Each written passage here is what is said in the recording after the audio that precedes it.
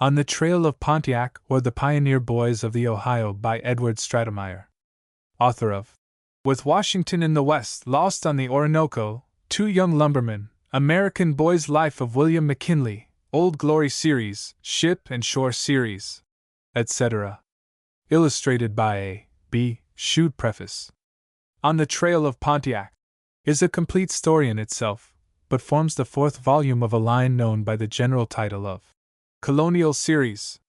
The first volume, entitled With Washington in the West, related the adventures of Dave Morris, a young pioneer of Wills Creek, now Cumberland, Virginia. Dave became acquainted with George Washington at the time the latter was a surveyor, and served under the youthful officer during the fateful Braddock expedition against Fort Duquesne. The Braddock defeat left the frontier at the mercy of the French and the Indians, and in the second volume of the series, called Marching on Niagara, are given the particulars of General Forbes' campaign against Fort Duquesne and the advance of Generals Prideaux and Johnson against Fort Niagara, in which not only Dave Morris, but likewise his cousin Henry, do their duty well as young soldiers. The signal victory at Niagara gave to the English control of all that vast territory lying between the Great Lakes and what was called the Louisiana Territory. But war with France was not yet at an end, and in the third volume of the series, entitled At the Fall of Montreal, I have related the particulars of the last campaign against the French, including General Wolfe's memorable scaling of the heights of Quebec, the battle on the Plains of Abraham, and lastly the fall of Montreal itself, which brought this long-drawn war to a conclusion, and was the means of placing Canada where it remains today, in the hands of England. With the conclusion of the war with France, the settlers in America imagined that they would be able to go back unmolested to their homesteads on the frontier. But such was not to be. The Indians who had assisted France during the war were enraged to see the English occupying what they considered their own personal hunting grounds, and aroused by the cunning and eloquence of the great chief Pontiac and other leaders, they concocted more than one plot to fall upon the settlements and the forts of the frontier and massacre all who opposed them. The beginning of this fearful uprising of the red men is given in the pages which follow. As in my previous books, I have tried to be as accurate historically as possible. The best American, English, and French authorities have been consulted. I trust that all who read the present volume may find it both entertaining and instructive. Edward Stratemeyer. July 1, 1904. Chapter 1. A Glimpse at the Past 2. The Cabin in the Clearing 3. Barringford's Strange Discovery 4. Searching for Clues v. A Lively Elk Hunt 6. Surrender of Fort Detroit 7. Preparing for the Expedition Westward 8. On the Old Braddock Road 9. Henry's Strange Disappearance X. A Wait in Camp 11. Happenings of a Stormy Night 12. The Ruins of the Old Trading Post 13. Building the New Trading Post 14. Jean Beauvoir has his say 15. Dave's Unwelcome Visitor 16. Dave Meets Pontiac 17. The Attack on the Pack Train 18. After the Encounter 19. The Trail Through the Forest XX. Guarding the Trading Post 21. Sam Barringford Brings News 22. The Rock by the River 23. Dave and the Fawn 24. Something About Slaves and Indian Captives 25. The Results of a Buffalo Hunt 26. Strange Indian Magic 27. The Trail of Pontiac 28. An Underground Storehouse 29. Pontiac's Trail Once More XXX. In the Camp of the Enemy 31. Held as a Spy 32. A Fight and a Victory. Conclusion. Chapter 1. A Glimpse at the Past. 2 wild turkeys and 7 rabbits. Not such a bad haul after all, Henry. That is true, Dave. But somehow I wanted to get a deer if I could. Oh, I reckon almost any hunter would like to bring down a deer, went on Dave Morris. But they are not so plentiful as they were before the war. That is true. Henry Morris placed the last rabbit he had brought down in his game bag. I can remember the time when the deer would come up to within 100 yards of the house. But you have got to take a long tramp to find one now. And yet game ought to be plentiful, went on his younger cousin. There wasn't much hunting in this vicinity during the war. Nearly everybody who could go to the front went. There were plenty who couldn't be hired to go, You know that as well as I do. Some were afraid they wouldn't get their pay, and others were afraid the French or the Indians would knock 'em over. Henry Morris took a deep breath. Beats me how they could stay home, with the enemy doing their best to wipe us out. I can't understand it either. But now the war is over, do you think we'll have any more trouble with the Indians? Continued Dave Morris, as he and his cousin started forward through the deep snow that lay in the woods which had been their hunting ground for the best part of the day. It's really hard to tell, Dave. Father thinks we'll have no more trouble, but Sam Barringford says we won't have real peace until the Redskins have had one whipping they won't forget as long as they live. Well, Sam knows the Indians pretty thoroughly. No one knows them better. And why shouldn't he know 'em? He's been among them since he was a small boy, and he must be 50 now if he's a day. I can tell you one thing, Henry, continued Dave warmly. I was mighty glad to see Sam recover from that wound he received at Quebec.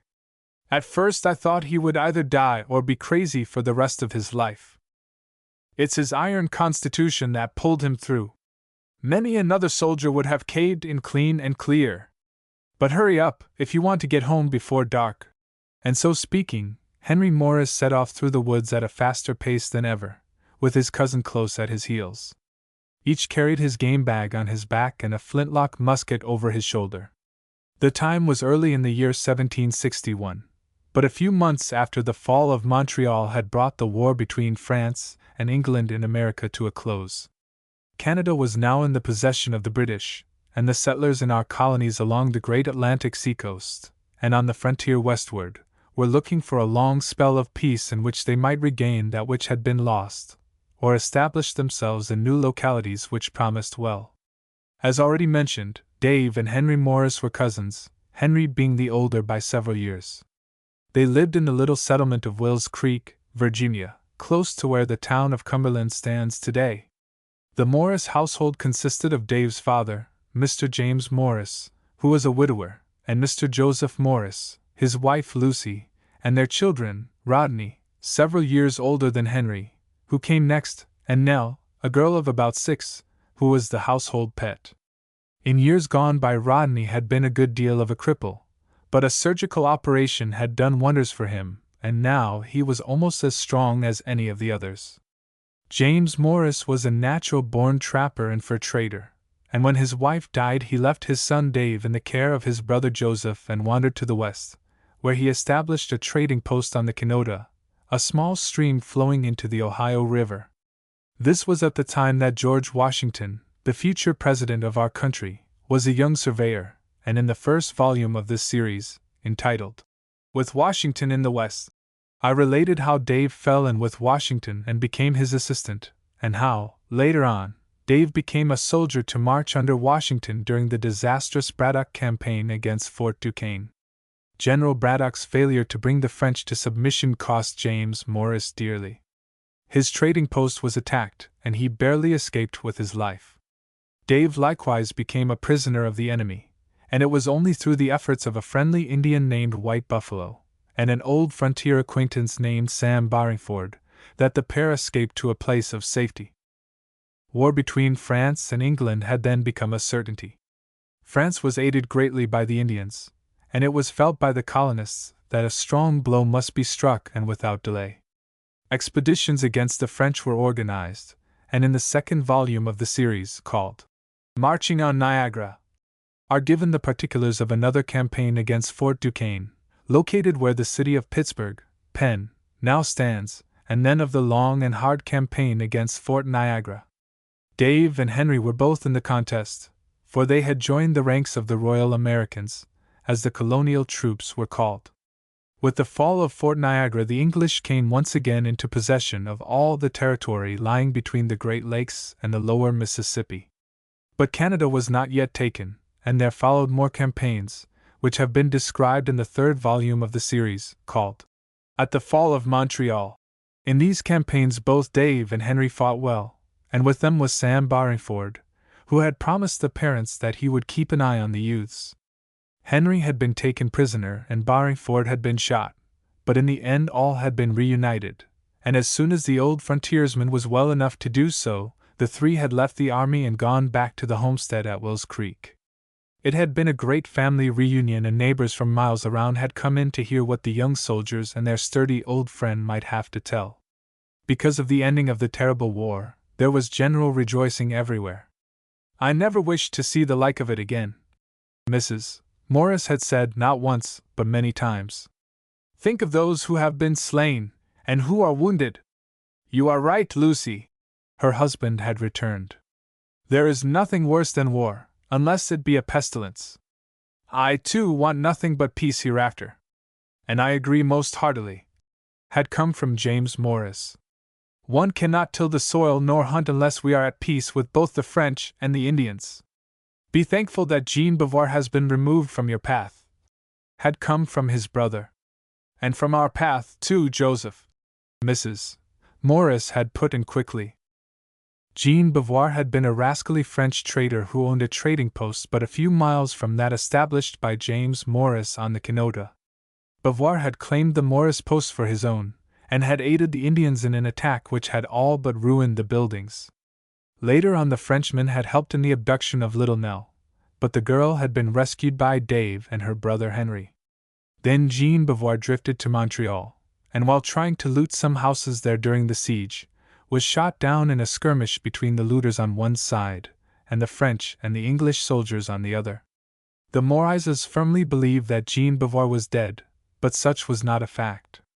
A wound thought to be fatal had taken a turn for the better, and the fellow was now lying in a French farmhouse on the St. Lawrence, where 2 or 3 of his old companions in crime were doing their best to nurse him back to health and strength.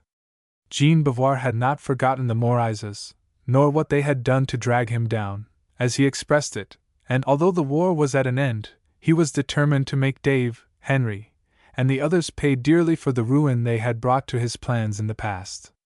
"I shall show them that, though France is beaten, Jean Beauvoir still lives," he told himself boastingly.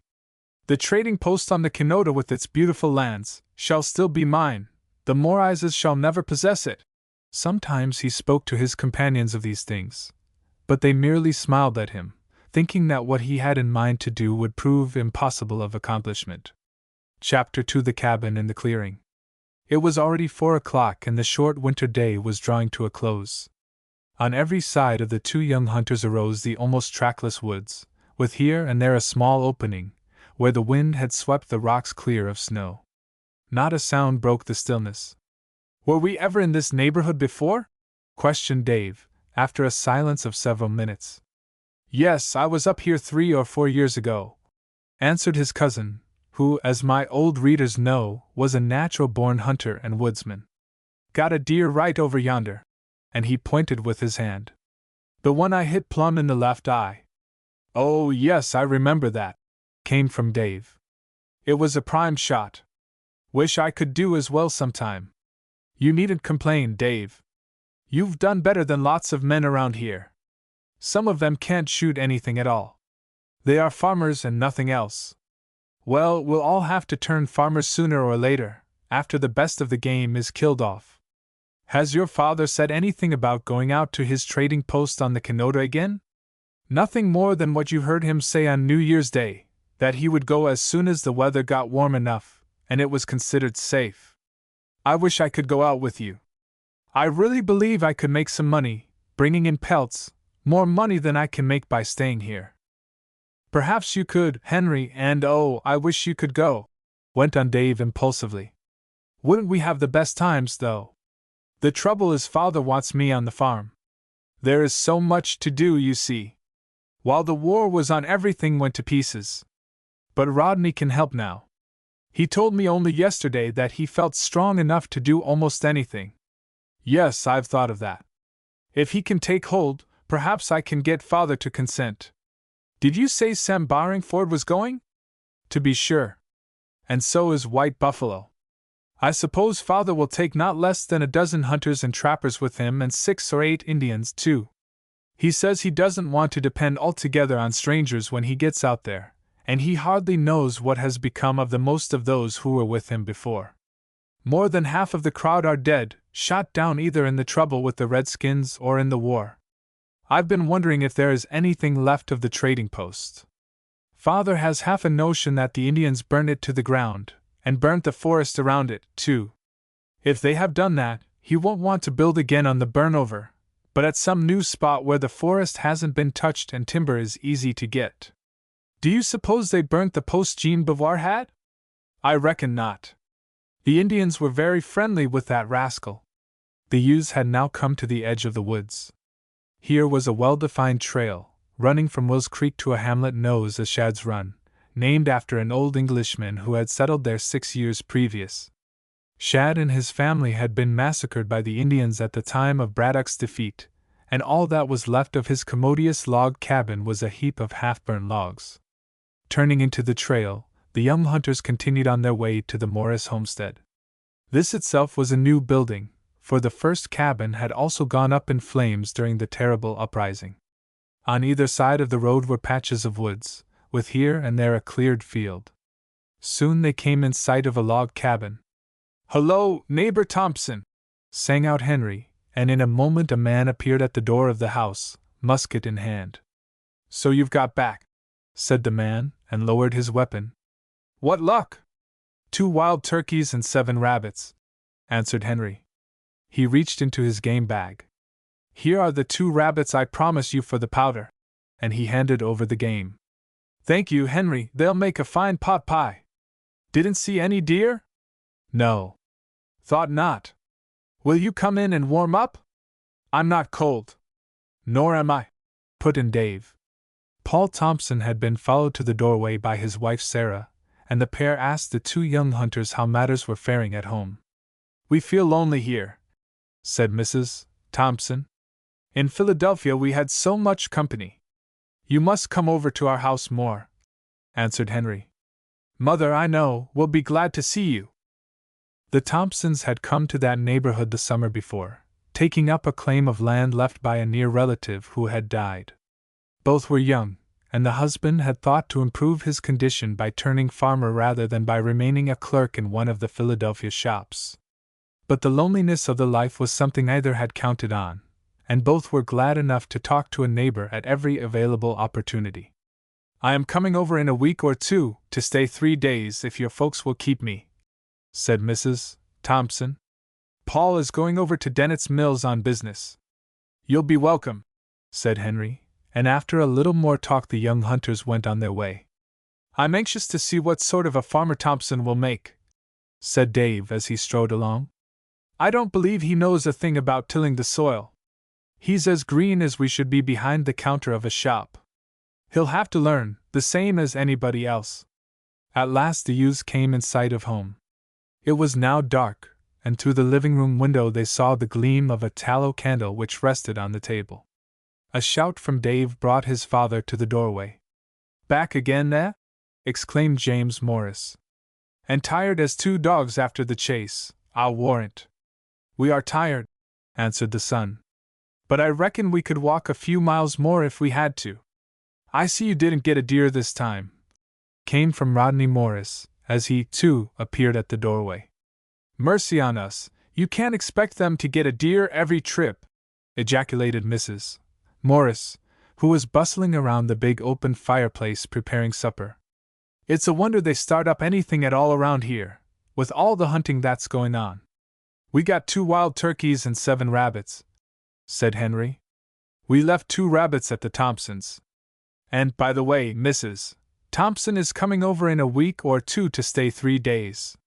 Paul is going to Dennett's on business. I'll be glad to have her here," was the mother's reply. "Poor dear, I know just how lonely she feels." "Of course you said it would be all right." "Yes, I said she'd be welcome." "I'm so glad," came from little Nell, as she brushed back the curls that were flying around her face. "Mrs. Thompson is so nice. She can tell the cutest stories." "A storyteller always makes a friend of Nell," laughed her father. "Even White Buffalo can charm her with what he has to say when it comes to stories." "White Buffalo is a nice Indian," answered the little miss promptly. "The next time he comes here he said he would make me a big, big wooden doll, with joints that would move, and glass beads for eyes." "You won't fail to keep him busy if he lets you," came from Dave, as he kicked the snow from his feet and came into the cabin. He threw his game on a bench and hung up his bag, musket, outer coat, and his hat. "Something smells good in here," he declared. "You've walked yourselves into an appetite," said Rodney. He picked up the wild turkeys. "Good big fellows, aren't they? You've earned your supper." The game was placed in a cold pantry, to be cleaned and dressed on the morrow, and then the inmates of the cabin gathered around the table to enjoy what Mrs. Morris had to offer. It was a scene common in those days. The living room floor was bare, and so was the long table, but both were scrubbed to a whiteness and cleanliness that could not be excelled. On either side of the table were rude, but substantial benches, and at the ends were chairs which had been in use for several generations. In a corner of the room stood Mrs. Morris's spinning wheel, and behind this was a shelf containing the family Bible, half a dozen books, and a pile of newspapers which had been carefully preserved from time to time, including copies of the Pennsylvania Gazette, edited by Benjamin Franklin, and also of the latter's publications known as Poor Richard's Almanac, full of quaint sayings and maxims. Over the shelf were some deer's antlers, and on these rested 2 muskets, with the powder horns and bullet pouches hanging beneath. Behind the door stood another musket, loaded and ready for use, should an enemy or a wild beast put in an unexpected appearance. With no tablecloth, one could scarcely look for napkins, but a towel hung handy, upon which one might wipe his fingers after handling a bone. The dishes were far from plentiful and mostly of a sort to stand rough usage. Coffee and milk were drunk from bowls with narrow bottoms and wide tops, and sometimes these bowls served also for corn mush and similar dishes. Forks had been introduced and also regular eating knives, but old hunters and trappers like James Morris and Sam Barringford preferred to use their hunting knives with which to cut their food, and Barringford considered a fork rather superfluous and dandified. When all were assembled, Joseph Morris said grace, and then Mrs. Morris brought in what she had to offer: some fried bacon, a pot of baked beans, apple sauce made from several strings of dried apples brought from the loft of the cabin, and fresh bread, just from the hot stones of the fireplace. All fell to without delay, and while eating Dave and Henry told the particulars of the hunt just ended. It was not an elaborate meal, but it was much better than many of their neighbors could afford, and the Morrises were well content. "I think you were wise to go out today," said James Morris, after the young hunters had told their story. "There is another storm in the air, and it won't be long in settling down." "It is going to be a long, hard winter, Father," answered Dave. "What makes you say that?" "Henry said so. He found a squirrel's nest just loaded with nuts." "Certainly a pretty good sign, for the squirrels know just about how long they have got to keep themselves in food before spring comes." "I hope it stays clear for a day longer," put in Joseph Morris. "I am looking for Sam Barringford. He went to Bedford for me, and if it should snow, traveling for him will be bad." "Sam won't mind a little snowstorm," came from Henry. "He has been out in the heaviest kind of a storm more than once." After the evening meal, the whole family gathered around the open fireplace, and an extra log was piled on the blaze. As nobody seemed to want to read, the tallow candle was extinguished and saved for another occasion, for candles were by no means as plentiful as some of my youthful readers may imagine. They were all of home manufacture, and the making of them was no easy task. Chapter 3: Barringford's Strange Discovery. The new cabin of the Morrises, built after the burning of the old, was somewhat similar in shape to that which had been reduced to ashes. There was the same small bedroom at the north end, which, as before, had been turned over to Dave and Henry. But this room boasted of 2 windows instead of 1, each fitted with a heavy wooden shutter, to be closed in winter or during an attack by the Indians. The old 4-post bedstead, of walnut and hickory, with its cords of rawhide, was gone, and in its stead the Morrises had built a wide bunk against the inner wall of the apartment, with a mattress of straw and a pillow of the same material, for feathers were just then impossible to obtain. Under the window was a wide bench made of a half log, commonly called a puncheon bench, and the flooring was likewise of puncheons, that is, split logs with the flat sides smoothed down. Into the walls were driven pegs of wood, upon which the youths could hang their garments. The room was cold, almost icy, and it did not take Dave and Henry long to get into bed after they had made up their minds to retire. Having said their prayers, they huddled close together for warmth, covering themselves with blankets and a fur robe James Morris had brought from his trading post. The wind had been gradually rising, and by midnight it was blowing half a gale, whistling shrilly around the cabin and through the heavy boughs of the neighboring trees. The doors and shutters rattled and awakened Mrs. Morris, but the boys and men slept well, for the sounds were familiar ones. In the early morning came a change. The wind went down, and there was a heavy fall of snow which kept up steadily for many hours. By the time Dave and Henry arose, the snow was several inches deep on the doorstep, where it had previously been swept clean. "Traveling for Sam Barringford will certainly be bad," remarked Rodney, who was already at work, blowing up the fire for his mother. "If this keeps on, it will be a couple of feet deep by nightfall." As there was but little to do that morning, Dave and Henry took their time in dressing. After breakfast they set about cleaning the wild turkeys and the rabbits. The feathers of the turkeys were saved, and also the rabbits' skins, for all would come in useful, sooner or later, around the cabin home. "The wind is rising once more," remarked Joseph Morris in the middle of the afternoon, after a trip to the cattle shed, to see that the stock were safe. "It is blowing the snow in all directions." The boys had been out, trying to clean a path to the spring, but found their labors unavailing. So they filled a cask which stood in the pantry with water, that they might not fall short of this necessary commodity should they become completely snowed in. Nightfall was at hand, and the wind was whistling more fiercely than ever, when Henry chanced to go to the door, to see if the snow was covering the cattle shed. As he looked out he heard a faint cry. He listened intently, and soon the cry was repeated. "Somebody is calling for help!" he exclaimed to the others. "Where?" asked Joseph Morris quickly, and reached for his hat and greatcoat. "I think the call came from yonder," answered the son, pointing in the direction. "Was it Sam Barringford's voice? I couldn't make out." "Perhaps some traveler has lost his way," put in Rodney. "We can go out and see," said Joseph Morris. He went to the doorway. "This way!" he shouted. "This way!" "Help!" came back faintly. "Help!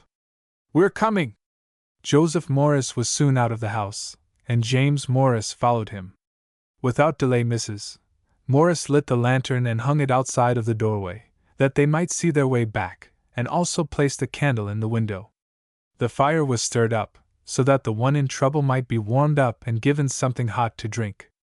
With the snow swirling in all directions around them, it was no easy matter for Joseph Morris and his brother to move forward to the spot from whence the cry for help had proceeded. In spots the snow lay 3 and 4 feet deep, and to pass through some of the drifts was out of the question. "Sam, is it you?" called out James Morris presently. "Yes," was the feeble answer. "Where are you?" "Here, by the old split hickory. Just about lost my wind, too." "We'll soon be with you," answered James Morris. There was a row of brushwood to the south of the split hickory tree, and in the shelter of this the Morrises moved forward as rapidly as possible. The keen wind cut like a knife, and they knew that it was this which had exhausted the old frontiersmen they were trying to succor. Almost blinded, and nearly out of wind themselves, they at last reached the split tree, to find Sam Barringford crouched behind a mass of the snow-laden branches. He had a large pack on his back and also a bundle in his arms. Sam Barringford was a backwoods man of a type that has long since vanished from our midst. He was between 50 and 60 years of age, tall, thin, and as straight as an arrow. He wore his hair and his beard long, and his heavy eyebrows sheltered a pair of small black eyes that were as penetrating as those of any wild beast. He was a skilled marksman, and at following a trail had an instinct almost equal to that of the red men with whom he had so often come in contact. He was dressed in a long hunting shirt and furs, and wore a coonskin cap, with the tail of the animal hanging over his shoulder. "Winded, eh?" remarked Joseph Morris laconically. "Why didn't you throw down your packs and leave 'em?" "Couldn't leave this 'ere pack nohow," returned Barringford, nodding at the bundle in his arms. "Why not?" Nobody is going to steal it tonight, I reckon. Tain't that, Joe, the bundle's alive. What? Babies too on 'em too. I vow, put in James Morris. Babies! Give them to me and I'll carry 'em to the house. Joe, you give Sam a lift if he needs it. James Morris took the precious bundle, while his brother relieved the old frontiersman of the pack on his back and took the latter's arm. The return to the cabin was made without delay, James Morris getting there some minutes before Joseph managed to arrive with Barringford clinging to his arm. Sam has brought a couple of babies, Lucy, said James Morris, as he rushed up to the fireside and proceeded to open the bundle in his arms. I do declare, gasped Mrs. Morris. Babies! Where did he get them? I don't know, but oh! The bundle had burst open, and there to the astonished gaze of all gathered around were presented to view two little fat and chubby boy babies, each about a year of age. Oh, the dear little things! Cried Mrs. Morris, snatching up one of them and hugging it to her breast. Are you alive? For answer the baby boy set up a faint cry, and this was immediately answered by a similar cry from the other baby. Then arose a grand chorus which left no doubt of the facts that the babies were alive and that each possessed a good pair of lungs and full knowledge of how to use them. Warm them up, James, while I get them some pap, said Mrs. Morris. Oh, the nice little babies, put in little Nell, crowding close to touch the soft and somewhat cold cheeks. And such pretty eyes, too, and such soft hair. Mamma, I think they are just too beautiful for anything. While Mrs. Morris was preparing some pap and some warm milk, Joseph Morris arrived with Sam Barringford, and proceeded to make the old frontiersman comfortable. The water was already boiling in the big iron pot, and Barringford was given a glass of hot liquor which soon made him feel like himself once more. Later still he was served with a hearty meal, which he ate as if famished. Great babies, ain't they? He said. Beats all creation how I found 'em, too. So you found them? Put in Rodney. Where? On the road about 3 miles from this place, close to where the Chellingworth cabin used to stand. Did you find them in the snow?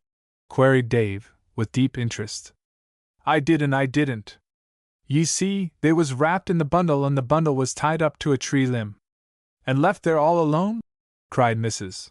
Morris, who was busy feeding the little ones. It was a case of necessity, ma'am. The man who had the children had done his best by 'em, and he couldn't do no more, returned Sam Barringford gravely. Tell us the particulars, Sam, said James Morris. I will. I was coming along the trail, fightin' my way as best I could in the teeth of the wind, and feelin' bitter cold doin' of it, when I came to a spot where there had been a fight between a man, a horse, and some wild beasts, wolves, most likely. I couldn't get the straight of it at first, but at last I figured out that the horse had gone into a hole, broke his leg, and pitched the man out on his head on the rocks. The man had the babies in a bundle, and to keep 'em from getting too cold had put 'em in the tree instead of on the ground, or else he did it to save the babies from the wild beasts. The wild beasts had done their bloody work well, and man and horse had been torn limb from limb. The man's skull was crushed, and it and part of the horse lay in a nasty hole, and that's what makes me think both had the accident. The man had emptied his 2 pistols and used his knife, but it wasn't no use. The fight was aging him from the start. Horrible, murmured Mrs. Morris, while little Nell and some of the others shuddered. I didn't notice the bundle in the tree at first, but while I was talking in the awful sights afore me I heard a strange sound. Sam Barringford, that's a wildcat, says I to myself and swung my gun around putty quick. But it wasn't no wildcat at all, but them babies beginning to set up a howl. Maybe I wasn't taken back. It wore the greatest amazement ever overtook me, barrin' none, added the old frontiersman emphatically. Was there anybody else around? Asked James Morris. Not a soul. I looked everywhere, and tried to get a shot at some of the wild beasts, but they had gone clean and clear. Then I made up my mind the best to do war to get them babies to some shelter, or they'd freeze to death. I didn't know ef other folks around here wore to hum, so I made for this place. When I got to the split hickory I wore so tuckered out I set up the yell you heard. Did the man have anything with him besides the babies? Asked Rodney. No bundle. But he had his pistols, the knife, a gold watch, some gold and silver, and some other things which I didn't pick up because of the snow and the wind. Here are the things I did bring along.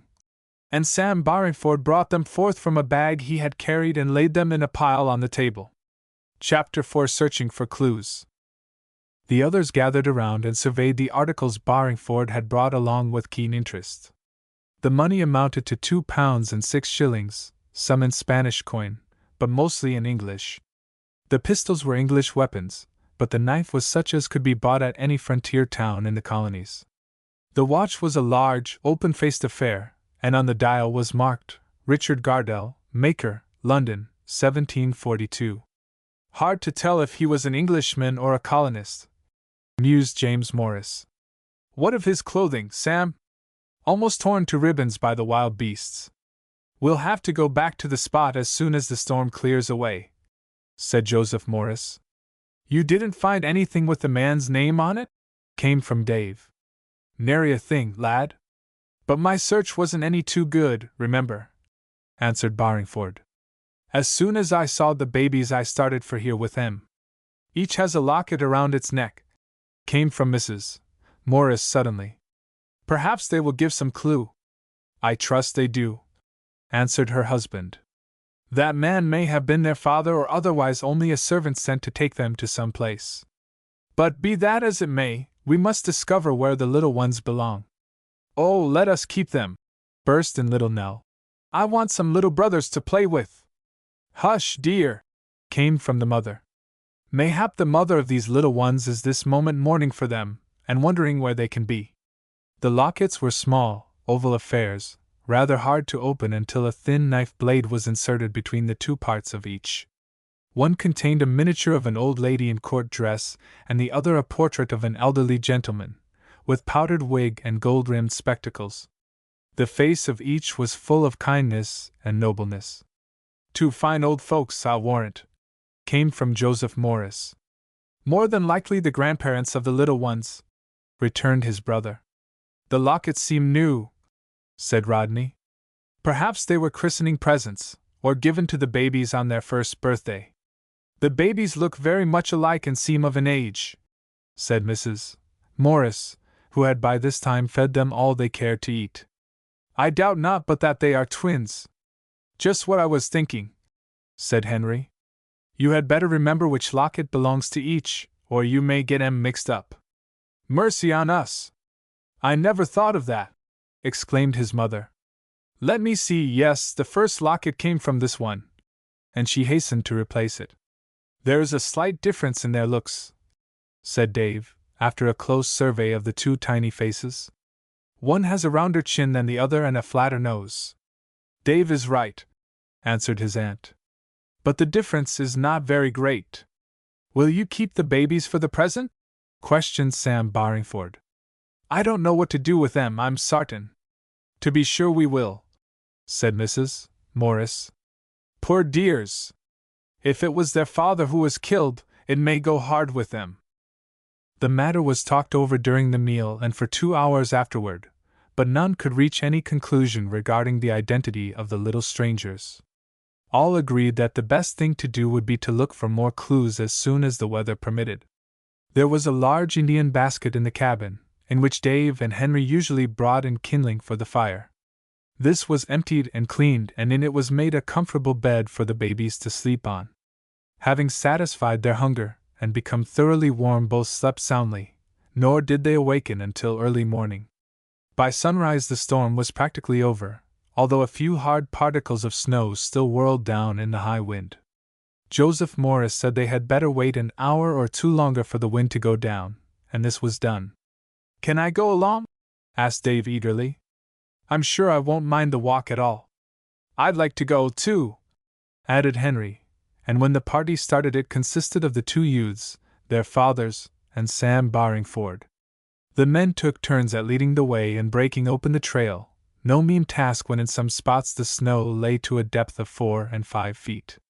They kept as much as possible in the shelter of the trees and bushes, where the drifts were not so high. The sun, shining clearly, made the scene on all sides a dazzling one. Not a sound broke the stillness, birds and beasts being equally silent. It took over an hour to reach the ruins of the Chellingworth cabin, one of the first erected in that territory and burnt 4 times before it was finally abandoned. As they passed the ruins, Sam Barringford came to a halt. "Listen," he said briefly. All did so, and at a distance heard a sudden yelping, which gradually increased. "Wolves!" cried Henry. "You are right," answered the old frontiersman. "Reckon they have come back to finish their work." "Let us drive them off," put in Dave, with a shudder. "If there is anything left of the man, we ought to give him a decent burial." "Yes, lad, I agree, but there ain't much left but bones." All pushed forward and soon reached the spot where Sam Barringford had made his strange discovery. 5 wolves were close by, sniffing eagerly through the snow, and more were in the rear. "I've my shotgun," said Dave. "Shall I give them a dose?" "Yes," answered Barringford, and taking aim at 2 of the foremost wolves, the youth pulled the trigger of his weapon. The report was followed by a mad yelp of pain, and both wolves went down, one dead and the other badly wounded. The other wolves then ran off with all possible speed. Illustration: the report was followed by a mad yelp of pain. "A fair shot, Dave!" cried the old frontiersman, and striding forward he dispatched the wounded wolf with his hunting knife. "Doin' almost as well as Henry now, ain't ye?" "Not quite as well as that," was Dave's modest answer. The new fall of snow had covered all traces of the tragedy recently enacted at the spot, but the Morrises had brought along a pair of shovels and a broom, and soon the party was at work, clearing away the snow as Sam Barringford directed. The remains of man and horse were at last uncovered, and then began an earnest search for some clue which might lead to the identity of the unfortunate person. "Here is a gold ring," said Henry presently, and held it up. Joseph Morris took the ring and examined it with care. There was an inscription inside, but it was so worn he could not decipher it. They also brought to light several pieces of clothing, torn to tatters as Barringford had said. The horse's saddle was likewise there and the reins and curb, but absolutely nothing which gave either name or address. "This looks as if we were stumped," said Henry, pausing in his labor of digging away the snow. "Right ye are," came from Barringford. "Too bad. I'd like to know who them twins belong to." "Reckon they'll belong to you, Sam," said James Morris, with a faint smile. "Me? Well, an old man like me, all alone in the world, with twins. What'll I do with them? Answer me that, will ye?" And he scratched his head in perplexity. "We can keep them for the present," answered Joseph Morris. "Indeed, I don't think my wife will care to give them up in a hurry. She said this morning the youngsters had taken a tight hold of her heart." "Yef, I had a home of my own," began Barringford. "But no, 'tain't right. I ought to find out where they belong." "Perhaps you can find out all about them at Bedford, or Fort Loudon, or Annapolis, or Philadelphia," put in James Morris. "Certain it is they belong somewhere." They had now come to the end of their search and, as there seemed nothing more to do, prepared to return home. The ground was too hard to permit of the burial of the remains of the stranger, and they were placed between some rocks, with other rocks over them, to keep off the wild beasts. Then Joseph Morris marked the nearest tree with a large cross and a question mark, a common sign of those days, showing that somebody unknown had met death in that vicinity. When the Morris cabin was again reached, they found the babies wide awake and cooing contentedly. Mrs. Morris had dressed them up as best she could, and she was holding one while Rodney held the other. Little Nell was dancing around the floor in wild delight. "Oh, I just love those babies so much!" cried the little miss. "I want Mama to keep them, if nobody comes to take them away." "Don't want to send them to the poorhouse, then?" questioned her father quizzically. "To the poorhouse?" she repeated scornfully. "No, indeed! What a fate for such darlings!" murmured Mrs. Morris. "No, Joseph, hard as times may be, I cannot consent to send these little ones away to live on charity, even if the authorities were willing to take them, which I doubt." "Never fear, Lucy," I do not intend to be hard on the twins. And you must remember, Sam here has a claim on them. Oh, Uncle Sam, began little Nell, she often called him uncle. Won't you please let me keep the babies? The question was so gravely put the old frontiersman had to laugh outright. A great question truly, he made answer. And I don't know if they are mine yet. But if nobody calls for them. Barringford scratched his head. In that case, I reckon as how I'll have to adopt 'em. Don't see nothin' else to do. One thing is certain, they shall stay here for the present, said Mrs. Morris, and that important question settled, she turned over the baby she held to Dave, while she bustled about to prepare a late dinner. Chapter 5: A lively elk hunt. The storm just past proved to be the last one for some time to come, and in a week the trails leading from Will's Creek to the eastward became more or less broken. The trail to Fort Bedford was likewise opened, and Sam Barringford made a journey hither and was gone 8 days. The others awaited his return with great interest, but one look at his face when he arrived convinced all that he had failed in his mission. Can't find out anything about them twins, he said, getting down to what was in their minds without delay. The man was seen around Fort Bedford for 2 days, but he didn't tell his business, and nobody that I talked to had seen the babies nor had they seen him talkin' to any them men folks. Where did he stop overnight? That's something I couldn't find out, nuther. He must have been an odd sort, observed James Morris. Perhaps the twins didn't belong to him at all, suggested Henry. If they did, why was he ashamed to show 'em? Sam Barringford shrugged his shoulders and drew a long breath. Don't ask me, Henry, it's a clar mystery, that's what it is. Settling himself before the roaring fire, Barringford told his story in detail. He repeated all that the inhabitants at Bedford had told him, but this threw no light on the mystery. Nobody had seen the stranger come into the place, and nobody had seen him depart. Wonder where he did come from, mused Dave. He certainly must have come from somewhere. After that the winter days passed slowly. Sam Barringford remained at the Morris home, occasionally going out alone or with some of the others in quest of game. He was always glad to have Dave and Henry with him, and they were likewise delighted to go, for, as my old readers will remember, Sam Barringford was a famous hunter and rarely came back empty-handed.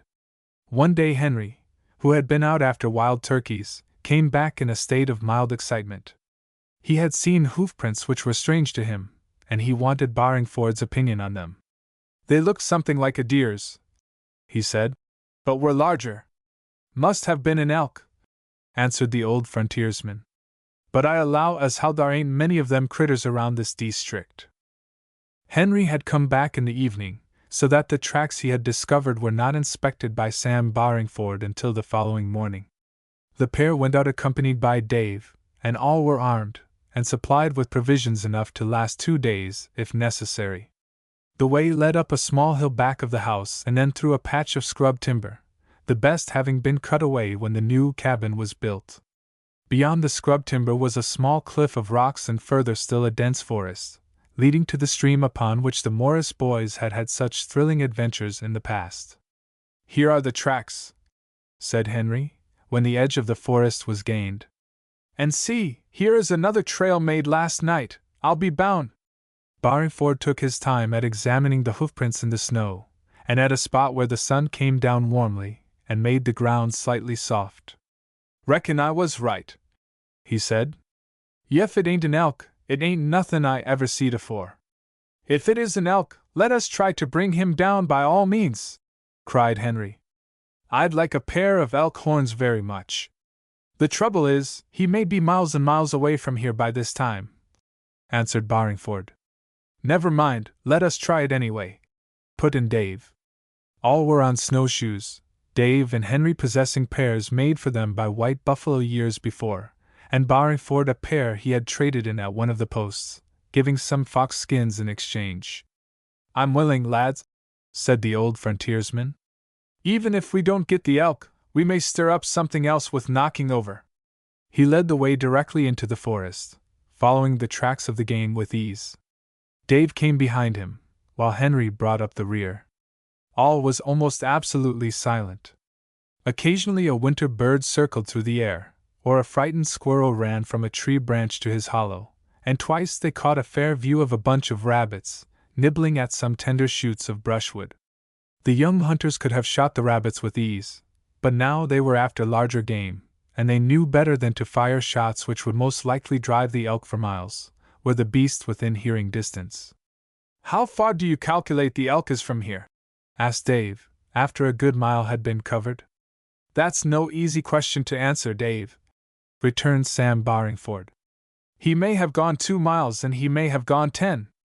We'll have to trust to luck to catch up to him. I don't calculate he went far in this deep snow." Another mile was covered, and they came to a spot where the snow was kicked up in several directions. A rough bark tree was nearby, and on this it was plain to see that the elk had rubbed himself vigorously. "That proves he ain't gone far," said Barringford, almost in a whisper. "He stopped to scratch himself and then dropped into a walk. Go slow now and keep quiet, and we may come up to him before you know it."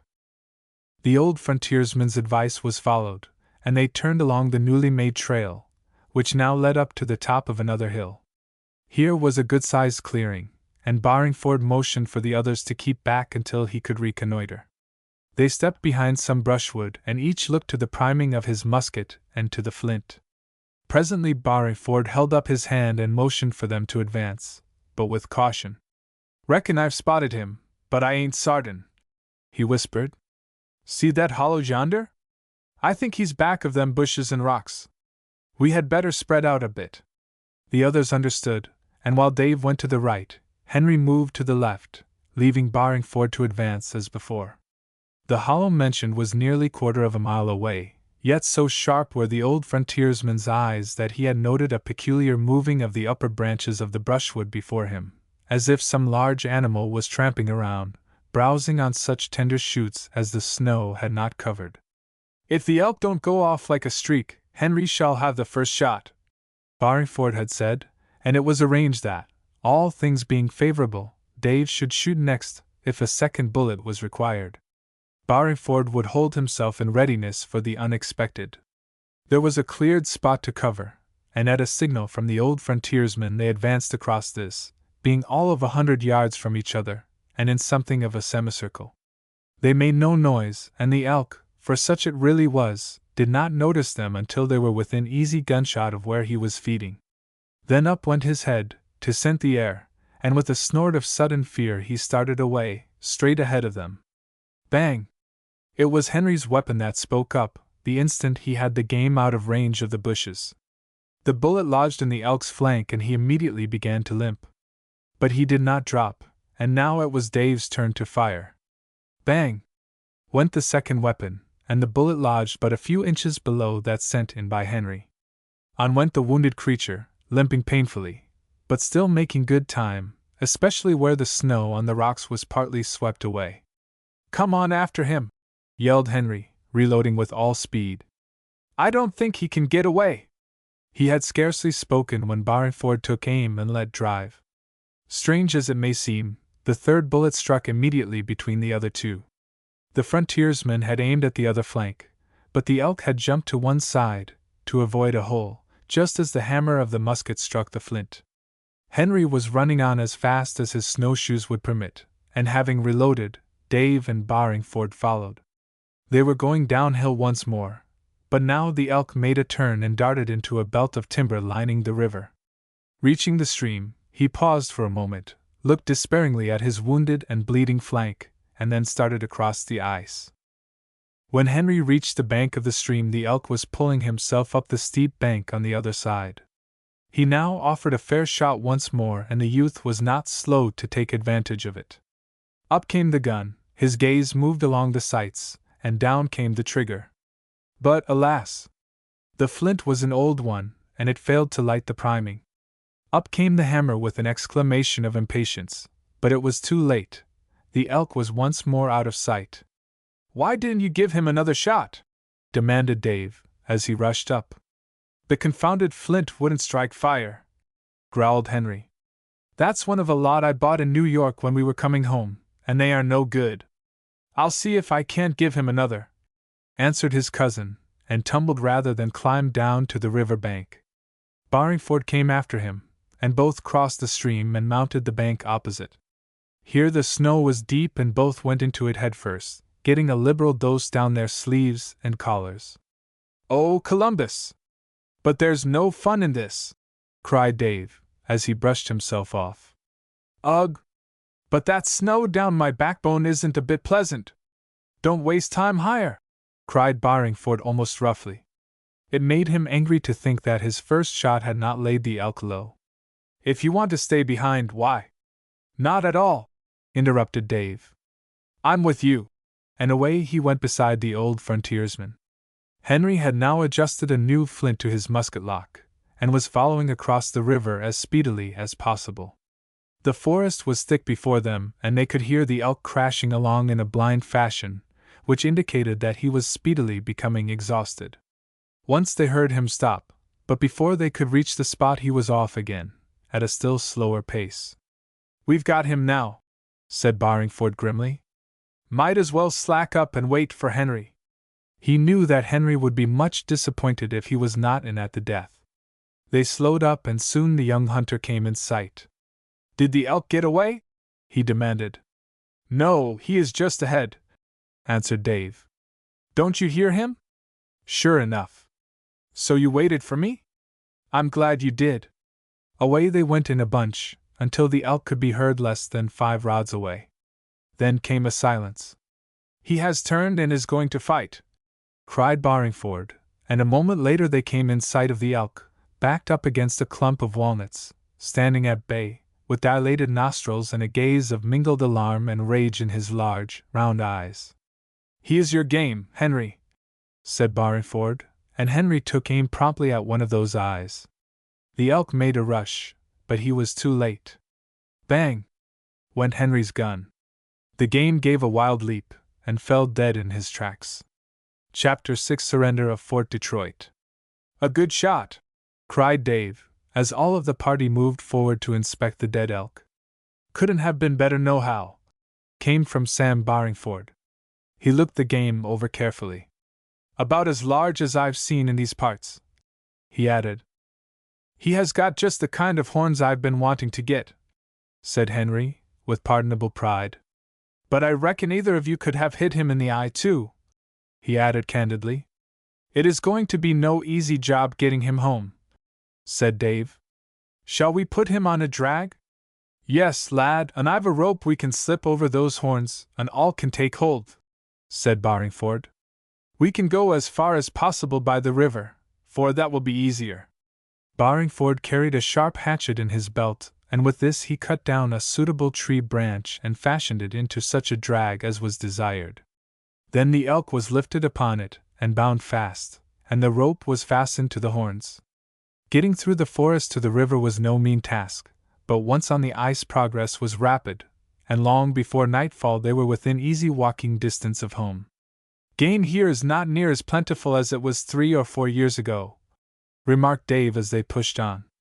"Don't you remember how we used to go out, Henry, and bring down all sorts of small animals?" "Some day there won't be anything left," put in Barringford. "Time was when buffalo were plentiful, but now you've got to go a long distance to spot him. How this elk got here is a mystery to me. I thought they stayed up near the lakes." "The heavy winter made him go a long distance for food, I reckon," answered Henry, and this was probably the correct explanation. Little Nell was at the window, arranging a row of pegs Rodney had made for her in the form of a company of soldiers. The largest peg went for the captain, and this she called Washington, while another, which would not stand, but insisted upon falling over, she called General Braddock, for she had heard the older folks talk over Braddock's fearful defeat at Fort Duquesne and of what Washington had done to save what was left of the English troops from annihilation. "Here they come!" shouted the little miss. "And oh, such a big deer as they have!" "An elk, as sure as fate!" ejaculated Rodney, looking over her shoulder. "Henry will have the horns he wanted now." "And we need the meat," said James Morris, as he flung open the door and hurried outside. "Elk is pretty strong, I know, but it is better than no fresh meat at all. And I am tired of rabbit." The party of hunters soon came up, and all of the others, including Mrs. Morris, surveyed the game with interest, while they listened to how the elk had been tracked and brought low. "Certainly worth going many miles for," said James Morris. "The pelt is a fine one." The elk was hung up out of the reach of any wild beasts that might be prowling around, and the next day Henry and Sam Barringford skinned the animal and cut up the meat as Mrs. Morris desired it. The tongue was smoked, a small part of the forequarter pickled, and the remainder kept fresh by being hung up where it was cold. That day they dined on elk steaks, and all pronounced the fresh meat very acceptable. Late in the afternoon Paul Thompson came to the cabin on horseback, bringing his wife with him. "We were coming sooner," said the husband, "but my wife got a sore throat and I thought I had better wait until she was well again." "I hope it is all right now," replied Mrs. Morris, as she escorted her visitors into the cabin. "Quite well, but she mustn't expose herself too much. When I go to Dennett's I am going to get her a mixture from the doctor."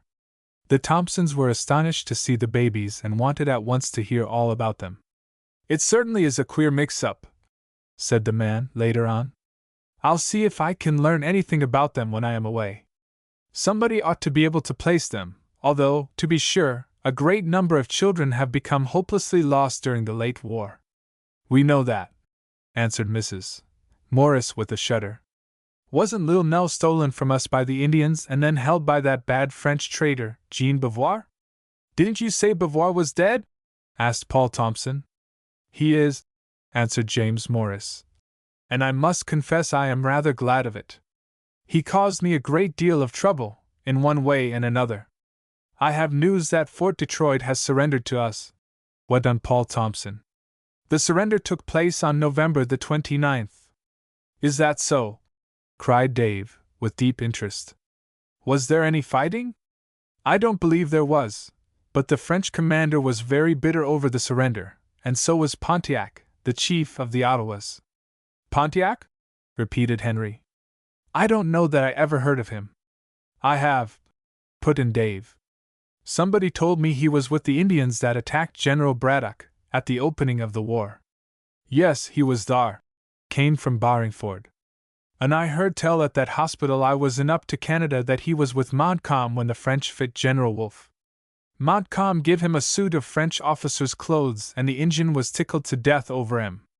The news that Fort Detroit had surrendered to the English was true. Immediately after the fall of Montreal, as already described in detail in this series, General Amherst ordered Major Robert Rogers, of Rogers Rangers fame, to ascend the St. Lawrence and the Great Lakes, and take possession of Detroit, Michilimackinac, now called Mackinac, and other French strongholds which had not yet been turned over to the British. The start was made on the 12th of September, 1760, and the force under Rogers consisted of 200 men, a mere handful as troops as reckoned today, but one which was considered amply large enough to accomplish its purpose. The journey was made in a dozen or more whaleboats, and Fort Niagara was reached on the 1st of October, about the time Dave, Henry, and Barringford received their release from the army and prepared to start for the Morris home hundreds of miles away. Moving up the Niagara River as far as the rapids, Rogers' force carried their boats with their loads around the falls, and then embarked for the journey up Lake Erie, stopping at the fort at Presqu' Isle, and at several other points. Winter was now on in all its fury, and a heavy rain made Rogers go into camp in the forest bordering the water. Hardly had this been done when a number of Indians put in an appearance, and demanded to know where the English soldiers were going. "This is French and Indian territory," said they. "You can advance no further." Rogers tried to explain that the war was now over and that all the land belonged to England. But the Indians would not listen, and said he must wait until they had consulted the great chief Pontiac. When Pontiac finally came, dressed as became a great warrior, he listened gravely to what Rogers had to say. He was much chagrined to learn that the French had capitulated, and said that he must have the night in which to think it over. When he went away, Rogers and his soldiers feared treachery, but it did not come. The next day Pontiac came once more. He now said he was willing to let the English advance, provided they would do what was right by his followers and treat him as his rank deserved. Rogers said he would do the best he could, and both smoked the pipe of peace. When the mouth of the Detroit River was gained, word came in that a large body of Indians was hiding in the forest bordering the stream, waiting to slaughter the whites. At once the Rangers were on the alert, but the threatened attack did not come, for Pontiac told the Indians that it would be useless to fight the English at present, that they might rather become friends with them and await the settlement of the war between England and France. Captain Belletter was in command at Fort Detroit. When the news was first brought to him that the French at Montreal had surrendered, he refused to believe it. "I will fight," he cried, and did his best to arouse the Indians to aid him in defeating the object of Rogers' mission. But when the colonial commander sent him a copy of the terms of the capitulation, Belletter was forced to submit, and did so with the best grace possible. Soon the fleur-de-lis of France was lowered and the cross of St. George of England floated proudly from the flagstaff. This surrender without bloodshed caused great wonder among the red men, and their wonder increased when they saw the French made prisoners with no attempt on the part of the Rangers to massacre them. They thought that the English must indeed be powerful, and were glad that they had taken Pontiac's advice and remained, for the time being, friendly. Detroit taken, it was at that time but a straggling village with a rude palisade. A detachment was sent to the south, to occupy Fort Miami and Fort Watanan, places of lesser importance. Then Rogers himself set out up Lake Huron to take Michilimackinac. But winter was now on in all its severity, and his boats were driven back by the snow and floating ice, so that he had to abandon this portion of his task. But it may be mentioned here that during the following spring, now so close at hand, a body of Royal Americans journeyed to Michilimackinac and took possession. Thus was the surrender of the French in America made complete so far as it embraced the territory which had been in dispute for so many years. The English imagined that times of peace and plenty were to follow.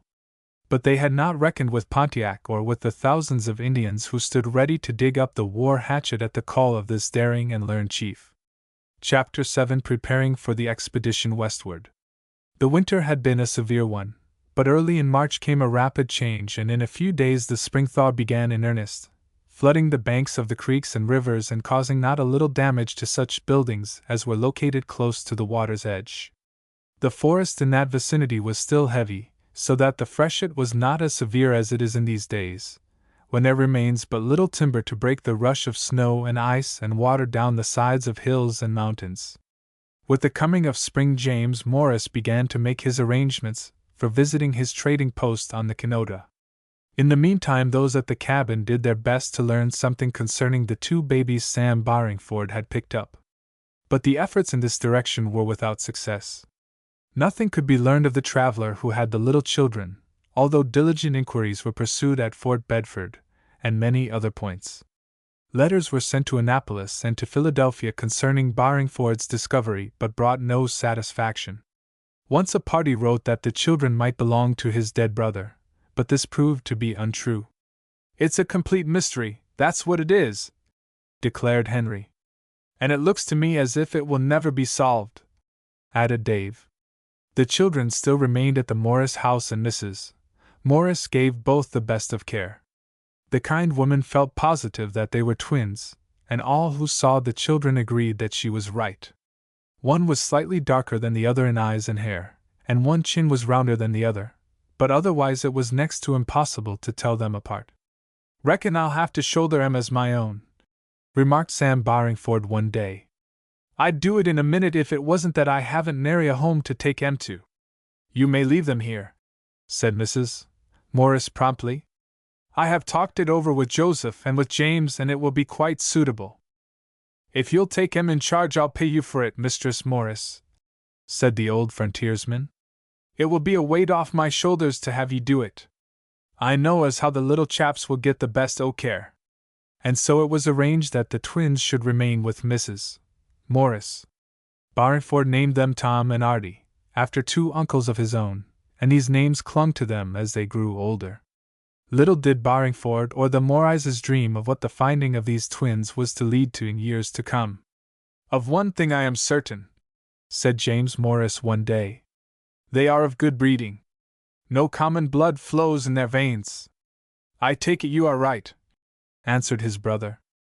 and it may be that some day Sam will be well rewarded for saving them from death. After a great deal of deliberation, it had been decided that James Morris should start for the west about the 1st of May. Dave and Henry were to go with him, and likewise Sam Barringford and 3 other frontiersmen named Lukens, Sanderson, and Jadwin. The party was likewise to contain 4 Indians of the Delaware tribe under White Buffalo.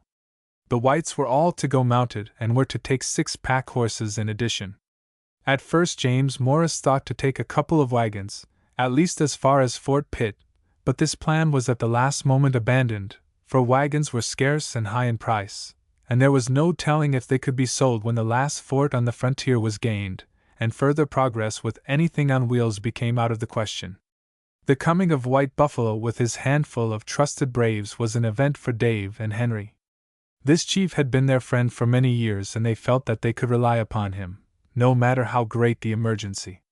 In the past, the tribe to which White Buffalo belonged had been split, some fighting with the English and others with the French, but now some of the leaders, including Skunktail, were dead, and, the war being at an end, all were reunited under the leadership of White Buffalo and a young chief named Rain Cloud. But White Buffalo could not forgive some of the men of his tribe for taking up arms against the English, and he was glad enough in consequence to get away with his few chosen ones. "How? How?" said the Indian, meaning, "How do you do?" as he took first Dave's hand and then Henry's and gave each a tight grip. "White Buffalo is glad to see his young friends looking so well. The war has not harmed them." "No, White Buffalo, we are as well as ever," answered Dave. "And how have you been since last we saw you?" "White Buffalo is not so young as he once was," answered the chief.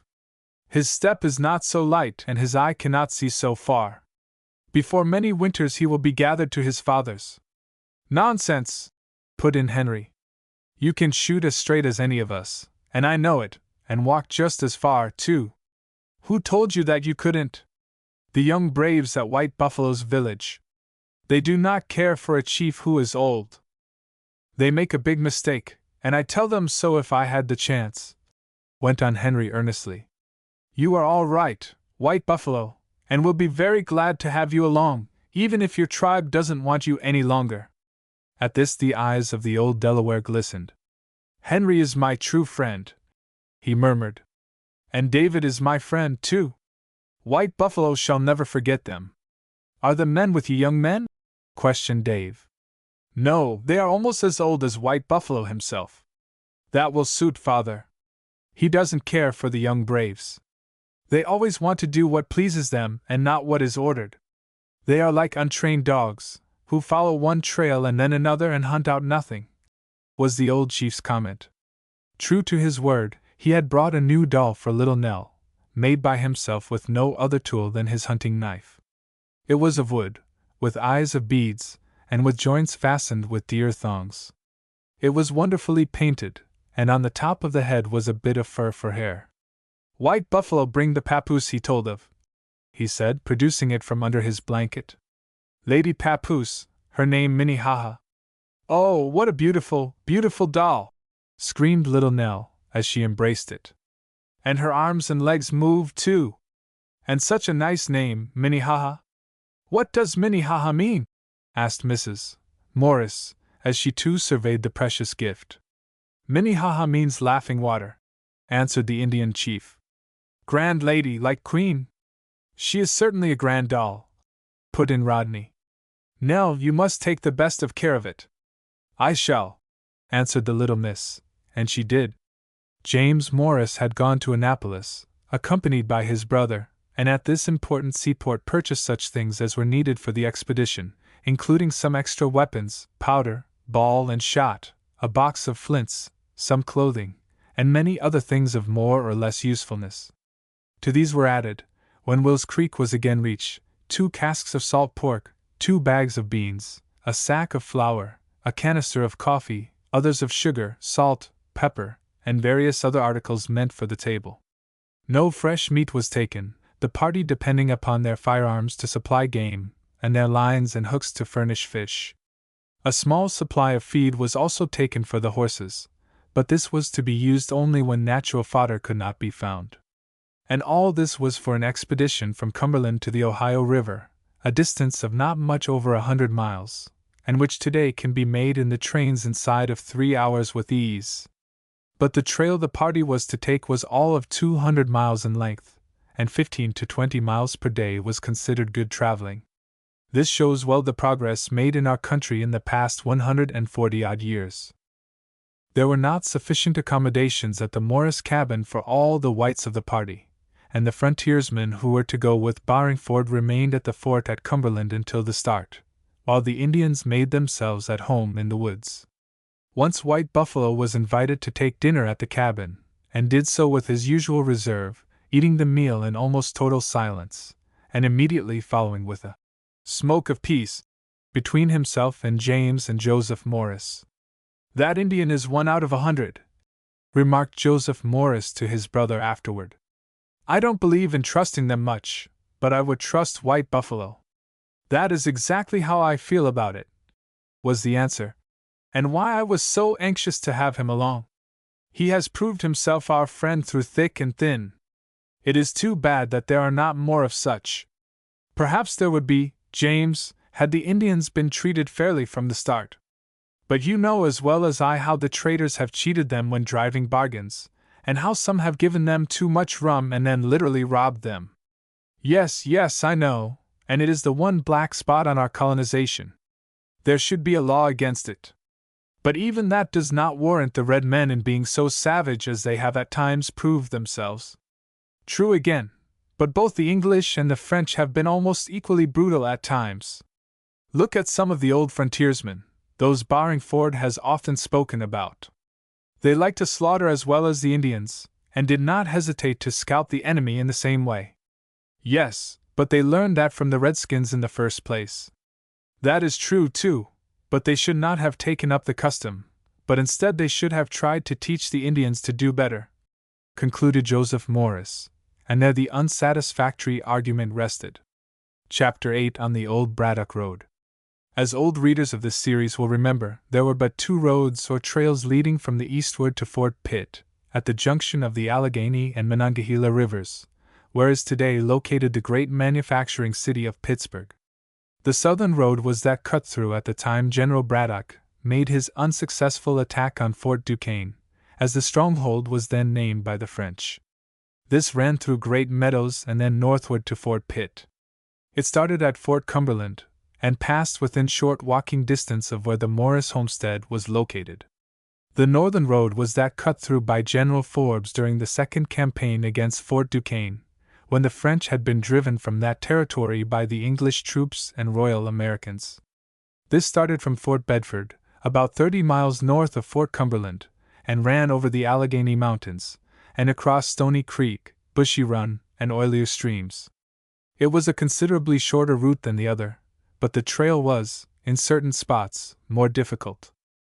At first James Morris had thought to use the upper and shorter route, but he was fairly well acquainted with the other, and at last decided to stick to that which he knew rather than experiment with the unknown.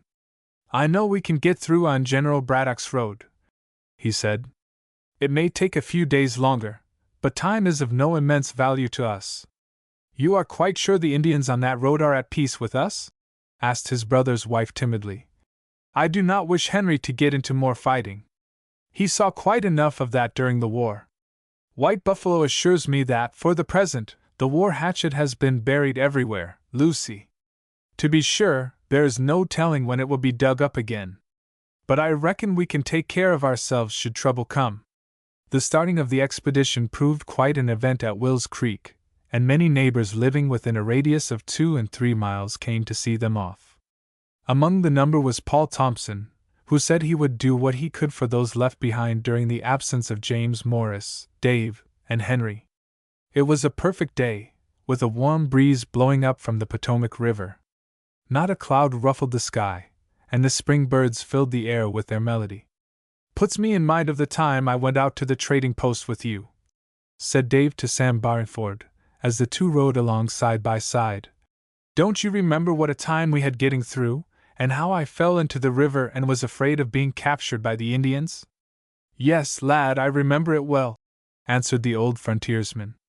But the trail ain't half as bad as it was then. Braddock's pioneers smoothed down the rough places putty well, not but what some of the brushwood has grown up Aegean. Shall we stop again at the Indian village of Nancoke? The village ain't there no more, Dave. Fire in the forest swept it away last year, so I heard tell some time ago. But I reckon we'll stop at some redskin village afore we get to the Kenota. The end of the first day's traveling found the party miles beyond the last plantation on the road. They stopped in the midst of a little clearing where there had once been a house, but this the Indians had burned years before, and the tall brushwood covered the half-burnt logs and choked up the neighboring spring. "The trail is poor," observed James Morris. "Much poorer than I expected. We shall have our own troubles getting through. It is not as good as when Barringford and I marched under General Braddock," answered Dave. "Then the Pioneer Corps cut down every tree and bush that was in our way, and lost so much time our army was defeated," put in the old frontiersman grimly. "Braddock meant well, but he didn't know how to fight Indians." Early in the morning the movement forward was resumed. There was a small stream to cross, and a long hill, and then they entered into the depths of a primeval forest, where the tops of the trees were 100 feet and more overhead, and the great twisted roots lay sprawling in all directions, covered partly with moss and decayed leaves. The trail was still visible, but the branches of the trees on either side met overhead, cutting off the sunlight and making it uncomfortably dark excepting at midday.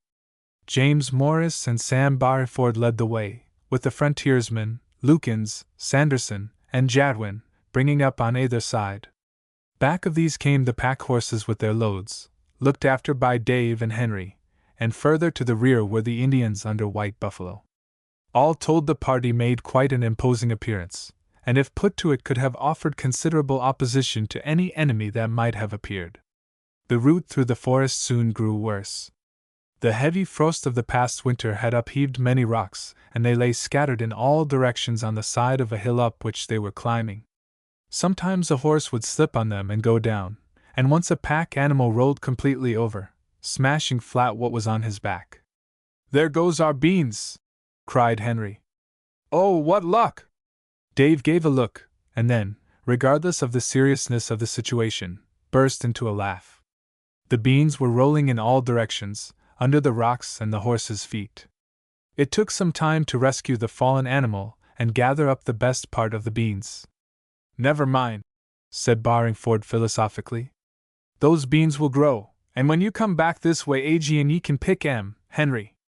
"Thank you, but I shan't come back just for a quart or two of beans," was the youth's answer. If the silence was sometimes oppressive during the day, it was doubly so at night. Occasionally some birds would break the stillness, or they would hear the croaking of frogs in the marshes, or the bark of a distant fox, but that was all. If any big game was at hand, it took good care to keep its distance. The party soon reached the river where Dave had had his stirring adventure on horseback, as already described in With Washington in the West, and the youth pointed out to his cousin the spot where he had gone into the rapids. "I'll never forget that event," said he, with something like a shudder. "It was what Barringford would call a close call." Fortunately there was now a good fording place at hand, so the entire party crossed without difficulty. On the other shore the trail made a new turn, and now began the ascent of a long hill, up which the pack horses moved with the pace of snails. Those in the saddle had often to dismount and lead their steeds, and at the end of each mile all stopped for a needed rest. "Don't know as this 'ere trail is as good as t'other," remarked Sam Barringford. "But they tell me it knocks 3 miles out o' the bend, and that's something dot." James Morris and the old frontiersman had imagined the weather would remain fair, but on the morning of the 4th day out a cold rain set in that chilled all to the bone. The Indians under White Buffalo wished to go into camp at once, but James Morris decided to keep on and did so until the middle of the afternoon, when, as the storm increased, the party halted beneath a large clump of trees and lost no time in getting out their shelters and putting them up. The Indians had a wigwam of skins and the whites 2 canvas coverings. These were placed close together, and a roaring campfire was started nearby, where all hands tried to dry themselves and get warm. A steaming hot meal was also served, which did much to make everybody feel comfortable. "I do hate a cold rain on a march," grumbled Henry, as he crouched in the shelter beside Dave. Makes me feel like a wet hen that can't get inside of the coop. If only one doesn't catch cold, replied Dave. Don't you remember the cold I caught when we were up at Lake Ontario? To be sure, and I had a cold myself. Henry paused for a moment. Where has Barringford gone? He said he was going to try to stir up some game. I don't know what he expects to get in this rain. He ought to know what he is doing. He is the best white hunter that I ever ran across. An hour passed, and by that time it was dark. The Indians sat in their wigwams smoking and talking in low guttural tones. The white hunters were also telling yarns of the war and of the various Indian uprisings before that time. They were thrilling tales, and the youths listened to them with deep interest. Both Dave and Henry had been through a great deal themselves, so they knew that the stories, though wild and wonderful, were probably based on facts. Today, when we live in such security and comfort, we can hardly realize the dangers and privations those pioneers endured to make our glorious country so full of rich blessings to us. Growing tired of sitting down, Henry had just arisen to stretch his limbs, when a sudden rushing sound through the forest reached his ears. What is that? He questioned, and instinctively reached for his rifle. Some animal, I reckon, answered Dave. A rifle shot rang out, and the sound came closer. Then, as Henry ran out of the shelter, he uttered a yell of alarm. A buffalo! Look out! He was right. A magnificent specimen of the buffalo tribe was crashing along under the wet trees and among the bushes. He was alone and rushing along at his best speed. In a twinkling he struck the clump of trees, and, hitting the shelter of the whites, smashed it flat. Chapter 9: Henry's Strange Disappearance. In days gone by, the American buffalo, or bison, roamed nearly the entire length and breadth of North America. The Indians hunted the animal industriously, but their efforts with bow and spear were not sufficient to exterminate the species. But with the coming of the white man to America, matters took a different turn. The buffalo could not run away so easily from a rifle shot, and armed with the best weapons they could obtain, Indians and white hunters rounded up the buffaloes at every possible opportunity, in order to obtain the pelts. This soon caused the animals to thin out and flee to the westward, beyond the Mississippi, where they at last sought refuge in the Rocky Mountains. So fiercely have they been hunted during the past 75 years that today but a few herds remain, and ere long these promise to be totally exterminated. Henry had never seen a buffalo so far to the eastward, and he was therefore much astonished at the sudden appearance of the shaggy-headed beast. He gave a yell of alarm, which was followed by another yell from Dave, as the frail shelter bent beneath the weight of the buffalo. A bison! Shouted James Morris, and White Buffalo took up the cry of alarm. Then down went the canvas flat, and the buffalo made a plunge for the forest beyond. Henry heard a groan from Dave, as the youth was covered up. Not waiting longer, he raised his gun, took hasty aim at the animal, and fired. Did ye get him? The query came from Sam Barringford, as, bareheaded, he rushed into the little clearing back of the trees. I give him one in the side, but it didn't seem to stop him none. I don't know if I hit him or not, answered Henry. He burst upon us so swiftly I hardly knew what to do. While this talk was going on, James Morris was crawling from under the wreck of the tent. Barringford reloaded and ran on after the buffalo, and Henry did likewise. They could hear the great beast plunging headlong through the brush. He has got it putty bad, remarked Barringford. If he hadn't, he wouldn't ram into things so hard. Reckon he hardly knows what he is doin'. I hope we get him, answered Henry, his eyes filled with eager desire. We would have fresh meat for a long time, and plenty of jerked beef, too. More than half a mile was covered, and still the buffalo kept on, much to the surprise of the young hunter and the pioneer. Not so badly hit as I reckon on, panted Barringford. Perhaps I didn't hit him at all, was Henry's answer. Soon they gained the top of a rise of ground. Here the rocks were smooth and slippery, and in a twinkling Henry went down and rolled over and over down a long hill. Hi! Hi! Stop yourself! Roared Barringford in quick alarm. Stop, or you'll go over the cliff! His alarm was justified, for the hill ended in a cliff all of 30 feet in height, below which were some jagged rocks and a small mountain torrent flowing into the upper Monongahela. Henry heard the cry but did not understand the words. Yet he did not like the idea of rolling he knew not to where, and dropping his gun he caught at the wet rocks and bushes which came to hand. But his downward progress was not stayed, and in a few seconds he reached the edge of the cliff and rolled out of sight. Illustration: Henry rolled over and over down a long hill. The incident happened so quickly that Barringford was almost stunned.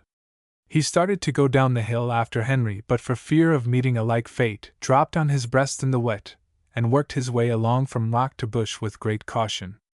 Twice he called Henry's name, but no answer came back. "If he went over on them rocks, it's likely he was smashed up," he groaned. "Why didn't I have sense enough to hold him back? I knew this dangerous spot was here." Step by step he drew closer to the edge of the cliff. The snows of the past winter had washed away and loosened much of the ground, and once he felt as if everything was giving way and he was to share the fate of his companion. At last he was within 3 feet of the edge of the cliff. He could look down into the gully beyond, but not down on the side where he felt Henry must be resting. "Henry!" he called loudly.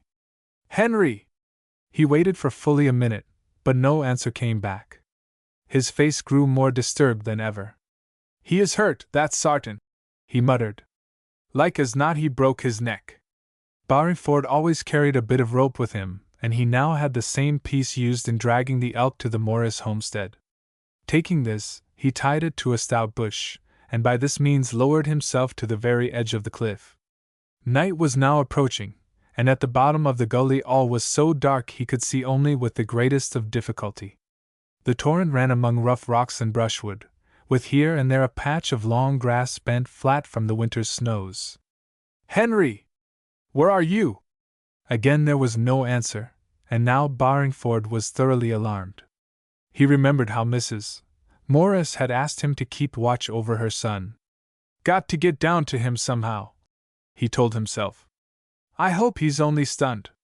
After a general survey of the situation, the old frontiersman decided that the cliff terminated at a point several hundred yards to the southward. Accordingly, he climbed up the hill with care and commenced to make a detour in that direction. It was hard work to make any movement forward, for the rocks were unusually rough and between them were hollows filled with mud, dead leaves, and water. 3 times he fell, and when he arose he was plastered with mud from head to feet. But he did not turn back, and every minute wasted only added to his alarm, for Sam Barringford, rough though he was in outward appearance, had a heart that at times could be as tender as that of a child. "If the lad's dead, I don't know how I'm a-goin' to break the news to his folks," he groaned, with a long sigh. "Joseph and his wife allers look to me to keep an eye on him. They expect me to be careful. 'Twasn't right at all fair me to take Henry so close to sec a dangerous spot. I ought to be licked fair and licked hard, too." It was a good half-hour before he could get down to where the torrent flowed over the rocks.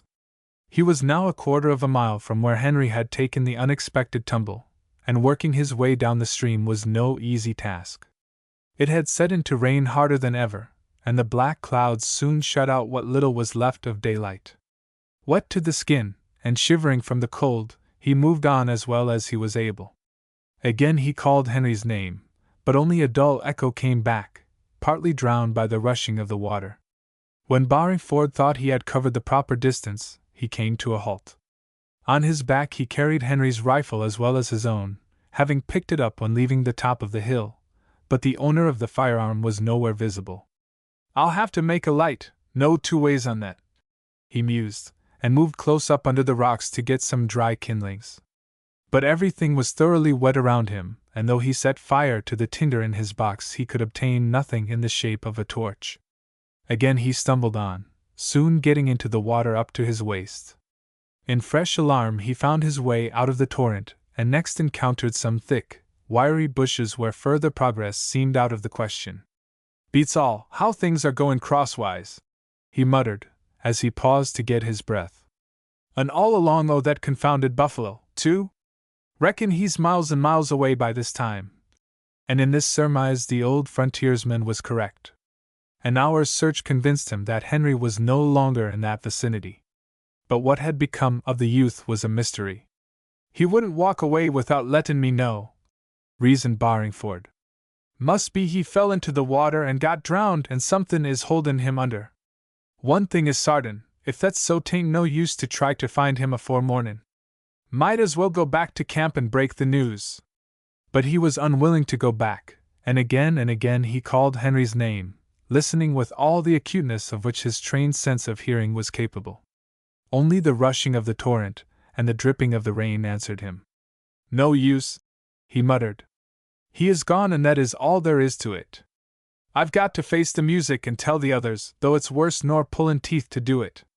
Getting out of the gully in the almost total darkness was now truly difficult, and had not Barringford been skilled in woodcraft he would certainly have been lost. But he had taken note of the way he had come and remembered every bush, tree, and rock, and now he returned by the same route.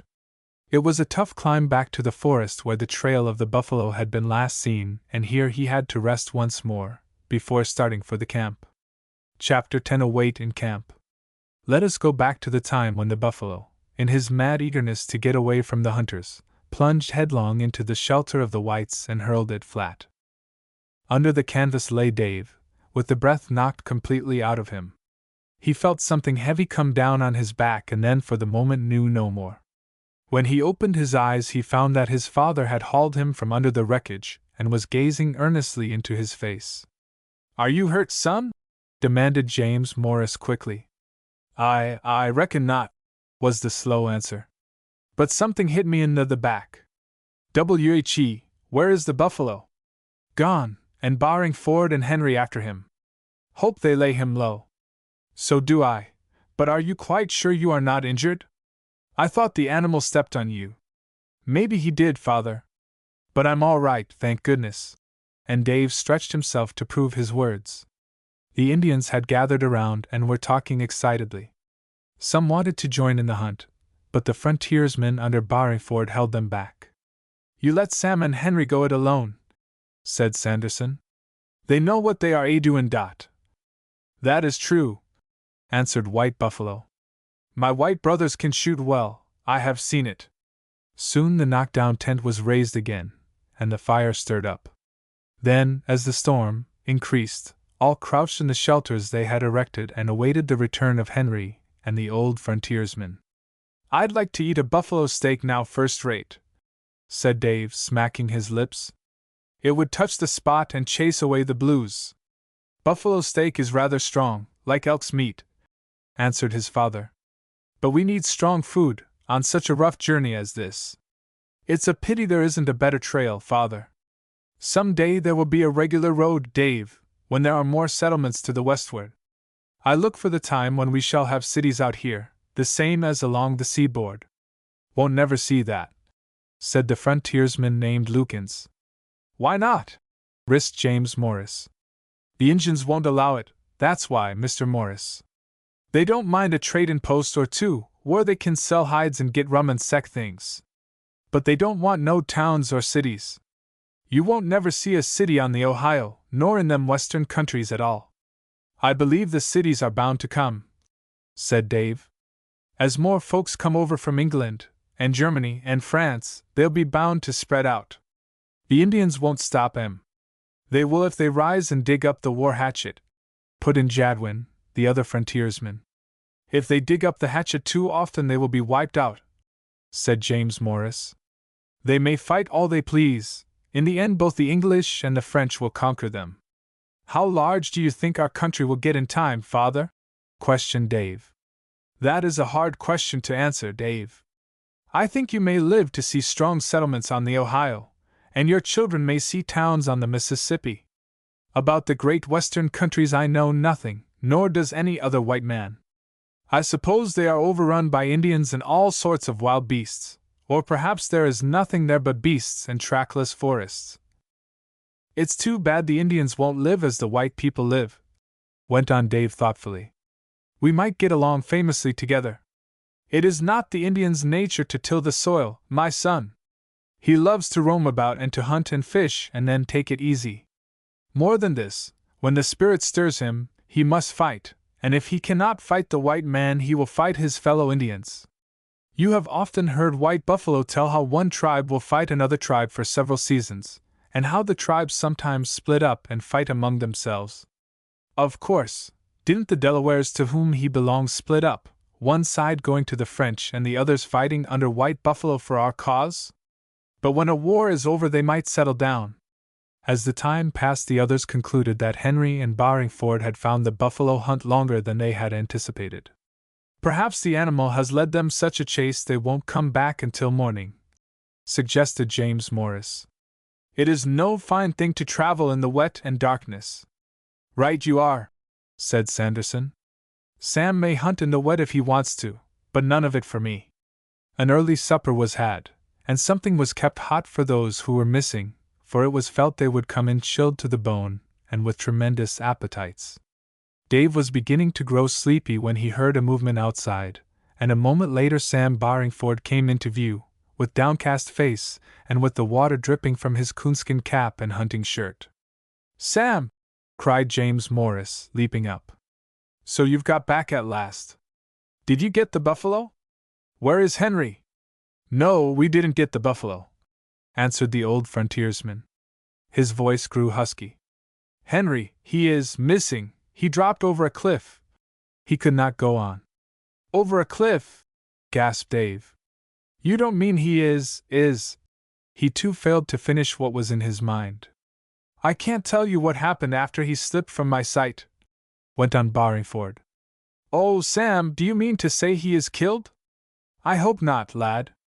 But it looks gibberish, no two ways on't." "Tell me how it happened," said James Morris, and now all in the camp gathered around to hear what the old frontiersman had to say. The ice once broken, Barringford's tongue grew more talkative, and he related all the particulars so far as he knew them. "When I worked my way down into the waterway I felt sartin I would find Henry in some sort o' shape," he concluded. "But I couldn't find nothin', not even his cap. His gun he dropped on the hill, and here it is," and he handed it to Dave. It was a fearful shock, and the tears stood in Dave's eyes and ran down his cheeks, while the youth's father was scarcely less affected.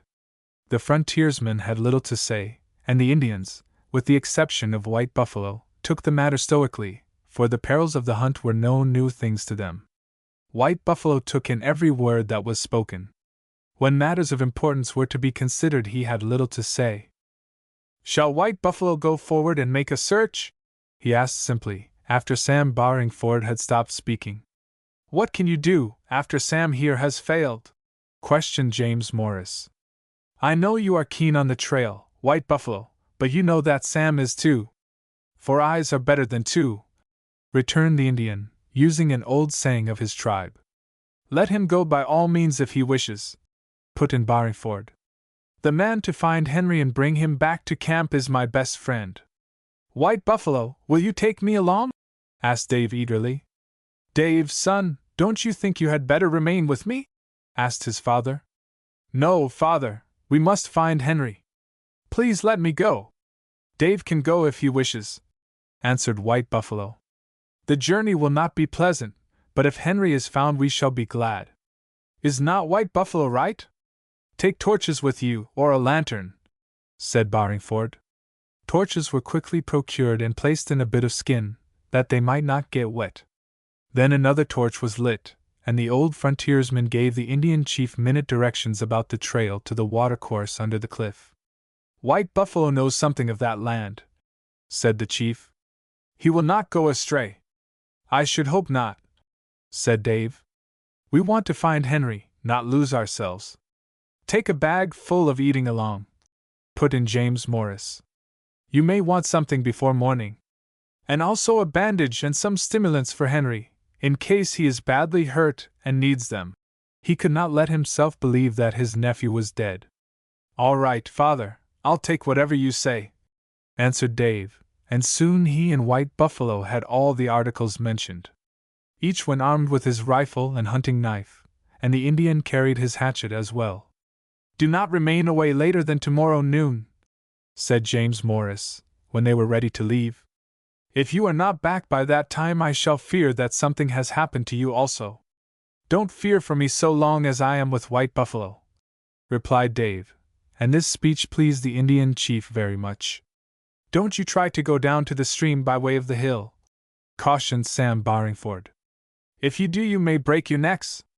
The old frontiersman had sprained his foot, but he did not deem it best to mention that fact. Nevertheless, if he had been better able to walk, he would probably have accompanied Dave and White Buffalo in spite of the first search made by him. "It's a shame, that's what it is," he declared, after the youth and the Indian had departed. "It distresses me uncommonly to think such a thing could happen to Henry." "I hope with all my heart he is alive," responded James Morris. "But if he is dead? Then I shall return to Will's Creek without delay, and start for the west some time later, after I have given my brother and his family all the comfort I can," said the trader soberly. Chapter 11 Happenings of a Stormy Night. It is now high time that we return to Henry, and see how he fared after his sudden and unexpected disappearance over the edge of the cliff. The young pioneer was well aware of his peril, and as he rolled out of Sam Barringford's sight he clutched wildly at every bush and projecting rock that came near his hand. Once a sapling, growing in a cleft of the cliff, struck his shoulder. Around this he managed partly to twist his arm, and this saved him from serious injury. He struck some rocks, however, with considerable force and for a moment was stunned. "What a tumble!" he muttered, when he had regained his breath. "It is a wonder that I didn't kill myself." With an ache in the side occasioned by the rough experience, Henry arose and started to look for some spot along the cliff where he might climb to the top. Where he stood it was almost totally dark, and he had not taken over a score of steps when he floundered into a hollow filled with water and mud. He leaped across this, to find himself in a split of the cliff, where the bushes were unusually high and thick. Here the rain hung heavily from every twig and soon soaked him worse than ever. He thought he heard Barringford calling and started to answer. Then he pushed forward once more, hoping each moment to gain higher ground. But the pocket, for such it really was, grew deeper, and suddenly he found himself at the edge of a deep hole. He tried to step back, but the dirt under his feet gave way and he plunged downward he knew not whither. He felt his head strike some projection, and felt some dirt come down on top of him, and then, for the time being, he knew no more. The young hunter came to his senses slowly. His first realization was that his head pained him greatly, and that some weight was trying to force the air from his lungs. He tried to move his hands, to learn that each was covered with the dirt which had come down on top of him. With a great effort he cleared his hands and then his body and tried to rise to his feet. But he could not stand, and trembling like a leaf he sank down on a rock near at hand. All was pitch dark around him and the rain beat steadily on his head. "I'm in a pickle truly," he muttered dismally. "Wonder where Sam can be?" He tried to cry out, but his voice was woefully weak and uncertain, and he soon gave up the effort. Then he tried again to walk, but had to desist in despair. He could not imagine how long he had been under the fallen dirt, but knew it must be some time, perhaps an hour or two. Where Barringford was there was no telling. "I'm worse off than I was before, that is sure," he thought. "Maybe I won't be able to get out of this mess before morning." Feeling stronger after a while he arose and groped his way forward. He had not taken a dozen steps before he came to some rocks. They arose slantingly, and under them he found a dry spot, well sheltered from the rain. "This is a little better than the other place was," he mused. "But I'd like to know just what sort of a hole this is, and what the prospect is of getting out." Like Barringford, the young pioneer carried a flint and tinder box with him, and under the rocks it was a comparatively easy matter for Henry to strike a light. He found some dry leaves and twigs, blown hither by the wind, and presently had a respectable fire started, over which he crouched in an effort to drive away the chill which was stealing over him. "This is a buffalo hunt with a vengeance," he muttered. "I was a fool to start off after the animal in such a storm, and in the darkness. After this, I'll do my hunting altogether in the daytime." In a search for more firewood, Henry presently came to an opening in the rocks behind him. It was totally dry here, and taking up the best of the firebrands, he moved to the new location. Soon he had a roaring fire, the smoke going upward, to some hole overhead which he could not locate. "This must be something of a cave," he mused. Wonder where it can lead to. He felt that it would be useless to attempt trying to get out of the hollow he was in before daylight, and so proceeded to make an investigation of the opening.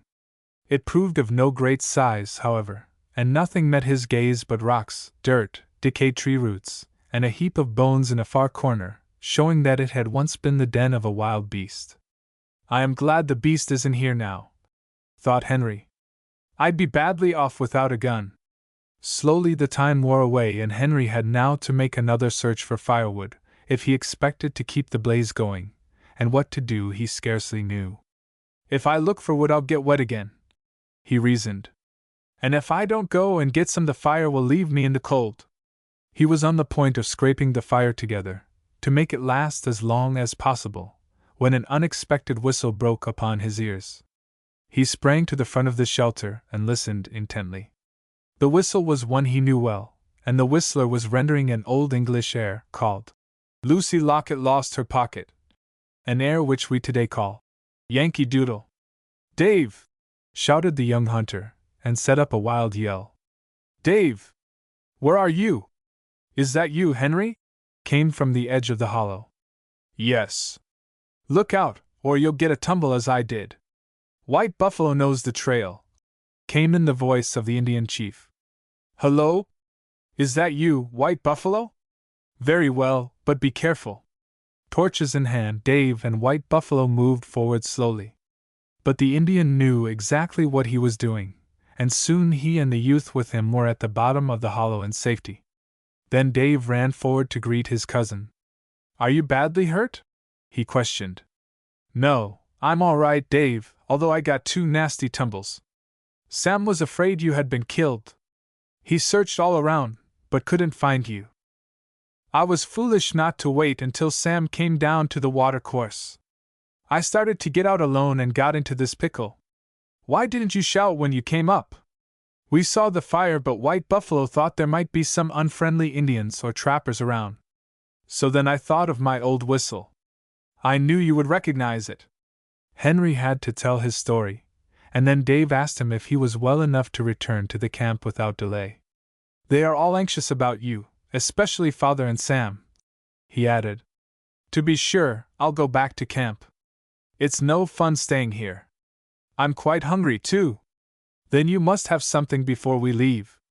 The meal was soon disposed of, and led by White Buffalo the party left the hollow and proceeded through the forest. It was a long, hard journey, but neither of the youths minded it, both being thankful that the adventure had terminated so happily. When Henry reached camp once more, he was hailed with great joy by James Morris and Sam Barringford. The uncle embraced his nephew, and the old frontiersman gripped Henry's hand until the bones fairly cracked. "I have been more than worried ever since Sam came back with his sad tale," said James Morris. "In the future, Henry, you must be very careful when you go hunting, otherwise I shall not want to leave you out of my sight." "I'd give my right hand ruther than see ye kilt," said Barringford huskily. "Next time we go out I reckon as how we'll keep close together." "It's strange you didn't get on my trail," returned Henry. "You are usually a good one at such things." "The downpour washed out the tracks," said James Morris. "I'm not so good at such things as White Buffalo is," answered Sam Barringford bluntly. "He is born to it, and White Buffalo, it does you credit." "White Buffalo was once called the Trail King," said the Delaware proudly. "He found the trail when all others failed. It was in the war with the Ottawas." The rain had now ceased, and once more the campfires were started up and the wet things were placed to dry. "Since so much of the night has been lost, we may as well take it easy tomorrow," said James Morris, and this was done. This gave Barringford a chance to nurse his sprained foot, for which he was thankful. Chapter 12: The Ruins of the Old Trading Post. Once more the arduous journey westward was resumed. The hills left behind, they traveled a peaceful valley where riding on horseback was a real pleasure. Small game was now sighted in plenty, and Dave and Henry brought down their full share of what was bagged. The Indians joined in the hunting with keen pleasure, and White Buffalo brought down a silver-tailed fox, the pelt of which became the envy of all the red men under him. Having crossed a broad but shallow watercourse, they reached an Indian village called Badakta, which had but recently been established by a tribe of the Shawanoes. The coming of the Shawanoes eastward into the territory of the Delawares was not liked by the latter, and White Buffalo and his men met those in the village with scant courtesy. "The land of the Shawanoes is beyond the rolling Muskingum," said White Buffalo to Dave. "They have come hither because they know my tribes are weak. But some day we shall drive them back to the lands that are their own." "Do they claim the land up at Lake Erie?" asked the youth. "No, that is the land of the Wyandots and the Iroquois." "And how far to the west do they own the land?" "For 3 days' journey on foot. Then comes the land of the mighty Miamis, and to the northward the lands of the Potawatomis, the Ottawas, and the Ojibways." "And who occupy the lands still further westward?" "On the mighty Father of Waters," answered the Indian chief, meaning the Mississippi, "are the Illinois, and to the northward the Kickapoos and the Sacs and Winnebagos. Of the tribes beyond the mighty river, White Buffalo knows but little. By some they are said to be exceeding cruel, and others have told that they are dumb and paint their bodies with mud." The village of Badocta consisted of about 30 wigwams, made of rude skins and long poles. As was usual at all such villages, each wigwam was decorated with rough Indian pictures and writings, giving the name of the occupant, his family, and telling of his deeds in war. The wigwams were without exception exceedingly dirty, and the Shawanoes themselves were little better, offering a strong contrast to White Buffalo and his followers. Indian dogs were everywhere, many of them miserable curs, all barking viciously, and showing their teeth. The warriors were getting ready to go out on a hunt, but they waited until their unexpected visitors had departed. 1 or 2 of them had met James Morris at the trading post on the Kenota, and they remembered that he had treated them well. As a consequence, the Indians did what they could to make the newcomers welcome, although they showed plainly that they would have been better pleased had the Delawares not been present. "You must come and trade with me when I have re-established myself," said James Morris to the warriors of the village. "I will treat you honestly." They remained in the village but 2 hours, and then pushed forward straight for Fort Pitt. At the time of which I write, Fort Pitt was a structure standing on the point of land where the Monongahela and the Allegheny rivers unite to form the broad Ohio. As already told, it had been named Fort Duquesne by the French, but after the surrender to General Forbes, it was renamed after William Pitt, a great leader in England. In 1759, much of the old fort was torn down by General Stanwix, who erected in its place a much larger and stronger structure, built of logs, bricks, and dirt, and well protected with a number of cannon. When the party reached the fort, James Morris was welcomed warmly by the English officer in command. No white men had passed that way since early winter, and all in the fort were anxious to hear the latest news, and to receive the newspapers which the trader had thoughtfully brought along. "You are very adventurous," said the commandant of the fort. "I do not know how the Shawanoes will treat you." "Have you had any trouble?" demanded James Morris. "Not of any consequence. Some drunken Indians came here a few weeks ago and did some shooting. But nobody was hurt, and I speedily sent the drunkards about their business." All the whites of the party were glad to rest at the fort for several days, and White Buffalo and his men remained with them. During that time Dave and Henry met several soldiers who had been with the youths during one campaign or another. "Glad to see you came out of the war hale and hearty," said one of the soldiers. "You are both lucky." "We were lucky," answered Henry. "The fall of Montreal has brought the war to a quick close," went on the soldier. "But that is not saying that the Indians won't give us plenty of trouble in the future." "They had better not. They will get the worst of it," said Dave. "It is some of the great chiefs who are stirring them up, Morris. If the regular run of redskins were left alone they would be peaceable enough. But the chiefs go among them and say we are stealing their hunting grounds away from them, and all that, and that gets them excited." "Yes, I know. And to a certain extent, what they say is true, too. The trouble is, the redskins won't make a fair deal. They'll sell land 1 year and then want it back the next," added another soldier. "Have you seen any French traders in this vicinity?" asked Henry. "Not since we gave orders for them to quit their trading. I reckon they feel mighty sore. Our captain told me that a few were thinking of becoming British subjects." They realize that the French hold in America is now broken for good. The stop at Fort Pitt at an end, the party continued on its way to the Kenota, a beautiful stream, the name of which has long since been changed. The trail was now exceedingly rough, and so narrow in spots that the pack horses could scarcely get through. The branches of the trees hung low, so that often all had to move along on foot. The one consolation was that the weather remained fine, so that camping out at night proved a real pleasure and a rest. There are not half the Indians in this neighborhood that there were 3 and 4 years ago, remarked James Morris to Barringford. The war has thinned them out more than I expected. I look for big times with game, returned the old frontiersman. It will be almost like striking a new hunting ground. Every night a watch was kept for the possible appearance of an enemy, either 2-footed or 4-footed. But no man came to disturb them, and if any wild beasts were near they kept well out of sight. Once Lukens brought down a small wildcat, but that was all. It must be confessed that James Morris was exceedingly anxious to see how the trading post had fared during his absence, and as soon as the rolling Kenota was reached, he set off on a gallop along the bank of the stream, followed by Dave and Henry, leaving Barringford to advance more leisurely with the pack train. The river, with its clear, sparkling waters, was as beautiful as ever, but while they were still 2 miles from where the trading post had been located, they noticed a change in the character of the surroundings. The heavy spring freshets had done their work, and the river banks were torn into numerous gullies and creeks, while the trunks and limbs of great trees lay in all directions. Further still, they came to a long, burnt district, which made the heart of the trader turn sick with dread. "It is as I feared," he said sadly. "There has been a terrible burn over here, and the district is no longer what it was." In less than half an hour's riding over the blackened ground, they came to where the long, comfortable trading post had been located. Only a pile of ashes, with here and there a burnt log sticking up, marked the spot, and James Morris could scarcely keep back the tears as he surveyed the ruin wrought. Tears came to Dave's eyes, and Henry shook his head. "We'll have to go further now, won't we, Father?" said Dave, after a long spell of silence. "You won't want to build here again." "No, Dave, I'll not build here.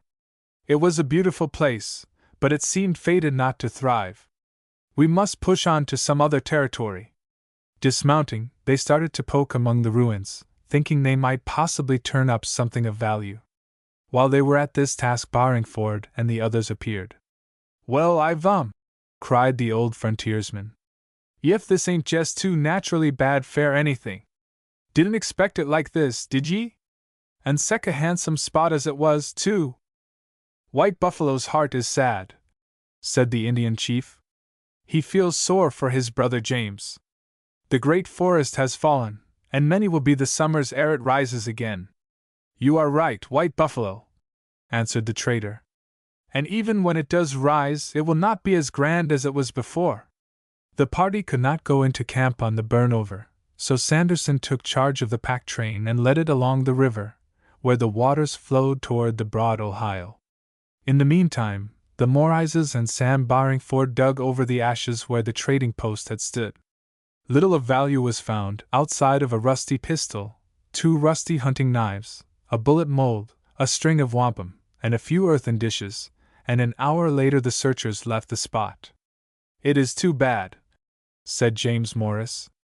"I loved the place dearly. But it may be we shall find another further on that is just as good." "Let us hope it will be better," said Dave, trying to look on the cheerful side. "Yes, let us hope it will be better," said Henry, and the others echoed the sentiment. Chapter 13: Building the New Trading Post. 4 days later found the entire party encamped on the bank of the Ohio River, about 20 miles from the district which had suffered from the terrible ravages of fire. They had, indeed, found a spot as beautiful as that which had once chained James Morris to the Kenota. There was a tiny bluff overlooking the broad stream, and back of this a long, low hill, covered with a forest of exceptionally good timber. Around the hill wound a pleasing brook, gurgling gently in its passage over the stones. The brook was lined with various kinds of bushes and flowering plants, and not far off was a series of rocks, where a spring of pure, cold water gushed forth. The soil along the river bank was rich in the extreme, and James Morris saw at once that anything planted in it would grow with but little care. "After all, I think we have done well to come thus far," said he to Dave and Henry. "The Ohio is a larger stream than the Kinota, hence I think the chances to do some trading will be better." And without loss of time he staked out a plot of ground, and in his own way, proclaimed himself proprietor. He knew that, later on, he would have to prove his claim to the land company claiming the whole tract, but he felt that this, with proper influence, would be easy. The land companies were glad to have the backing of honest traders, for to survey their possessions and dispose of certain plots was by no means easy. The spot for the location of the new trading post having been found, many hard days of toil followed for all of the white men, and for Dave and Henry. The Indians could not be persuaded to work, but spent their time in hunting and fishing, and thus supplied the entire party with food. The first work was to build a rude, but substantial palisade, of logs about 12 feet long, and sharpened at the upper end. This palisade extended from the riverfront to where the brook made a turn, almost parallel to the Ohio, with the north side flanked by a small rise of rocks.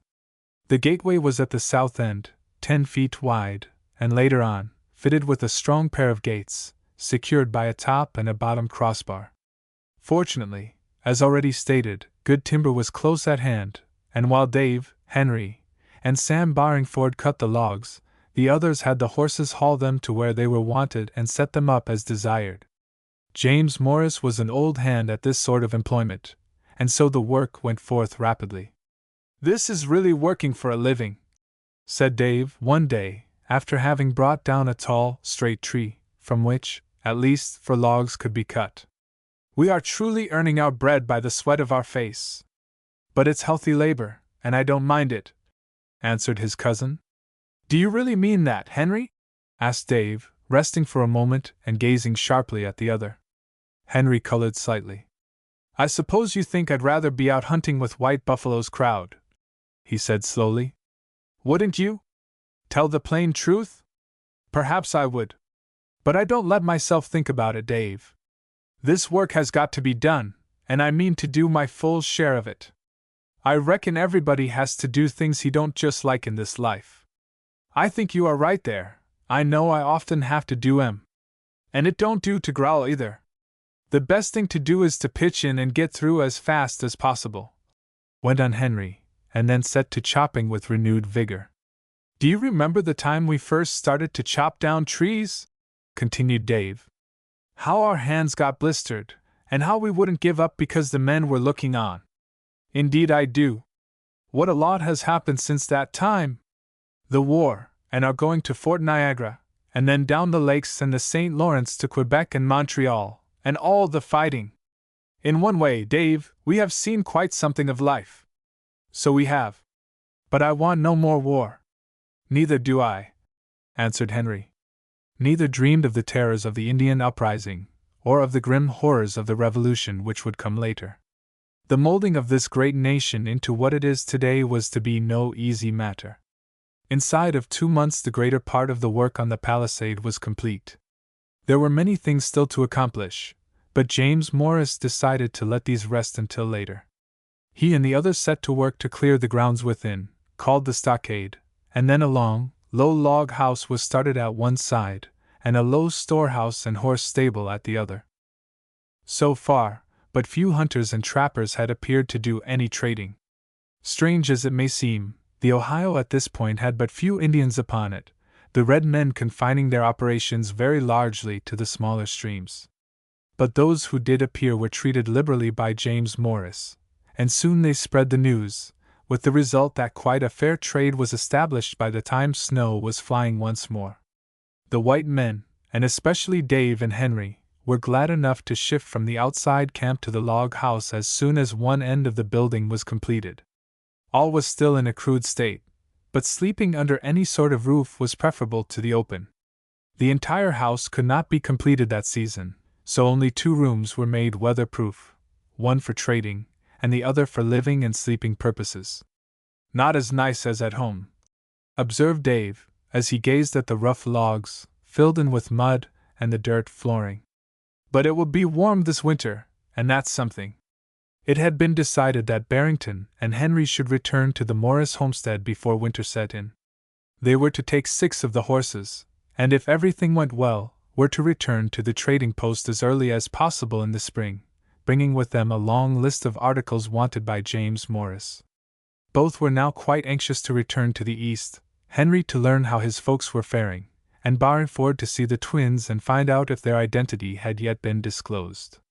"If they ain't found out nothin' about them twins, I'm going to make 'em my own," said the old frontiersman.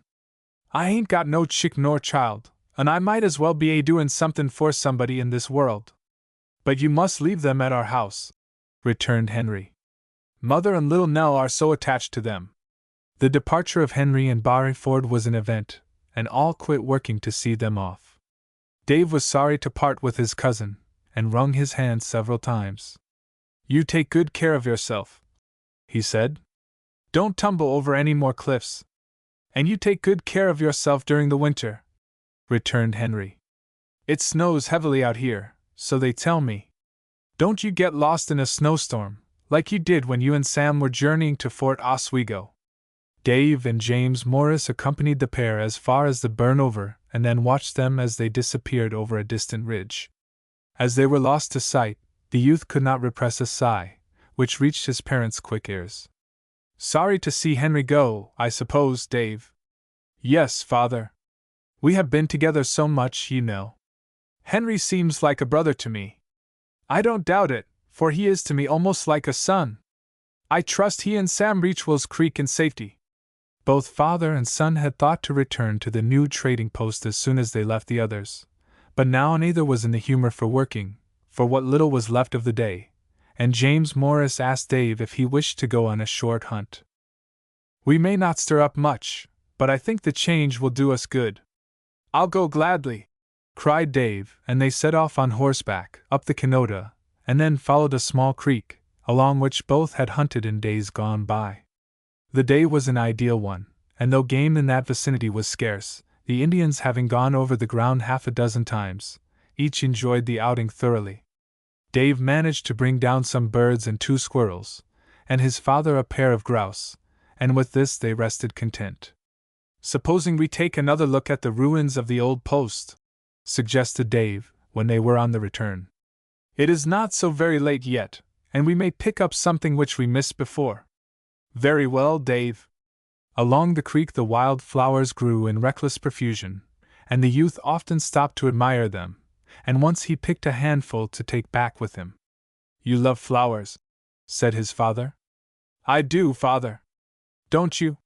"Somewhat. Your taste comes from your mother. She thought much of them, and when we planted the garden she always planted flower seeds, too." And the trader gave a long sigh as he thought of the good woman who had died so many years before.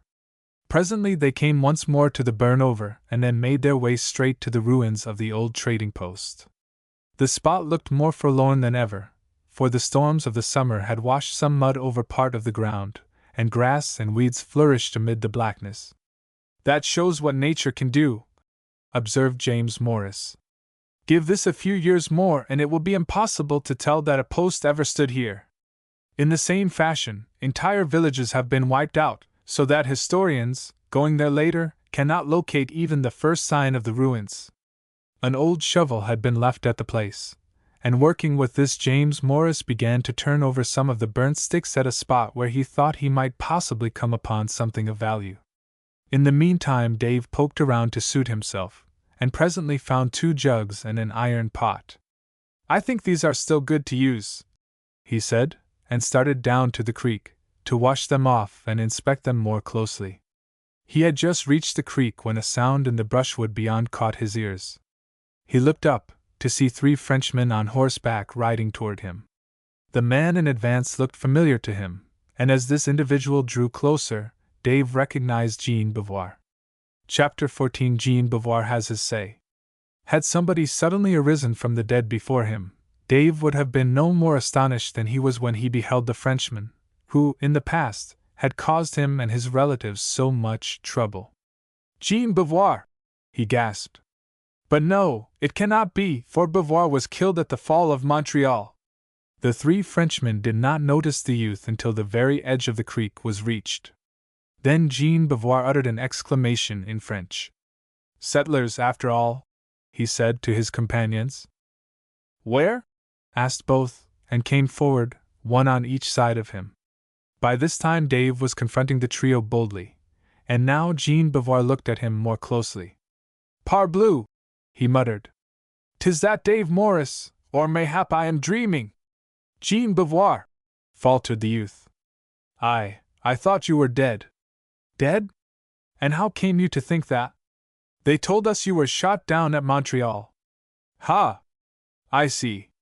And you were glad of it, not so? But I have disappointed you." The Frenchman paused and then chuckled to himself. "You cannot flee from Jean Beauvoir so easily. What do you want here?" "Want, do you ask? What would any honest man want? Yes, I was shot and left for dead. But my good friends nursed me to health, malgré mal, and now I am come to claim what is my own." By this time James Morris had noted the appearance of the newcomers, and leaving his work over the ruins, he walked forward to see who they were.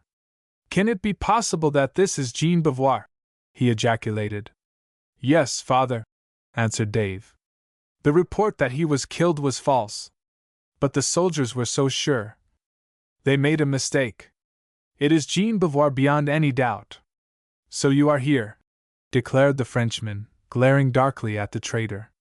"I was told that the Englishmen had come no further westward than Fort Duquesne." "You mean Fort Pitt," answered James Morris pointedly. "Fort Duquesne is a thing of the past. Some day the fort shall come back to its own," put in one of Beauvoir's companions, whose name was Jacques Villette. "You English have but a slim foothold." "That is a matter of opinion, Villette," answered James Morris. He knew Jacques Villette to be a hunter of the rougher sort, given to much fighting and dissipating. "The war is at an end, and for the present my country is master of the situation." "The English do not own this land," put in Jean Beauvoir. "It has always belonged to the French and the Indians, and it belongs to them still. No army has been sent out here to take possession, and how can the English claim that which they have not even seen or marked out?" "I won't discuss the old quarrel with you, Beauvoir," said James Morris briefly. "We are here to stay, and that is the end of the matter, so far as I am concerned. You can do as you please, but I warn you not to interfere with me. If you do, you will get your fingers burnt." "The place is burnt down," said the third Frenchman, whose name was Hector Bergerac. He too was a hunter, but of a better sort than Beauvoir or Villette. "Shall you build again?" "Not here," answered James Morris. "I have located a new post on the Ohio." "The Ohio?" came from the three Frenchmen simultaneously, and the others looked at Jean Beauvoir. "Where upon the Ohio have you placed the new post?" demanded the French trader. His manner was so insolent that James Morris grew nettled.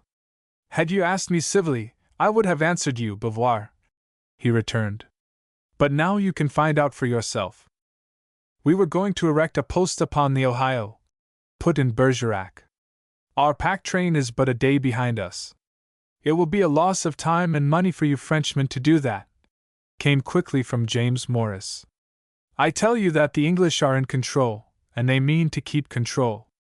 In the end you will lose all you possess." "We are not for war, but for peace," said Hector Bergerac. "I, for one, will obey the English law, if I find out that that is what must be done." "Poof!" came from Jean Beauvoir. "Show not the heart of a chicken, Bergerac. Remember, we French have still most of the Indians as friends." "Do you mean to say that you will incite the red men to fight us?" demanded James Morris. "Ha! That makes you shiver, does it?" cried Jean Beauvoir wickedly. "We shall not have to say much, the red men can take their own part. They know well that the French are their true friends, and the English their real enemies." "You scoundrel!" cried James Morris hotly. "Dare to provoke the red men to fight, and I will see to it that you shall not escape as you did at Montreal. Perhaps you do not know that I have knowledge of your evil doings at Montreal, how you and others tried to loot the stores and private dwellings, and how both the French and the English soldiers turned on you and your dastardly companions and shot you down. How you escaped from justice I do not know, but perhaps, even yet, the authorities will listen to a charge against you. At this plain outburst Jean Beauvoir grew first pale and then crimson. His hand sought the pistol at his side, but the stern look in the English trader's face caused him to drop his hold on the weapon. I will not listen to such talk from you, he exclaimed, grating his teeth savagely. The story is not true, and you know it. I was wounded while aiding some French people who were sick. I never stole a thing in my life. It is for the English to make up such tales, just to get the French into trouble. You wouldn't have to take my word for it, retorted James Morris grimly. The evidence would rest with those who caught you in the act at Montreal. Will you tell us where your post on the Ohio is located? Asked Jacques Villette. You heard my answer to Beauvoir, returned James Morris. If you wish to locate, why not do so here? This was a spot Monsieur Beauvoir always admired, he added, with some slight show of sarcasm. On this burned-over spot, ejaculated Jean Beauvoir. No, thank you. I shall go where I expected to go, to the Ohio. Rather late in the year to put up a post now, suggested Dave, who could not help saying something. At this speech Jean Beauvoir smiled knowingly. Trust me that I know what I am doing, he said. Come, he added to his companions in French. We can gain nothing by remaining here longer. He turned his steed around and rode off, and Villette and Bergerac did the same. Soon the brushwood and forest hid them from view. Well, I never! Burst out Dave. Who would have thought it?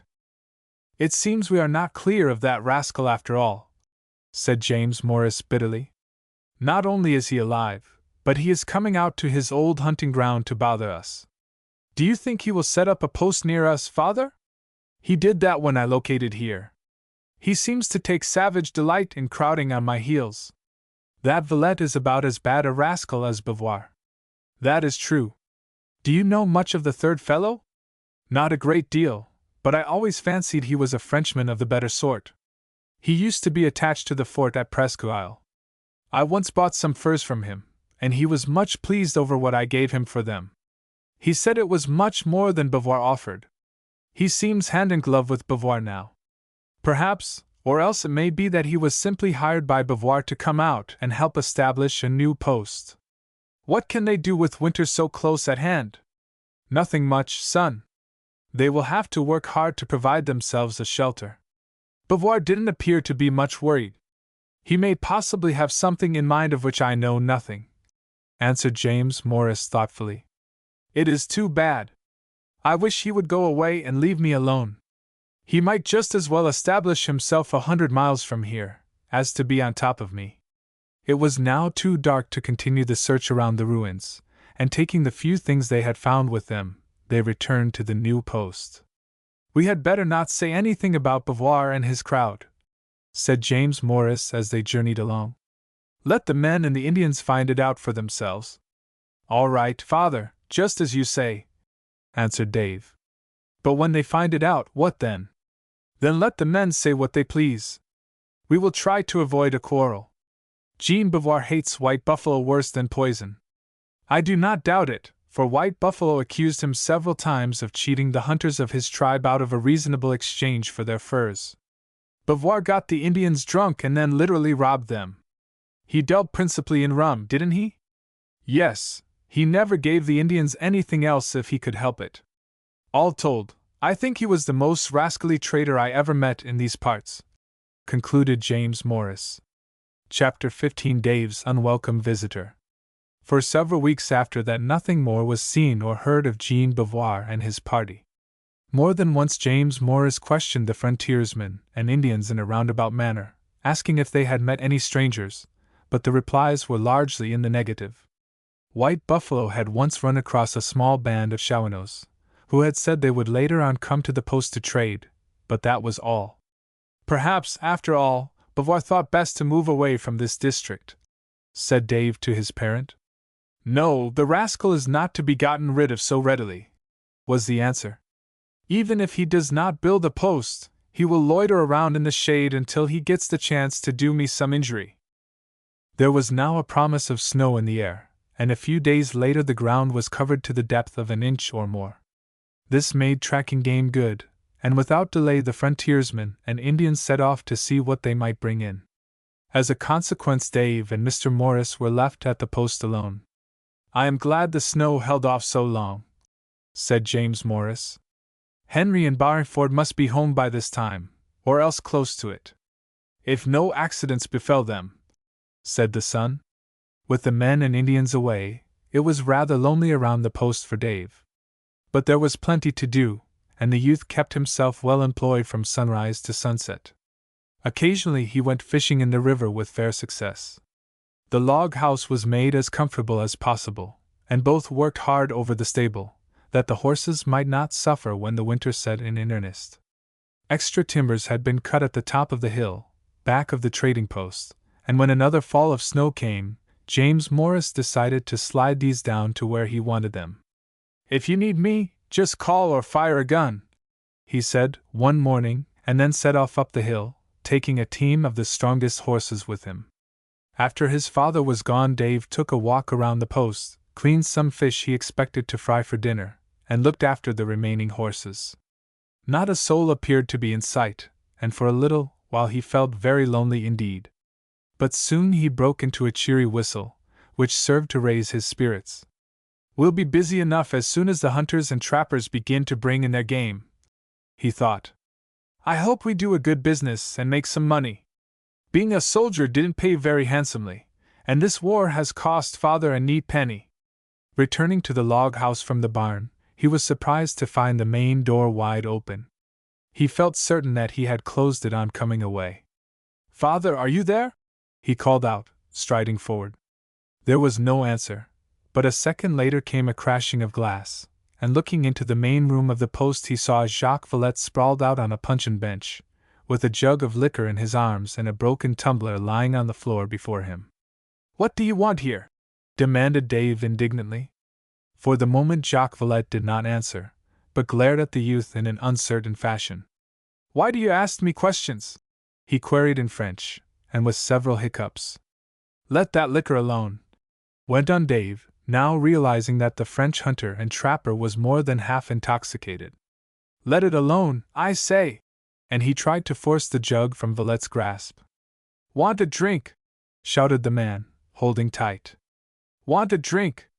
Get me some more glass, boy." "I will not." "Let the jug alone." And now Dave got it in his possession and put it on a high shelf, out of the Frenchman's reach. With a frightful imprecation in his native tongue, Jacques Villette staggered to his feet.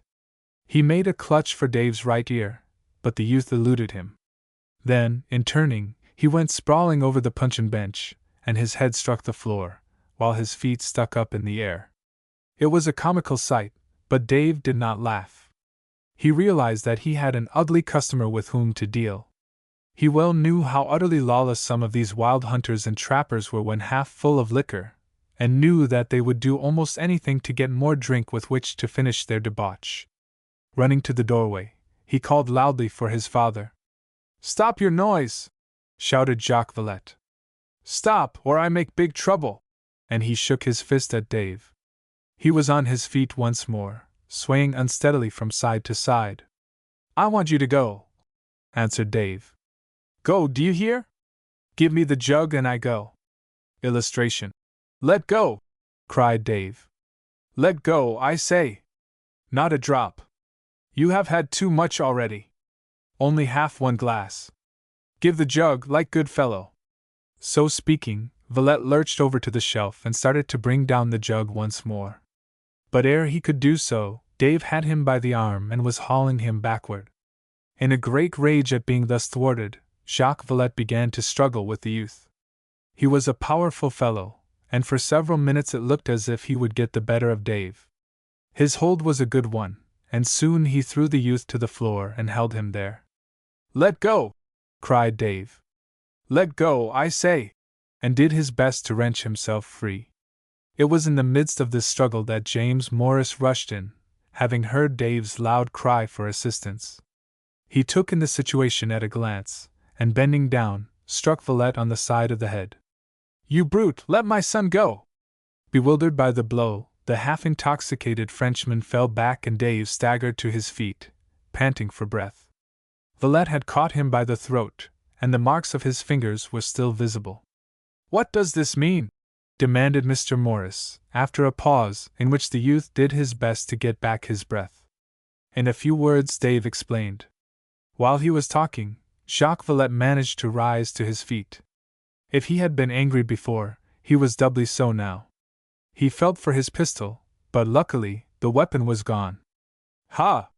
You take my pistol!" he cried. "Give it back to me." "I haven't your pistol," said Dave. "You didn't have one." "I did." "I want it back," growled Jacques Villette. "You'll get no pistol here," put in James Morris. "You have no right to come to my post and raise a disturbance, and attack my son." "I want some rum." "I pay," returned the Frenchman. "I have English money, plenty too." With a leer, he put one hand into his outer garment and felt around in a pocket. Then he felt in his other pockets. "Ha! The money, it is gone!" he cried. "You take my money too! This is the coup de grace truly, but à l'anglaise." "It is not after the English fashion," put in Dave, who understood the French fairly well. "We are honest people here, and, as my father says, you have no right to come here and raise a quarrel." "The money, all gone!" muttered Jacques Villette. The loss appeared to sober him for a moment. £15, 10 shillings, all gone! "Do you mean to say you had £15 and 10 shillings? Questioned James Morris. The French hunter and trapper nodded. Oui. And you haven't it now?" Jacques Villette shrugged his shoulders. "Not a shilling! All is gone! You have it!" And he shook his hand in Dave's face.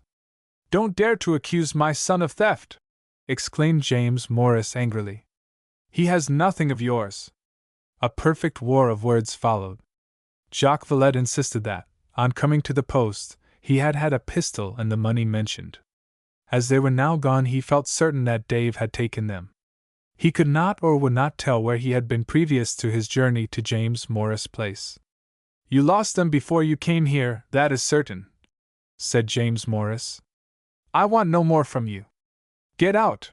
And he forced the Frenchman to leave. Jacques Villette walked away slowly, muttering all sorts of imprecations in French under his breath. "He'll try to make us trouble for this," observed Dave, after the unwelcome visitor had gone. "I have no doubt but that you are right, son," answered James Morris. "Let us hunt around and see if he dropped his pistol and money anywhere in this vicinity." A thorough hunt was made, but nothing was found which looked as if it might belong to the Frenchman. Half an hour later it began to snow once more, and soon the tracks made by Jacques Villette were covered up. "After this I am going to keep the gates barred when we are alone," said James Morris. "I'll hang the horn outside, so anybody who wants to get in can blow." And this was done.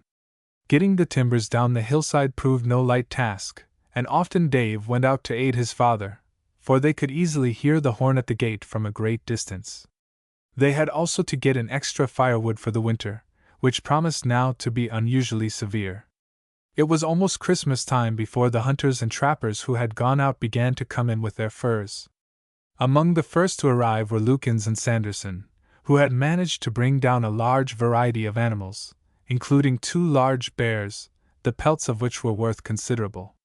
These trappers were followed by Jadwin, who had not fared so well, having lost some of his game in the river, and then came White Buffalo and his men, who had been more successful than any of the others. In those days the post became a bustling place, and it really looked as if James Morris' venture would prove a money-making one. He gave fair value for all that was brought to him, and whites and Indians declared themselves well satisfied with their dealings. Chapter 16 Dave Meets Pontiac. It was White Buffalo who brought in the first definite news that the Indians throughout the length and breadth of the Ohio Valley, and along the Great Lakes, were becoming dissatisfied with the manner in which the English had taken possession of New France, Canada, and the West.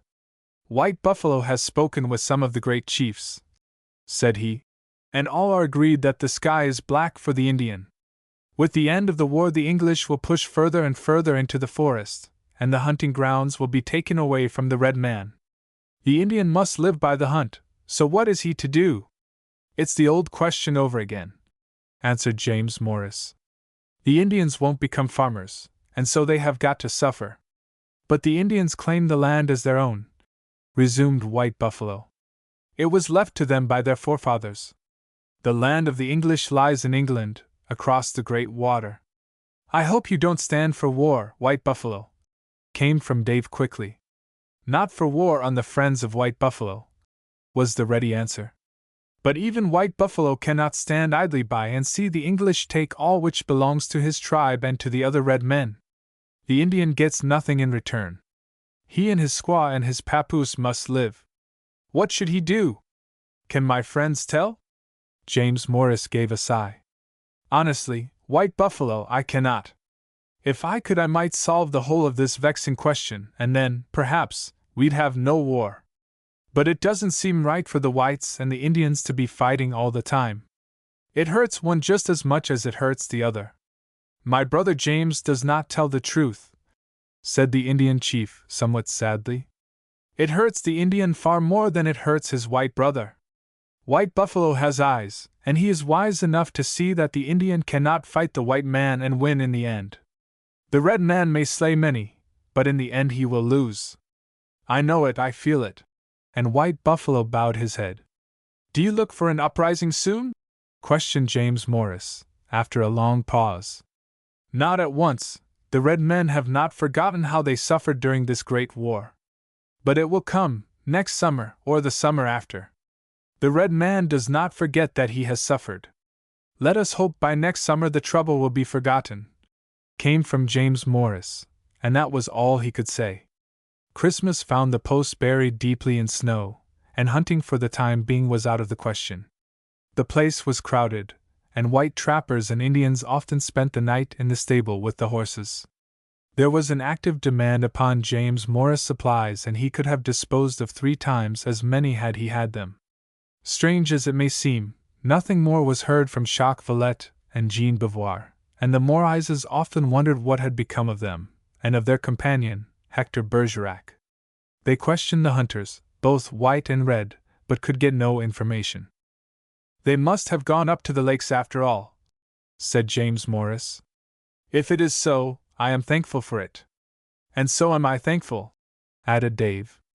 As soon as the weather moderated, the hunters and trappers sallied forth once more, going up and down the Ohio and many miles to the westward. Some of the Indians used their guns as skillfully as the white men, but when powder and ball were scarce they fell back upon their bows and arrows, and it was astonishing what large game they secured. Once during the winter Dave went out with White Buffalo, on a hunt which lasted 3 days. They took their bags full of provisions, and the Indian chief led the way across the Ohio and into the depths of the forest, which was entirely new to the youth. White Buffalo knows the deer are plentiful here, said the Indian, and so it proved, for before noon they struck the trail of some of the animals, and by nightfall had laid a large buck and his mate low.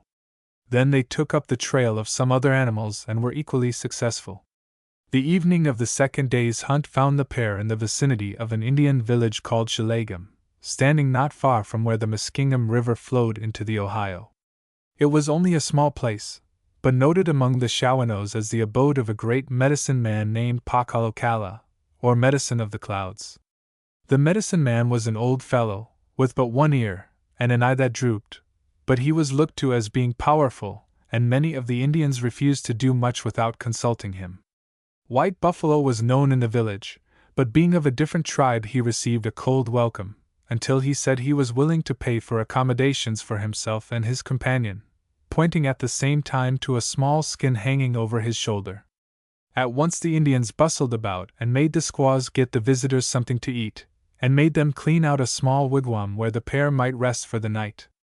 Dave was suspicious about the wigwam, and especially the old robes offered for bedding, for he had had one unpleasant experience with red men's vermin, as already related in this series. But the wigwam and the robes proved fairly clean after all, and he slept soundly until morning. When he came forth for his breakfast, he was informed by White Buffalo that a most important visitor had arrived at the village. This was none other than Pontiac, the great chief of the Ottawas, who was accompanied by several companions, including Deer Neck, an under-chief of the Wyandots. Having heard so much about Pontiac, Dave was anxious to see him. He spoke to White Buffalo about the matter, and the latter spoke to one of the head men of the village, and a little later both were introduced to the man who, a year and a half later, was to head one of the greatest Indian uprisings known to our history. At this time Pontiac was between 45 and 50 years of age, tall, well-formed, and with muscles of iron. His hair was long, his eyes black and penetrating, and his general manner a commanding one. Where he had come from was rather uncertain, although it was generally believed that his father had been either an Ottawa, a Miami, or a Sac, and his mother an Ojibwe. Not only was Pontiac the head of the Ottawas, but he was likewise a chief of the Métis, a powerful organization in the Lake region, the members of which were supposed to be master magicians. To the Métis the ignorant savages humbled themselves as they did to their greatest medicine man. Of the early history of Pontiac but little can be said. It is doubted if he was a great hunter, although he could use his bow and arrows and a gun with considerable skill. It was as a leader that he shone best. He had uncommon sagacity, good reasoning powers, and a manner of talking that was most persuasive. More than this, his spirit was such that, once having undertaken a project, he would do his best to carry it through, no matter what the cost.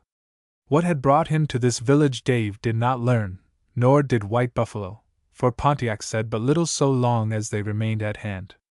The great chief showed plainly that he wished to be alone with those he had sought out, so White Buffalo and the youth did not prolong their stay longer than was necessary. As they were about to leave, Pontiac strode forward and glanced sharply at Dave. "They tell me your father has opened a trading post on the Ohio," he said in his native tongue. Dave did not understand, but White Buffalo quickly interpreted the speech. "He has," answered the youth.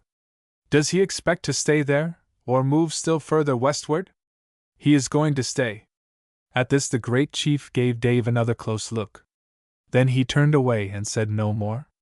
"What do you make of this, White Buffalo?" asked Dave, after they had left the Indian village a goodly distance behind them. "Pontiac likes not the fact that Dave's father has settled down on the Ohio," was the slow answer. "Pontiac wishes the English to keep close to the shores of the great waters." "I must say he looks like a great chief," said the youth thoughtfully. "He is a great chief, and his power is as wide-spreading as a great summer storm," answered White Buffalo. "The red men everywhere listen to him with all ears." "Do you suppose he came to see that medicine man?" "It may be so," he did not tell White Buffalo. "But Pontiac is a magician, he can work wonders when he will, so I have heard." Dave did not believe this, but said nothing on the point to his companion, for he knew it would be useless to attempt to uproot so deep-set a superstition. "I sincerely hope Pontiac does not try to make trouble for my father," he went on. "He will do nothing at present, the time is not ripe. The war hatchet is not dug up when the snow covers the ground. I know that. But we want no trouble in the spring either." At this, White Buffalo shrugged his shoulders. "Who can tell what the moons to come will bring forth?" he said. "The sun comes up and man is alive, it sets, and the last rays fall upon his grave. The Great Spirit of the happy hunting ground rules, but the face of the Great Spirit is hidden from the eyes of the red man and the eyes of the white man as well." Chapter 17: The Attack on the Pack Train. With the coming of spring, both James Morris and Dave looked eagerly for the time when Henry and Barringford should return to the trading post with many articles which were much needed, and with what was better yet, news from home. "I can hardly wait for Henry to get here," said Dave one day. "There is so much I want to know about." "You must be patient, Dave," returned his parent. "The trails are by no means good yet, and it may be that they have not got started on the journey." The Indians were now bringing in many beaver skins, to exchange for blankets and powder, but James Morris had nothing to offer them. Many came from a great distance, and were much disappointed, so it was not long before the trader looked for the coming pack train as anxiously as did Dave. "If they don't come soon, I'll lose what trade I have established," he said. "They will take their skins and furs where they are sure of making an exchange." With the white hunters and trappers it was different. All were willing to trust James Morris, and simply left their goods at the post, to be paid for when the pack train arrived. It may be added here that Barringford and Henry had been told, in secret, to bring with them £100, about $500, in gold and silver money, for not a few wanted cash for their pelts. In the meantime came news that Jean Beauvoir and Jacques Villette had been seen among the Indians on the upper Muskingum River. They had done a little trading with the Indians in that neighborhood, and had become very friendly with a young chief named Flat Nose, and with some warriors under him who went by the name of the Wanderers. "Did you ever hear of this Flat Nose?" asked Dave of the frontiersman who had brought in the information. "Not I, but Jadwin has," said the hunter. "He says he is as treacherous as they make him, and so are all the Wanderers under him. They move from place to place, taking whatever they can lay their hands on. Then they will just suit a fellow like Jean Beauvoir.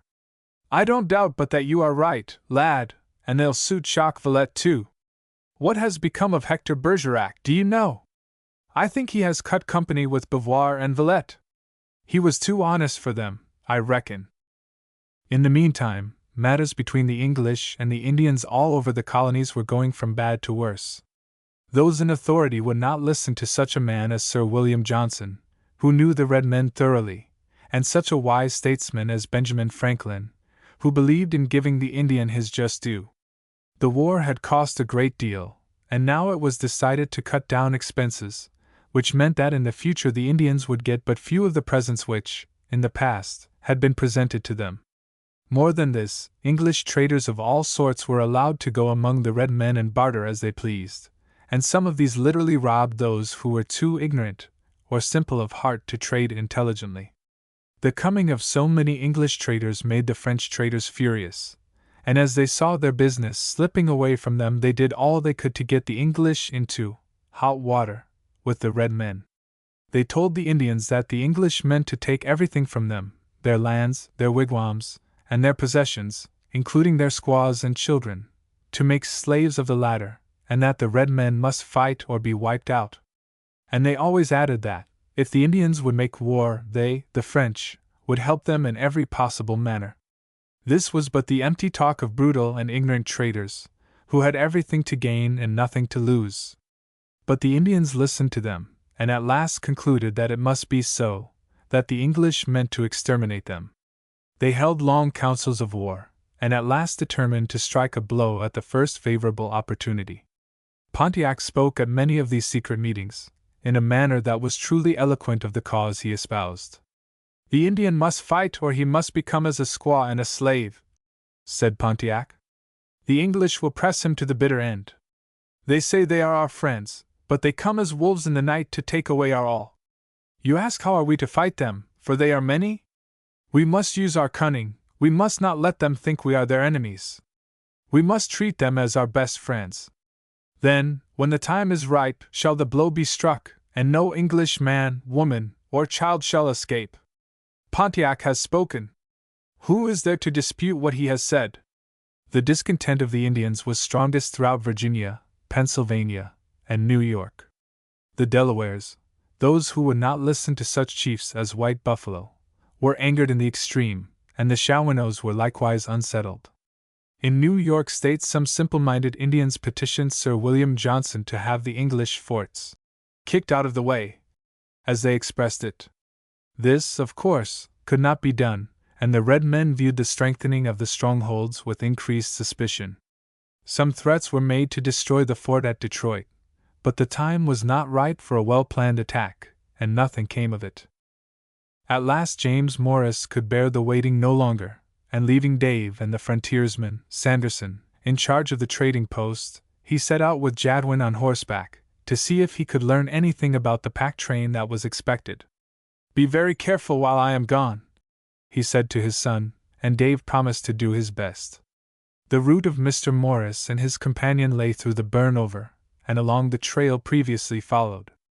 Good time was made, for their steeds were fresh, and by nightfall they had covered at least 25 miles. They went into camp at a convenient spot on the bank of a purling brook, where nothing came to disturb them while they slept. Hardly had they gone 2 miles in the morning, however, when they came upon a sight that filled them with alarm. Propped up against a tree was Henry, capless, and with the blood streaming over his face from an ugly cut in the forehead. "Henry! What does this mean?" demanded James Morris. "Uncle James!" faltered the youth. Help me!" "To be sure I'll help you, Henry. But what does it mean? Where are Sam and the others and the horses?" "We were attacked. Some Indians and some white men came upon us at nightfall yesterday. Lambton and Cass, who were with us, were shot down, and Sam was hit, and so was I. Our Indians fled into the forest, for the enemy were 4 to 1. Sam and I did what we could, but we had to run. In the darkness we became separated, and here I am." While Henry was speaking, his uncle was washing his wound, for the youth had stopped near a brook, and now the hurt was bound up with a bit of cloth which was always carried by the trader for just such emergencies. Henry was very weak, and said he had wandered aimlessly about during the night, trying to find the trail to the trading post. "It may be that Sam is dead," he said sadly. "I know he was struck twice, by a rifle bullet and by an arrow which went into his shoulder. Lambton and Cass, I know, are dead, for I examined them. Conasika, one of the Indians, was hit in the left arm, but he fled with the other redskins of our party." "Did you recognize any of those who attacked you?" "No, for they were in the forest, while we were in a little clearing. The attack came without warning. We were just building a campfire when 2 rifle shots rang out, and Lambton and Cass fell. Then came a yell from the whites and the war cry from the Indians, and shots and arrows flew in all directions. Sam and I picked up our guns, and I know Sam hit one of the whites, for I saw him throw up his hands and fall in some brushwood. Then one of the redskins went down, and after that I was hit and went into a twist, so I can't exactly tell what followed. I heard Sam yell to me to run, or we'd be killed, and I picked up my gun and ran for the trees. I hadn't gone very far when I tripped and fell, and the gun got lost in a dark hollow. I tried to find the gun, but I couldn't, and then I heard some Indians coming after me and I ran on again until I found a small place between the rocks, where I hid until about 3 hours ago. Then I started to look for the trail, but I got dizzy and had to sit down where you found me." "You haven't seen any of your party since you ran away?" "Not a soul. The Indians and Sam ought to be somewhere near, and the pack train, too, for that matter." "The rascals must have known the pack train was coming," said Jadwin, who had been through many fights on the frontier. "To my mind it looks like a well-planned attack." "That is true," answered James Morris. "The question is, shall we go forward and investigate, or return to the post and give the alarm?" "Reckon you had better give the alarm. Those rascals may be planning to attack the post, too." "I was thinking of that. But I would like to know what has become of the pack train and all of my belongings." "Then, supposing you go ahead alone and take a look around, while Henry and I go to the post?" This was quickly settled upon, and a few minutes later James Morris moved onward, on horseback, with his gun ready for use, should the enemy put in an appearance. Chapter 18. After the encounter. Less than an hour after leaving his nephew in Jadwin, James Morris reached the spot where the fearful encounter of the evening before had occurred. The spectacle was one to make the heart of any onlooker turn sick, and a shudder passed through the frame of the trader as he gazed at the scene of desolation before him. Close to the burnt-out campfire rested the form of Barnaby Cass, a well-known resident of Winchester, who had followed Barringford to the Ohio district in an endeavor to better his fortunes. A bullet had passed through his heart, and he must have died ere his body struck the ground. A dozen paces away lay the corpse of the other white man, Oliver Lambton, well known through western Pennsylvania as the Trapper Preacher, because about half of his time was spent in hunting and trapping, and the remainder in preaching temperance to the whites and red men who indulged in liquor to excess. Beside Lambton lay one of the pack horses, also dead, and another pack horse lay a little further off, suffering greatly from 2 broken legs. To put this animal out of its misery, James Morris fired a shot into its brain. Great confusion was on all sides, for many of the packs had been broken open and rifled of their most valuable contents. About half of the stuff had been left behind, principally the goods of the greatest weight.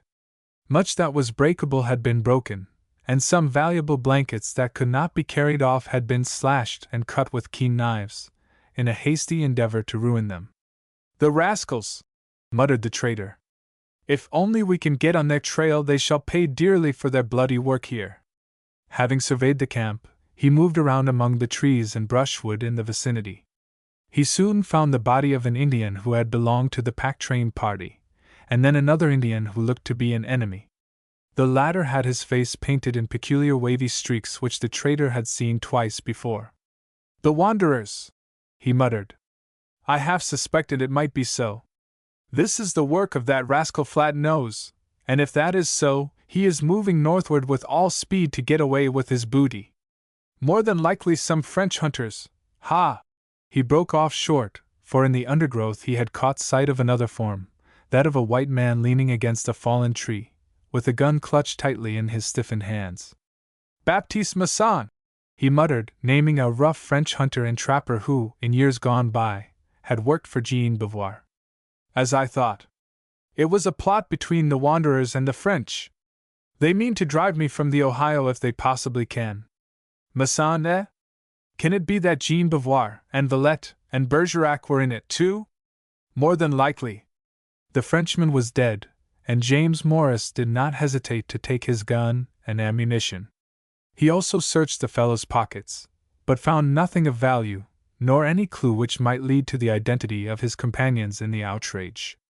A further hunt through the forest revealed where something of a struggle had taken place between two white men on foot, but both were gone, and the trail was lost in an adjacent brook, down which one had fled and the other had likely followed, at least for a distance. The fact that he did not find the body of Sam Barringford gave James Morris hope. If the old frontiersman was not seriously wounded, it was more than likely he was on the trail of those who had attacked the pack train, with a view to finding out where they were going, or to ascertain exactly who was responsible for the affair.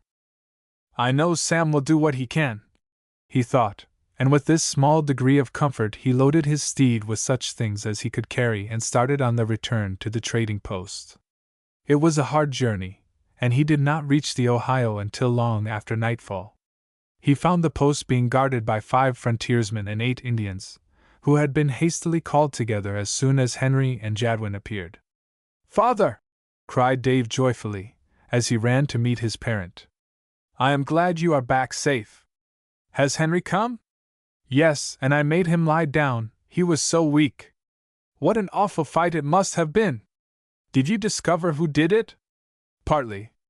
One of the dead redskins was a wanderer, and a dead white man was that good-for-nothing Baptiste Masson I have often mentioned to you."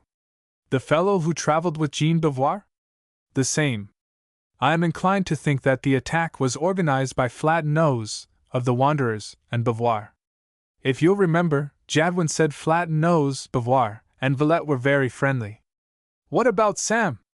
"I couldn't find any trace of him, although I looked around pretty well." "Sam carried 50 pounds of the money you sent for.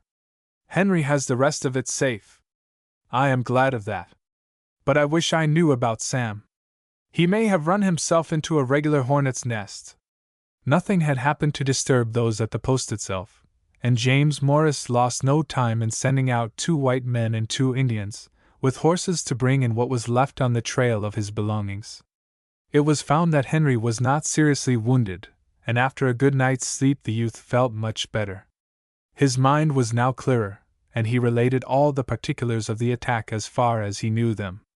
"I should judge there must have been, at least, 6 white men and 20 Indians," he said. "They ran from tree to tree and had us at a disadvantage from the very start. I should have been shot dead if I hadn't got behind one of the horses. The redskins set up a fearful din after the white men shot off their guns. I was afraid every one of us would be killed and scalped." "Thank God that you escaped," murmured James Morris, and Dave breathed a silent amen. The following day found James Morris more impatient than ever to learn what had become of Sam Barringford. He wanted to go on a search for the old frontiersman, yet he did not deem it advisable to leave the trading post, fearing that an attack might come during his absence. "I will go out for you," said Jadwin. "I'd do most anything fair Sam Barringford. We have hunted and fit Injuns fair 25 years and more." "And I'll go with Tony," put in Ira Sanderson. "I think we can hit the trail if any white men can." The matter was talked over for fully an hour, and Dave took in what was said with deep interest. "Father, let them go, and let me go with them," he said. "You know what I think of Sam. If he is in trouble, I want to aid him if it can possibly be done. You'll be safer here, Dave." "Perhaps, but let me go, won't you?" Dave continued to plead, and in the end it was settled that he should accompany Tony Jadwin and Ira Sanderson on the scouting tour. The three were to go on horseback, and were to return inside of 4 or 5 days, unless a turn of circumstances made it necessary to stay away longer. "You take good care of yourself, Dave," said Henry, who was sitting on a bench with his head bound up.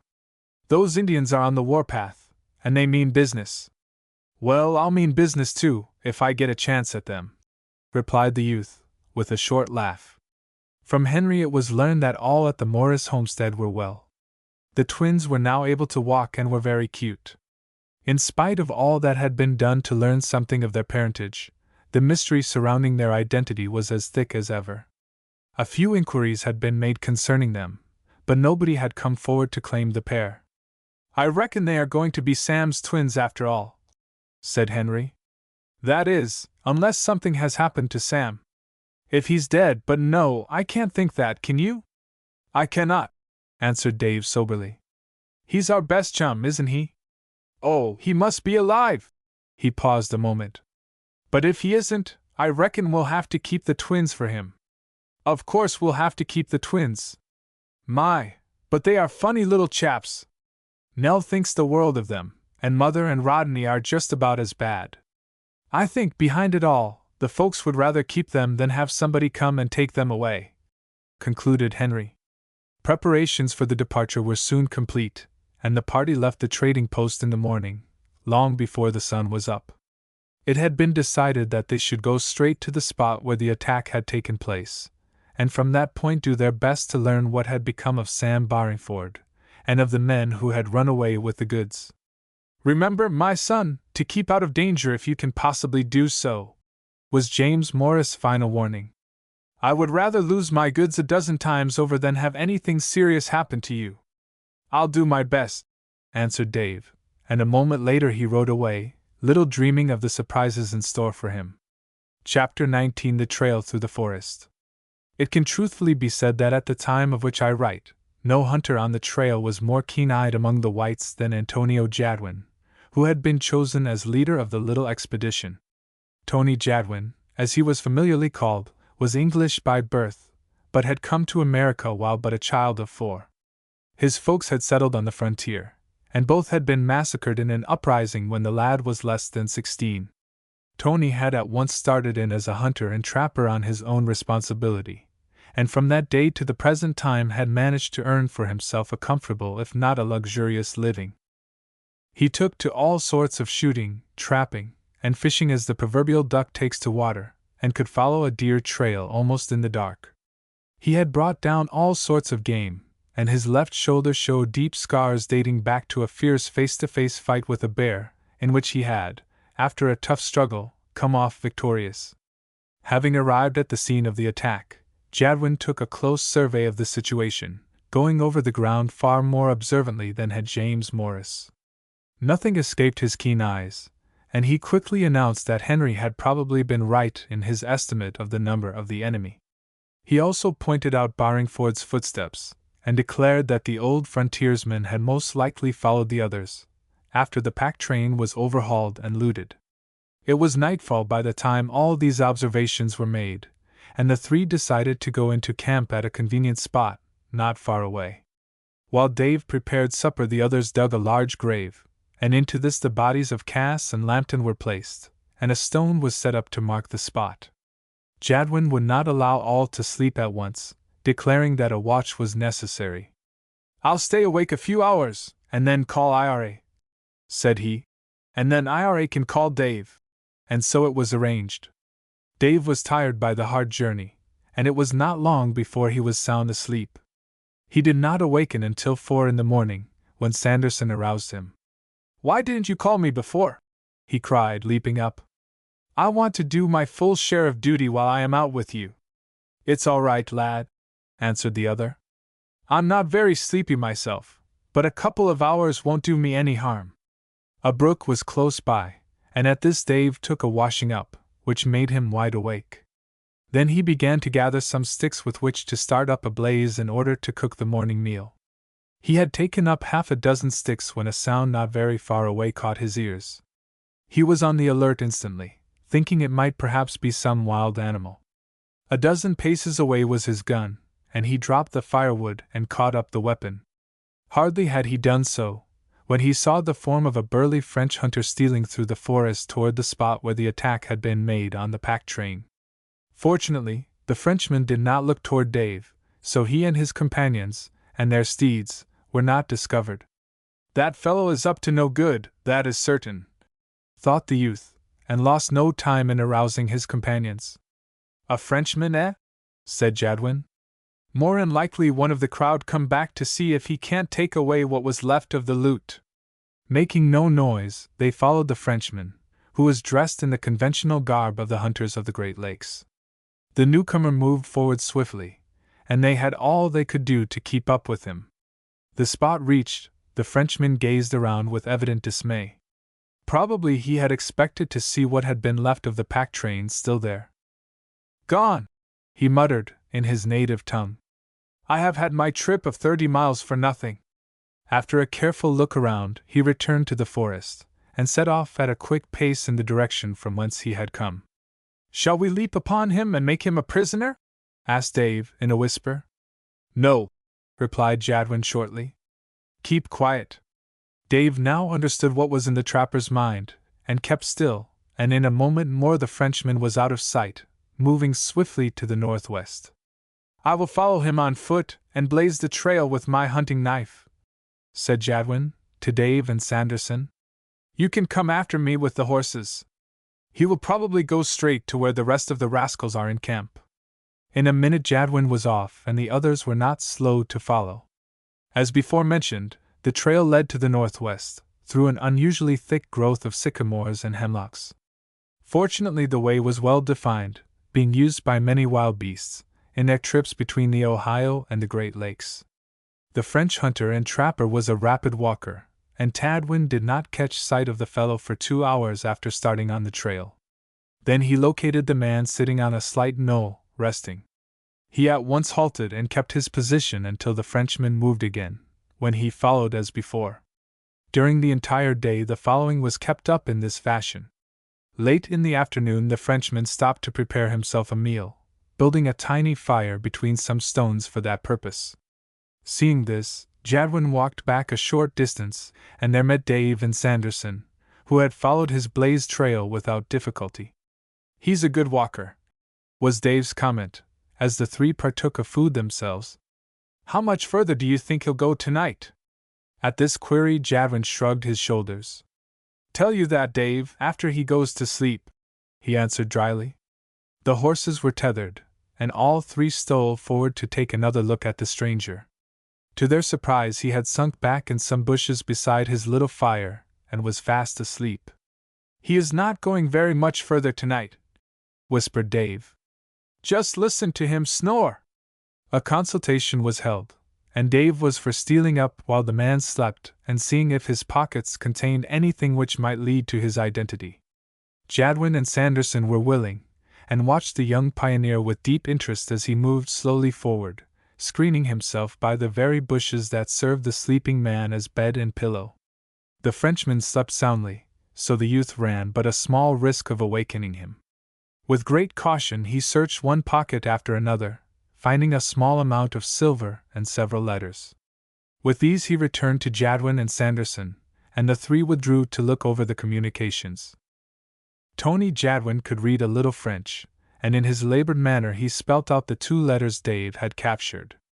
By these they learned that the Frenchman was named Louis Glot and that he belonged at Detroit, the settlement taken from the French by the English after the fall of Montreal. Both spoke of money to be made out of the English and were signed. Jean! That must mean Jean Beauvoir! Cried Dave. This glop must be another of Beauvoir's rascally companions. To be sure, put in Sanderson. And Beauvoir must mean the attack that was made on the pack train.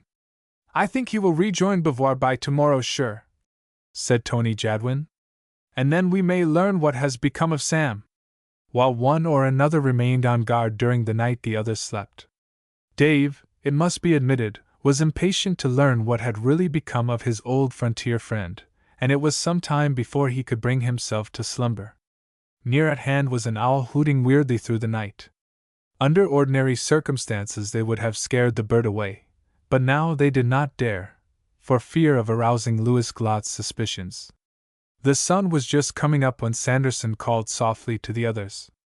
He's moving, said the hunter, and in a few minutes Jadwin took to the trail as before, and the others came after with the horses. The way was now more difficult than ever, and they had numerous small streams to cross. Then they came to a river, and before Jadwin could catch sight of the Frenchman again, the fellow was in a canoe and hurrying to the other side. Now we are in a pickle truly, declared Dave. How are we to get to the other side without a boat? Wait until he's out of sight and I will show you, answered Jadwin. Louis Glott soon disappeared among the bushes, and then Jadwin led the way to where a fallen tree lay. Tie up the horses, he ordered, and it was done. Next the tree trunk was pushed into the stream and all straddled it. By means of rude paddles cut from tree boughs they ferried themselves to the opposite shore. Wait! I see something! Murmured Dave, after having gone through the bushes which lined the water's edge. So I do see something, came from Jadwin. Lay low until I investigate, boys. Dave and Sanderson secreted themselves in the bushes and waited. Tony Jadwin disappeared, and it was the best part of half an hour before he returned. Just as I thought, he said. The Frenchmen and the Indians have a village back there, on the bank of a creek that flows into this river. Jean Beauvoir is there, and also Jacques Villette, and I rather think all the stolen goods are there also. Chapter 20, Guarding the Trading Post. Did you see anything of Sam Barringford?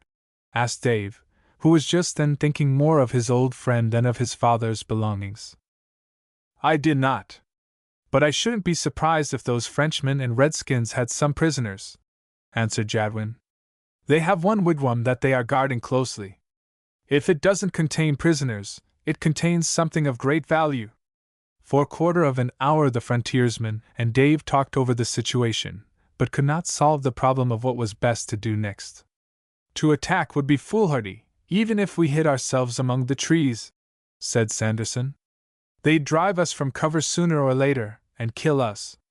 One of us might go back for help, suggested the young pioneer. I was thinking of that. But that would take time, and your father couldn't spare enough men to make it worthwhile. As near as I can make out, there are 6 Frenchmen in the camp and 19 red men, or 25 fighters in all. The most we could muster up would be 10 or a dozen. That would be 2 to 1. If they have any captives, and especially Sam Barringford, I wish we could release them. Let us wait until nightfall, suggested Ira Sanderson. Something may turn up. Not far away was a slight rise of ground, and behind some bushes on this they hid themselves. From this quarter they could get a fair view of the village and note much of what was going on. They had scarcely settled themselves when they heard a shout, and an Indian who had been on guard came in with another Indian, who had just arrived on foot from a distance. It is an Ottawa, murmured Jadwin, one of the braves of Pontiac's tribe. He evidently has news, said Dave. I wish we knew what it was. Jadwin decided to crawl to another spot and learn if he could overhear what was being said. This time he was gone the best part of an hour, nor did he return until Dave and Sanderson saw the strange Indian messenger depart. What did you learn? Asked the youth eagerly. A great deal, answered Jadwin hurriedly. We must get back to the trading post without delay. Why? The Indians are going to make an attack. The Miamis are up in arms.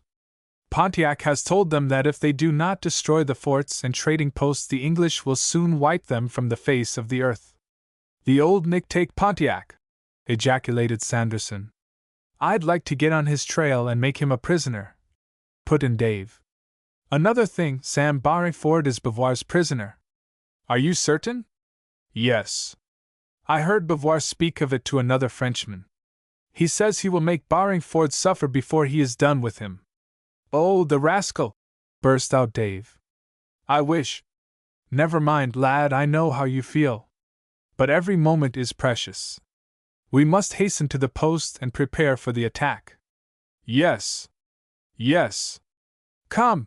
And Dave himself led the way. Not to excite the suspicions of either red men or white, they did not use the canoe which was at hand, but recrossed the stream on the tree trunk which had brought them over in the first place. This done, they cast the tree adrift and lost not a moment in mounting their steeds. "'Tis a long, long ride," said Jadwin. "But if the horses can make it without a night's rest, so much the better for us and for all of the others." It proved a ride that Dave Morris never forgot. All that day and through the night the three pressed on, through the mighty forests, and across the creeks and small rivers. More than once a horse would stumble and almost throw his rider, and the branches of the trees often cut them stinging blows across the faces and necks and hands. Once Dave received a long scratch on the left cheek from which the blood flowed freely, but he did not stop to bind up the wound, nor did he complain. To save father, and Henry, and the post! Such was the burden of his thought. He remembered how that other post, on the Canota, had been attacked. Should the new post fall, he well knew that it would go hard with all who had stood to defend it. When at last the post was gained, Dave was more dead than alive. Chafed by his hard ride, and almost exhausted, he tumbled rather than leaped from the saddle. It was the middle of the night, and the coming of the three had provoked a small alarm, so that all at the trading post came to learn what was in the air. Jadwin's story was soon told, and Dave and Sanderson corroborated it. Without delay James Morris called the whites and Indians around him. "There is news that the French and Indians intend to attack this post," he said loudly. "Will you help me to save what is my own, or must I surrender?" At once there was a hubbub. White Buffalo was the first to step to the trader's side. "White Buffalo will fight for his brother James," said the Indian chief simply. "And his braves will fight also." And he motioned for the other Indians to follow him. "I'm for the post, every time," cried Jadwin. "If I hadn't been, I shouldn't have been in such a hurry to get back." "Ditto myself," put in Sanderson. "I reckon we are all with you," drawled one of the trappers. "We want an English trading post higher, boys?" "That's the tune," added another. "The only question is, are we strong enough for 'em?" "Got to be!" exclaimed Sanderson emphatically. "I'll fight 'em for all I know how," muttered Henry. His rest had done him much good. The details of the defense were quickly arranged, for James Morris had often speculated upon just what to do in such a situation as was now at hand. Everything left outside of the palisade was brought in, and then the gates were closed, barred, and reinforced by large rocks which lay handy. This accomplished, every gun and pistol in the post was examined, cleaned, and put into perfect order for use, and powder and ball were dealt out liberally. The Indians also looked after their bows and arrows, and hunting knives and tomahawks were not forgotten. By the time arrangements were all complete, the sun was shining in the eastern sky. Hour after hour passed, and no strangers put in an appearance. "But they will come, never fear," said Jadwin. "I've made no mistake." "Somebody coming now!" shouted James Morris, who was near the gate. A moment later an Indian came strolling along the bank of the river. Evidently he had expected to find the gate to the stockade wide open. Seeing it closed, he hesitated for a moment. "Hola! Hola!" he shouted. "Brown Bear come to trade!" "Where are your furs?" asked James Morris, mounting some steps so that he could see over the gate. "Furs and canoe on river," answered Brown Bear. His eyes were full of distrust and suspicion. "You are one of the wanderers, I believe," said James Morris. "You trade with the French, not with the English." "Trade with English now," said the red man doggedly. "You can't trade here, so pass on." "No take furs from Brown Bear?" No. Make much cheap trade. Buffalo skin too and bear. Bring them up till I see them. White man open gate. Show me your buffalo and bear skins, was all James Morris would answer.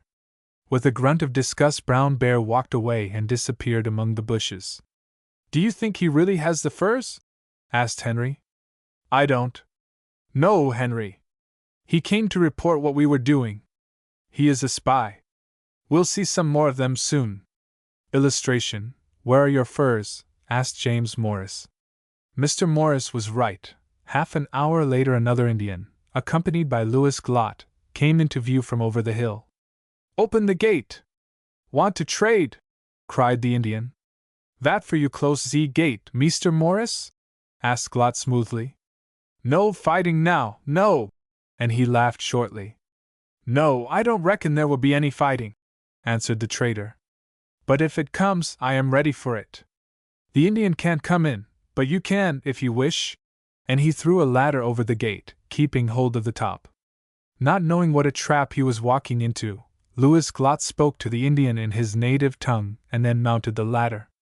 As soon as the Frenchman was inside of the stockade, James Morris returned the ladder to its original position. Don't you come too near!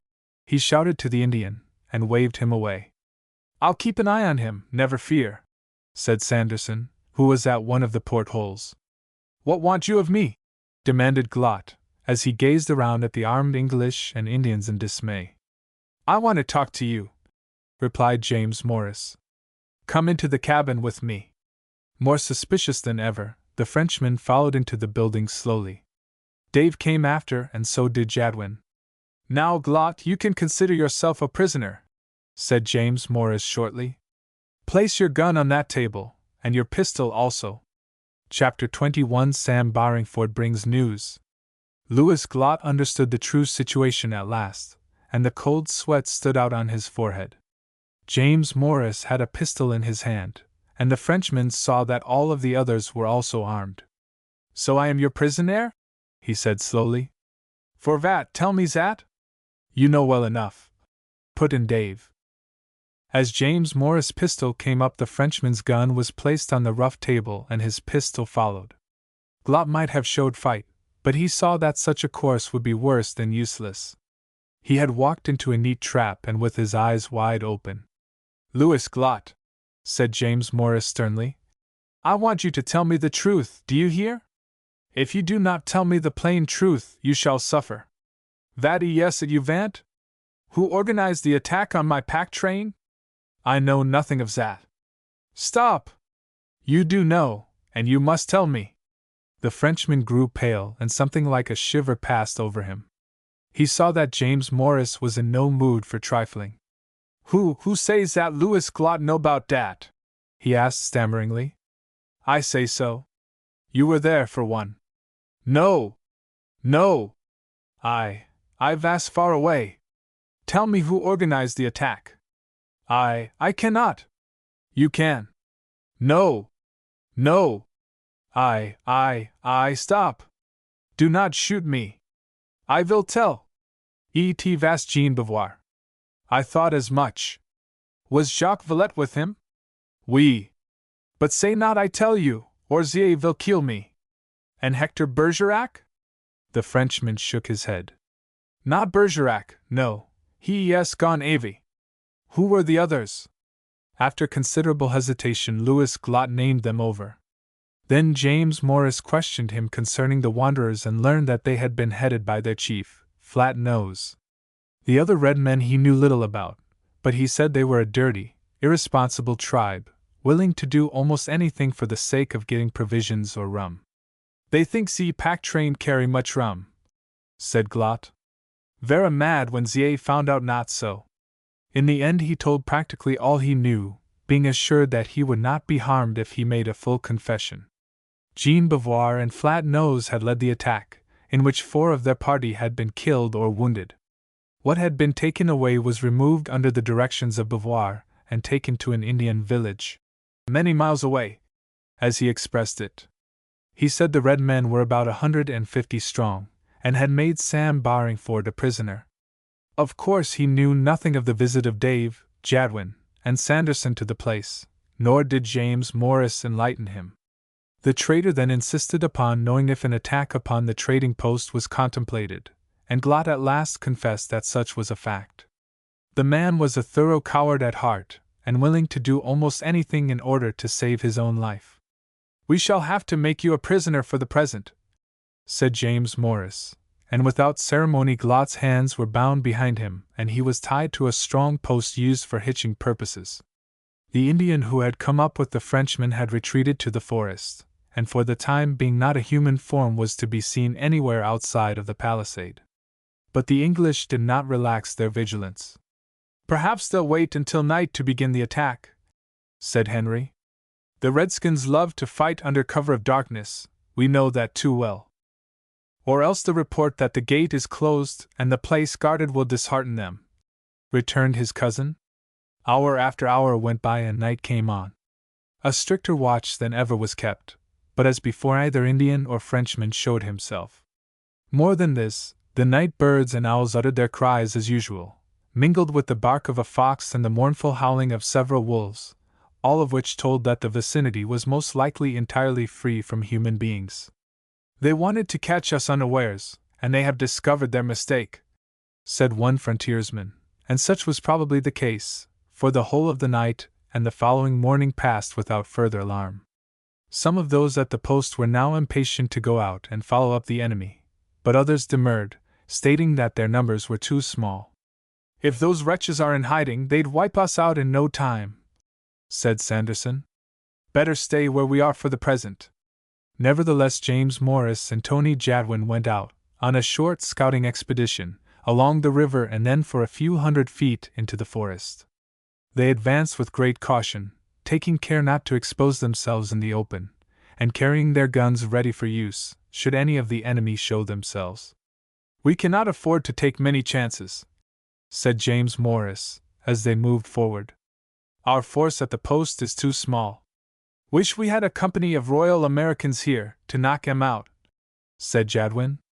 3 hours were spent on the scouting tour, and both of the men were on the point of turning back to the fort, satisfied that the Frenchmen and Indians had indeed given up the proposed attack, when they heard the sound of rapid footsteps, and a man burst into view, running with all his might and main. "Halt!" cried James Morris, who at the first sound had raised his musket, while Jadwin did the same. "Don't shoot!" came back, in the well-known voice of Sam Barringford. "Sam!" cried the trader, lowering his weapon. "What does this mean?" "It means I'm most out o' breath with runnin'," gasped the old frontiersman. "But get to the post, the French and Indians air a comin'." Sam Barringford had come up close to the others, and now without more words all three headed for the post. It was easy to discern that the old frontiersman was well nigh exhausted, and he was glad enough to take hold of James Morris' shoulder on one side and Tony Jadwin's on the other. "Been a prisoner of them skunks, fire burn 'em," he explained. "I'll tell ye all about it later. Have ye heard o' Henry and the others?" "Yes, Henry is safe, and so are most of the others. Cass and Lambton are dead. We were afraid you had been killed, too, until Louis Glott told us you were a prisoner."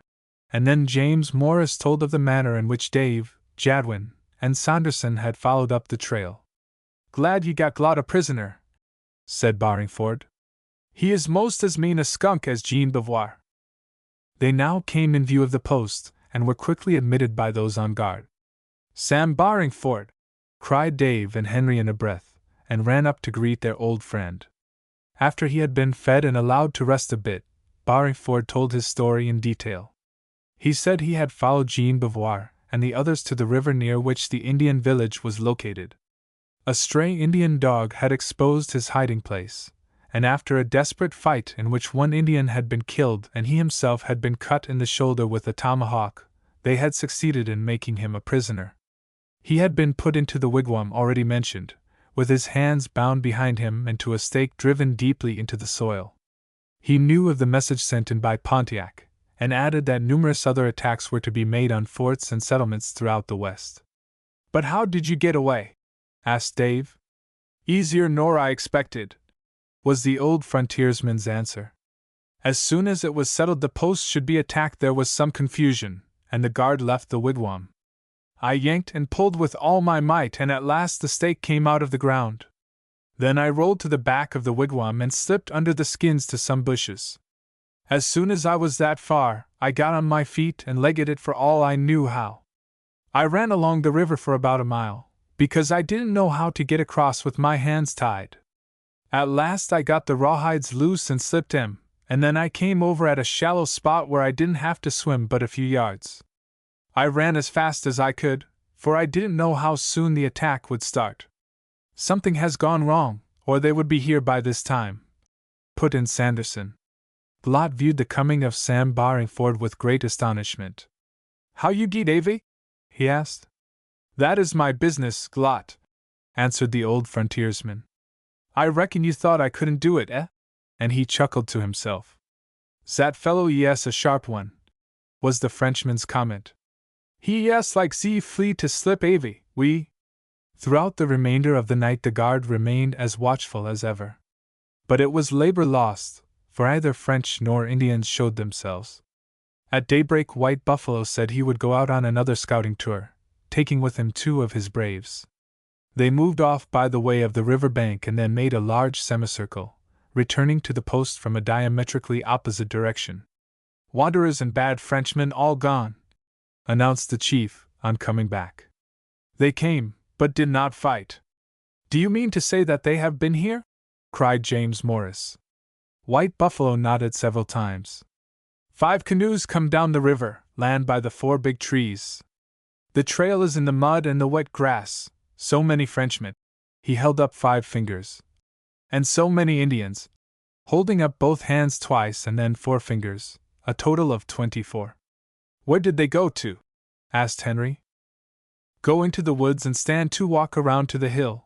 1 canoe land on other side of river and Indians go up past the post, then come back. Then all gone once more. Afraid to fight. The Frenchmen and the Wanderers are cowards. And the face of the Delaware showed his deep disdain. It must be true, put in Sanderson. They most likely met the Indian who came here first, and then the fellow with Glot, and both told them it would be of no use, that we were too strong for them. Well, if they are gone, I hope they don't come back again, said Dave, and a number standing around echoed the sentiment. Chapter 22 The Rock by the River. The Indians did not return, and in 48 hours the scare was over, and the hunters and trappers sallied forth from the trading post as before, confident that Sanderson had been right, that the enemy had thought the little garrison too strong for them. But this was a mistake. Jean Beauvoir and Flat Nose had been eager for the fight, but word had come in at the last moment that the attack must be put off, and such was the power of Pontiac and other great chiefs of that vicinity that Flat Nose obeyed. As it was impossible for the handful of Frenchmen under Beauvoir to do anything alone, the whole scheme fell through, and then Beauvoir lost no time in getting back to where he had left the loot from the pack train, claiming that which had been allotted to him and his men, and getting away further to the northwestward, where he felt tolerably safe from pursuit. How far the conspiracy to fall upon the English on the frontier in the summer of 1762 was concocted by Pontiac will perhaps never be known. Some historians have contended that he was responsible for it in its entirety, while others have told us that the real Pontiac conspiracy was confined to the awful uprising which took place just 1 year later. But be that as it may, it is undoubtedly true that Pontiac hated the English intensely, and that it galled him exceedingly to see them pushing further and further to the north and the west. His own lands around the Great Lakes were being invaded, and when his tribe went to the English for redress they got but scant attention. The summer of 1762 proved to be one of anxiety and uncertainty for all on or near the frontier. To the northward the Iroquois, or Mingoes as they were commonly called, were held in check by Sir William Johnson, but in western New York and western Pennsylvania the Wyandots, the Shawanoes, and certain tribes of the Delawares did what they could to harass the pioneers, burning cabins and sheds at night, stealing crops and cattle, and occasionally murdering men, women, and children, or carrying the latter off into captivity. There were no battles, but the pioneers and frontiersmen retaliated, and as winter came on the feeling of bitterness increased. No one felt safe, and all wondered what new outrage would happen next. The Delawares have been mentioned as taking part in these evil doings, and as White Buffalo and his followers were Delawares, it is but right that their standing should be explained. In years gone by, the Delawares had been a mighty tribe, numbering over 100 villages of importance. But internal strife had done its work, and now the villages were widely scattered, so that Delawares could be found from Virginia in the south to the Great Lakes in the north and as far west as the Mississippi. Those who remained near the eastern coast generally sided with the English, while the others either strove to remain neutral or threw in their fortunes with the French. It must not be supposed that James Morris allowed matters to rest after it became known that no attack would be made upon the trading post. He wished to recover the stolen goods and also the £50 which had been taken from Sam Barringford by Jean Beauvoir at the time the old frontiersman was a prisoner at the Wanderers' village.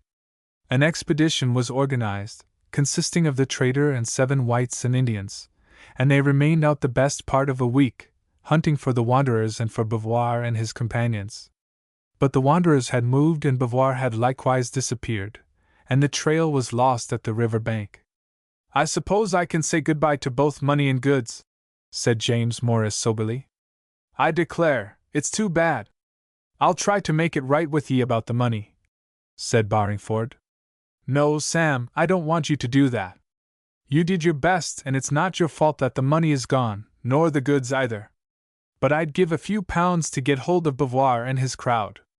As the days went by, it was decided by James Morris not to send to the east for more goods until late in the fall, the goods to be brought to the trading post early in the spring. Louis Glott was allowed his liberty, and immediately disappeared. Both Dave and Henry were very anxious to go out on a regular hunt with Barringford, and this was arranged for several weeks after it became positively known that all hostile whites and red men had left the neighborhood of the trading post. The hunting tour was to last a week or 10 days, and the young pioneers made their preparations accordingly. "Sam, we must get a buffalo this trip," said Henry. "Nothing less will satisfy me." "Easier said nor done, lad," answered the old frontiersman. "The hunters and trappers have Scart and Putty far to the westward. Howsomever, we can try our best to lay one low." "I want to get a bear," said Dave. All were feeling in fine spirits when the start was made, and James Morris came out of the post to see them off. All were on horseback, for Barringford had said that a buffalo hunt was generally in the open where riding was fairly good. "Now don't you get into any more trouble," were Mr. Morris' parting words. "We've had trouble enough to last us a lifetime. We'll do our best to steer clear of it," answered his son. The evening of the first day found them in a territory that was entirely new to both Dave and Henry, although Barringford had been over the ground several times. Only some small game had been seen, not worth powder and shot, as the old frontiersman put it, and they made their evening meal from some fish which Henry managed to catch. While Barringford was preparing the fish, both of the young pioneers took a swim in the river, where the water was cool and refreshing. "This is something like!" cried Dave, as he splashed around. "You're right there," answered Henry. "Only I don't want any more wildcats tumbling down on my head from the trees," he continued, referring to an adventure which has already been told in Marching on Niagara. "I don't believe there are any wildcats around here, Henry. The place seems utterly deserted. I reckon we'll have to travel a day longer before we strike game. The old hunters have been over the ground too thoroughly. It's not half as bad as it will be when more settlers come here." "That is true." The young pioneers felt in fine spirits, and as Barringford was slow in getting the evening meal prepared, Henry proposed a swimming match. "I'll race you to yonder big rock and back," he cried, pointing to a round stone resting on the opposite bank, under a thick, overhanging tree. "The best piece of fish in the pan to the one who wins." "Done!" returned Dave. "Are you ready to start?" "Yes." "But wait, let us call Sam, and he can start us." And he yelled to the old frontiersman. "Want a race, eh?" said Barringford. "All right, if ye ain't too tired after sech a ride as we've had." "All ready? Then go it, both on ye. Go!" Away they went, side by side, each cutting the clear water with a firm, broad stroke, for both could swim well. "It's going to be nip and tuck, I reckon," went on Barringford, as interested as if the youths were matched for a heavy purse. "I must say I don't know who to shout for. Do your best, both on ye. Now, Dave, that won't do." For Dave had fallen behind a few strokes. But Henry could not keep the speed at which he had started, and slowly but surely his cousin reached his side once more and then went a foot and more ahead. "Henry, this won't do," sang out the old frontiersman. "Don't you let Dave get the best on ye. Strike out and make it a tie." Thus encouraged, and laughing to himself, Henry put on another spurt, and while Dave was still 4 yards from the big rock came up alongside as before. "Now ye have it!" roared Barringford. "Keep the pace, both on ye. The feller to lose gets walloped, and the winner gets the King's Cross and a purse of £1,000. Tak the rock fair and square, or I'll call the race off." And Barringford slapped his thigh in high glee. To see such a contest took him back to his boyhood days, and he half wished he was in the race himself. Both reached the rock at precisely the same time, and rested heavily on it for a second, so that Barringford might see that it was really and truly "teched," as he expressed it. It was somewhat over their heads, and in the water at their feet they could feel the sprawling roots of the tree behind it.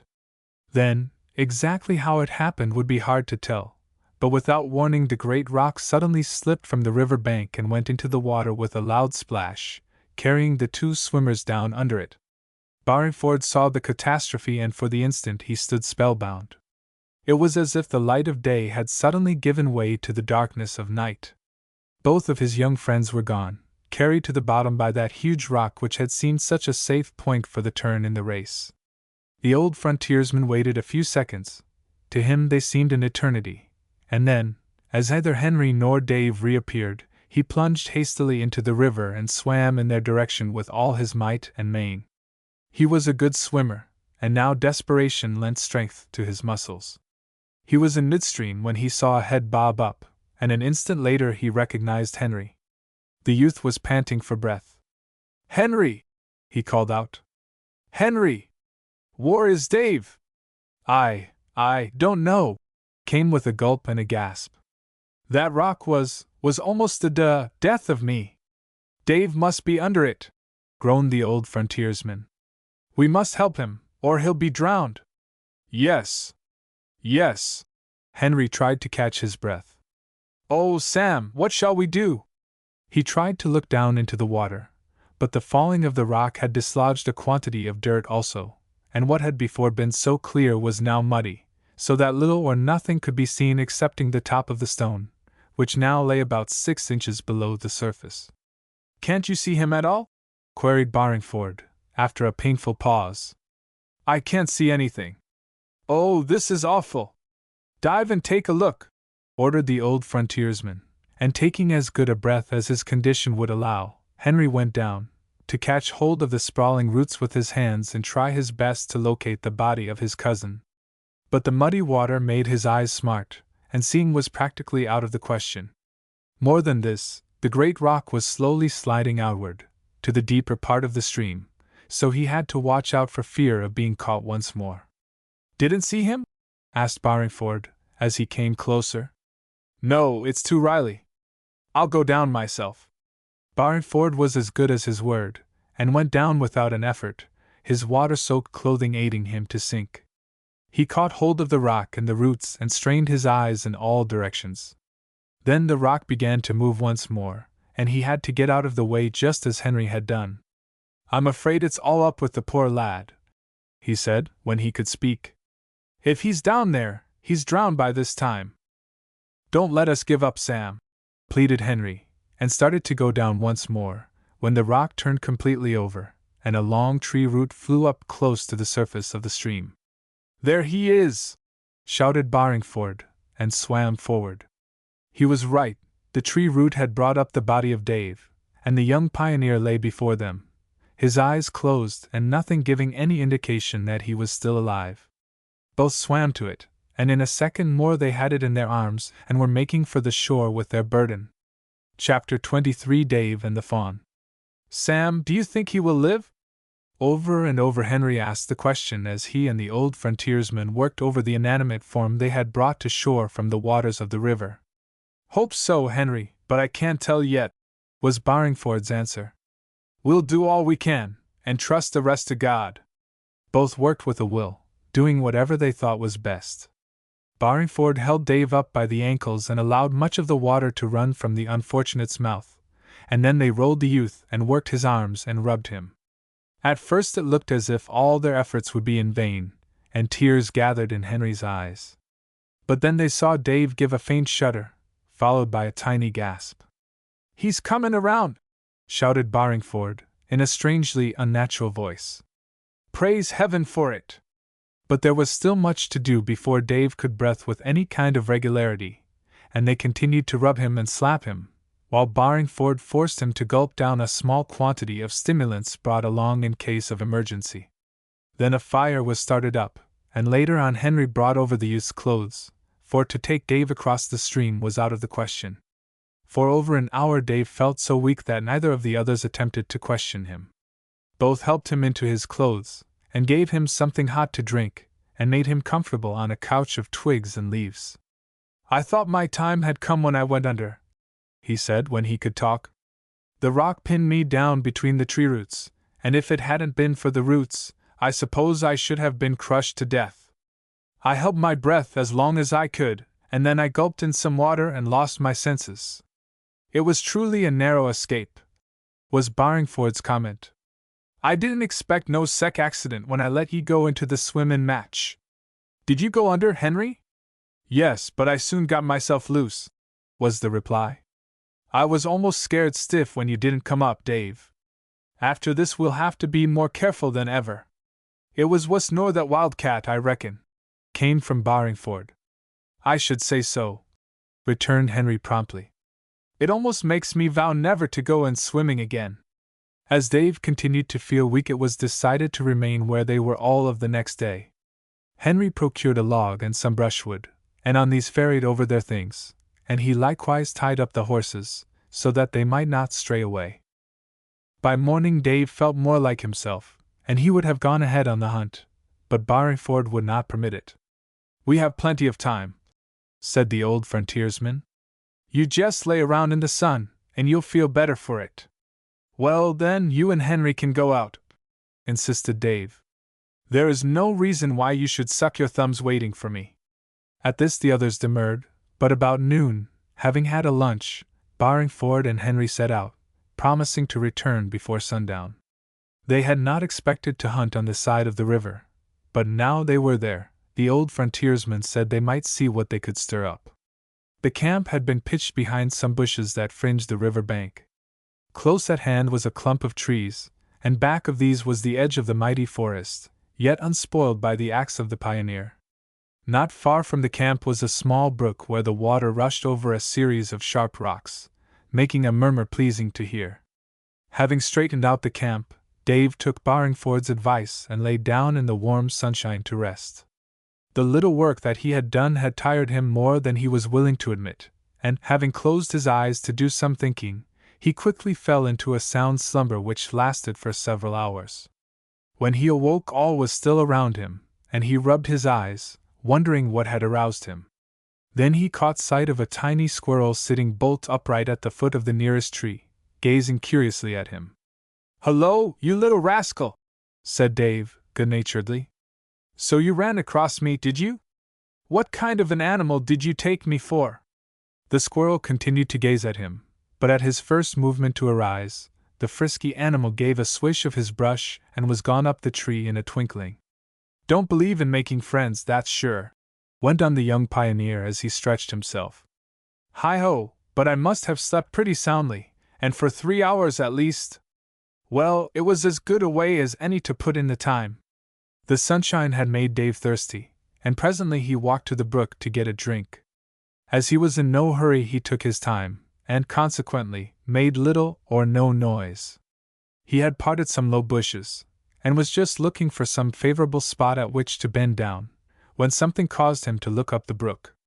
There, to his astonishment and delight, he beheld a beautiful fawn, standing in several inches of water, watching some birds which circled close by. "Oh, what a shot!" was Dave's thought, and as quietly as a mouse he fell back out of sight and then ran to where he had left his gun. The weapon was ready for use, and soon he was at the brook once more.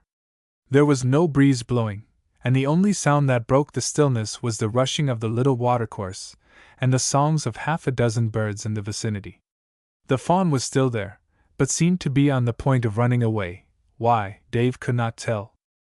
Not to let such a chance to bag tender meat escape him, the young pioneer took hasty aim and fired. The bullet sped true, and with a convulsive leap into the air, the fawn fell into the shallow brook dead. While the smoke was still pouring from his gun barrel, Dave caught sight of a larger deer, previously hidden from view by some brushwood. Scarcely had he laid the fawn low when another gunshot rang out, and this deer also went down, kicking convulsively. "Hullo, Sam and Henry must be near," he thought, and ran forward to make certain that the second animal should not get away. At the same time he set up a shout, so that neither of the others might fire on him by mistake. But the second shot had been almost as true as the first, and by the time he came up the large deer was breathing its last. "Hullo!" he shouted. "We must have spotted these deer at exactly the same time." No answer came back to this call, and now Dave looked around with surprise. If Henry and Barringford were near, why did they not show themselves? "It's mighty queer," he muttered to himself. "If they hullo! Hector Bergerac!" Dave was right, and an instant later the French hunter and trapper stepped into the opening. He gazed around sharply to see if the young pioneer had any companions with him. His clothing was almost in tatters, and his general manner showed that he had been having a hard time of it. "Are you alone, Morris?" was his first question. "Perhaps I had better ask you that question," came just as quickly from the young pioneer. "Yes, I am alone," was the answer. "I was making my way to your father's trading post when I saw the deer and shot it. And I shot the fawn." "What were you going to do at the trading post?" "I wished to talk to your father on matters of business." "Did Jean Beauvoir send you?" At the mention of Beauvoir, Hector Bergerac's face grew dark and took on a look full of bitterness. "No, he did not send me. I came of my own accord. I was a fool to go with him in the first place, and that is why I wished to see your father." "Did you have anything to do with the looting of the pack train?" "No. No. I am not a robber of the road, like Beauvoir and Villette. They wanted me to go into the thing, but I refused. Then we quarreled, and I went my own way. But after that Jean Beauvoir made me a prisoner, he and Flat Nose, thinking I was going to tell upon them. I was a prisoner until yesterday, when I managed to get away, taking this gun with me.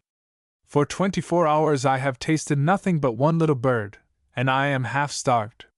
You say you want to see my father?" went on Dave after a pause. "May I ask what you wish of him?" "I want to tell him of some plans Beauvoir and Flat Nose have made. They wish to make trouble." "Are they near here?" "No, they are going away for the present. But they will be back, either in the winter or the spring." Hector Bergerac was willing enough to go into the camp with Dave, and between them they dragged the fawn and the large deer to the spot. The fire was started up and some venison set to broiling, and of this the Frenchman partook liberally, proving that he was indeed half-starved. "You cannot be alone," he ventured while eating. "Where are your companions?" "They are off on a hunt, but will soon be here," answered Dave, and half an hour later Barringford and Henry put in an appearance. They were doubly astonished, first upon seeing Bergerac and then upon seeing the game. Their own luck had not been very good, and they only had a few birds and a beaver to their credit. They listened with interest to what Bergerac had to tell, and when the Frenchman had warmed up he related the full particulars of how Beauvoir, Villette, and Flat Nose had concocted the plan to loot the Morris pack train, corroborating Glot's story in all details. He said that all the Frenchmen with Beauvoir knew that it was nothing but an act of thievery, but that some of the Indians had looked upon it merely as the beginning of the new uprising against the English, an uprising which he considered had been started by Pontiac and those under the great chief. "I am no longer for war," he concluded. "I wish only for peace, and I am sorry that I did not remain in the St. Lawrence territory. The war has cost me all that I possessed. It was not much, but it was enough. Now I must start over again. If you will do what is square, my father will be glad to deal with you, and he will pay you all your skins are worth," returned Dave. "But you must not play him false. He can trust me, take my word upon it," said Hector Bergerac. "I have thought it over, and I feel certain that French rule in this country is at an end. England is too strong for us. To fight longer would be like striking one's head against a stone wall." "Which shows that you have some sense," put in Barringford. "I must say I'm sick o' war too. Let us all go to huntin', I say, and make money. If the French and the English would unite, we'd have nothing to fear from the Redskins. But they will not unite, it is not in their nature. But if they will only keep the peace, it will help greatly," concluded Bergerac. He was worn out from traveling and glad enough to remain with the others overnight. He dressed his deer and said he would take the skin to the trading post, and also such a part of the meat as he could readily carry. "He probably means to turn over a new leaf," said Henry after Bergerac had departed. "I hope he does. He seemed to be mighty anxious to see your uncle," put in Barringford. "Well, if he can save Uncle James from serious trouble, I hope he does it." "What a scoundrel Jean Beauvoir is," put in Dave. "Wouldn't you think that, after all his upsettings, he would be content to rest and do what was right?" "Some men are born that way, lad," said the old frontiersman. "It's in their nature. He won't stop being bad until he's killed or dies a natural death, no two ways on't. I think Jacques Villette must be about as bad. More than likely, blackbirds generally flock together. But I don't reckon that Villette is the schemer Beauvoir is, he don't keep sober enough. I've often wondered if it wasn't Beauvoir who robbed Villette that time," ventured Dave. "I think he'd be equal to it. Like as not, or else Villette dropped his money on the trail and never knew it." Chapter 24 Something about slaves and Indian captives. 2 days later found the young hunters and Barringford about 40 miles further to the northwest of the trading post, at one of the most beautiful spots it is possible to imagine. To the westward was a small stream running silently through a wide stretch of prairie land, the banks covered with bushes and plants. To the eastward was the edge of the mighty forest, a few giant trees standing out picturesquely in the foreground. Under the trees lay the sprawling roots, covered in spots with light and dark green moss, as soft to tread upon as the richest velvet carpet. At one side of the camp was a small series of rocks, and from them gushed forth a spring of cold water, running over the rocks and into the tall grass out of sight. The weather had remained perfect, and the last 24 hours had been productive of sport not to be despised. They had found a beaver dam and taken 12 beavers, and had also laid low 2 deer and a cougar, or panther. The last named animal had been found asleep by Barringford, and a single bullet had dispatched it almost before the beast awakened. "That's what I call dead easy huntin'," Barringford remarked when the panther was found to be dead. "No fight nor nothin', Dot. You won't often surprise the game like that," replied Henry. The 2 young pioneers had surveyed the panther with interest. The fur, even at this season of the year, was fairly good, and they had assisted Barringford in dressing it, and it now hung on a branch of the nearest tree.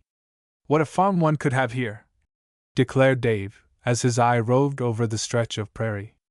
"Not a single tree to cut down or stump to burn or drag out. And just look at the soil," came from Henry. "As black and rich as any I ever saw. A fellow could raise anything he wished without half trying."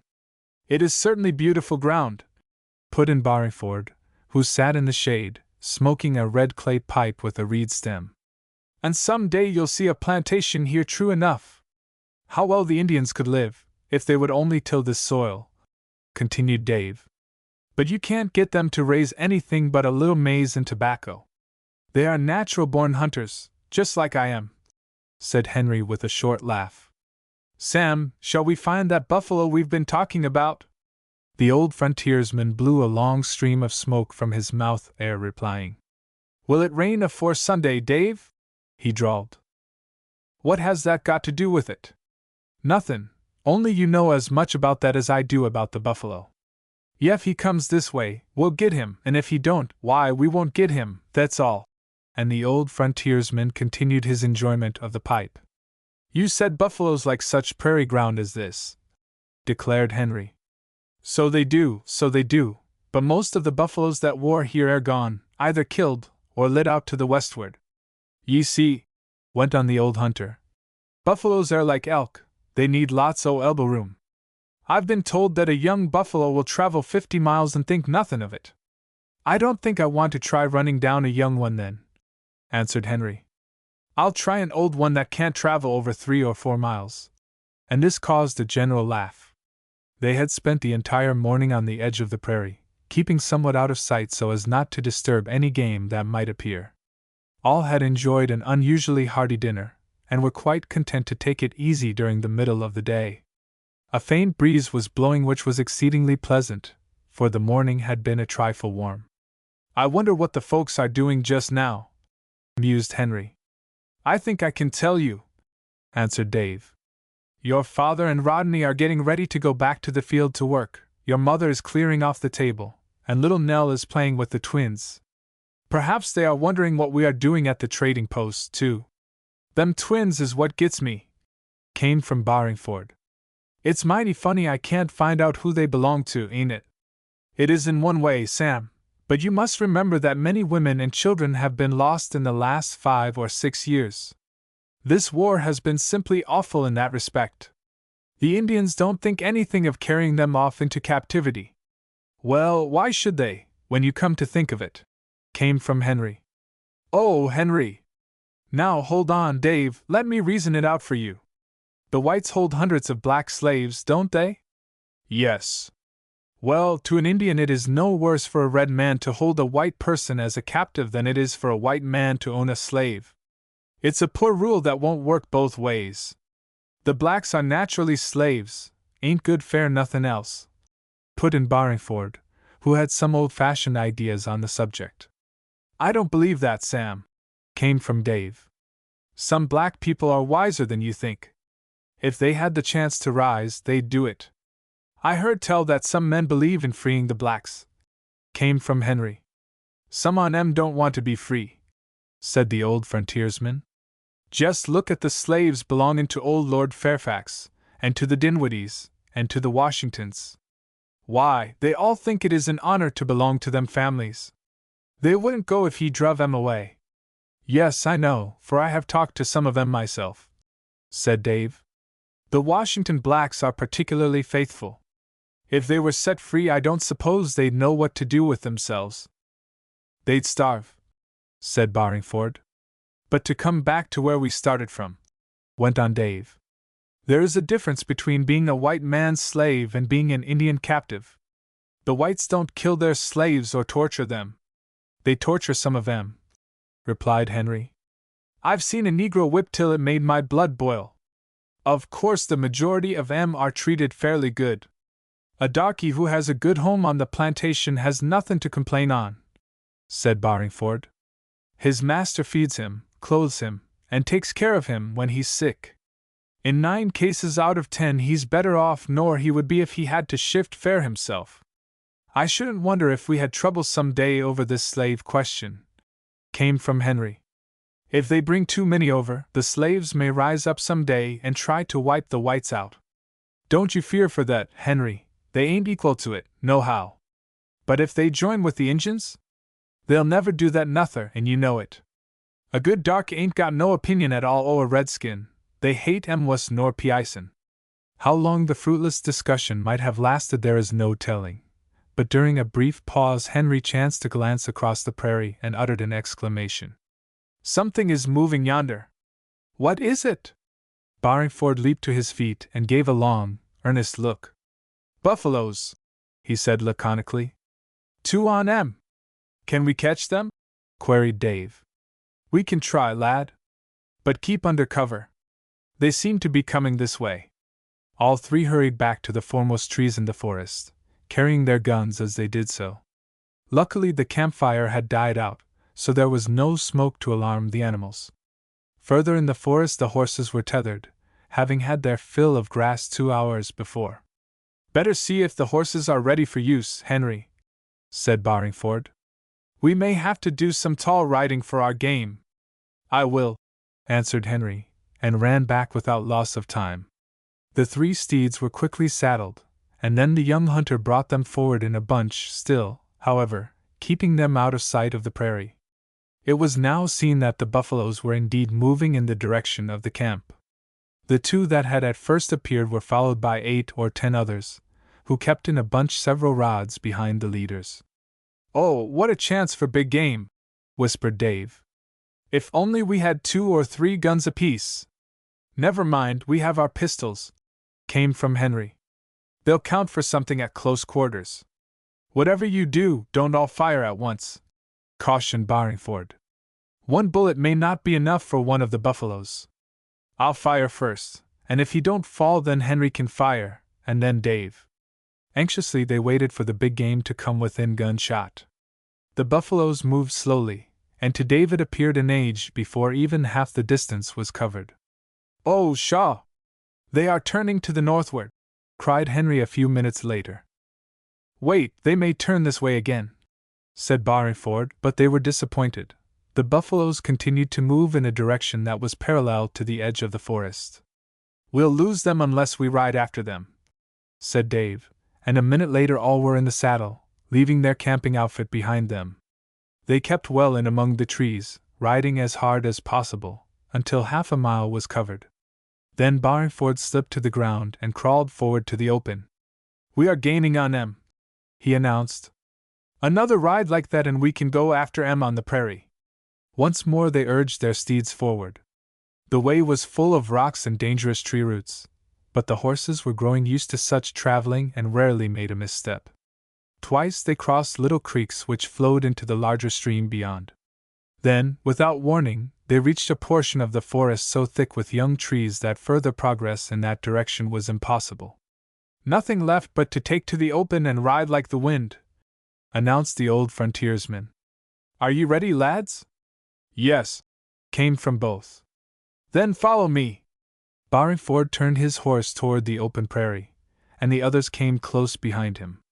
Away they went at what to an ordinary observer would have seemed a breakneck speed. The little ride through the forest had warmed up the horses, and the rest of the morning had put them in fine condition for a good run. On they sped, as if they enjoyed it fully as much as did their riders. "Don't make any noise," came from Barringford.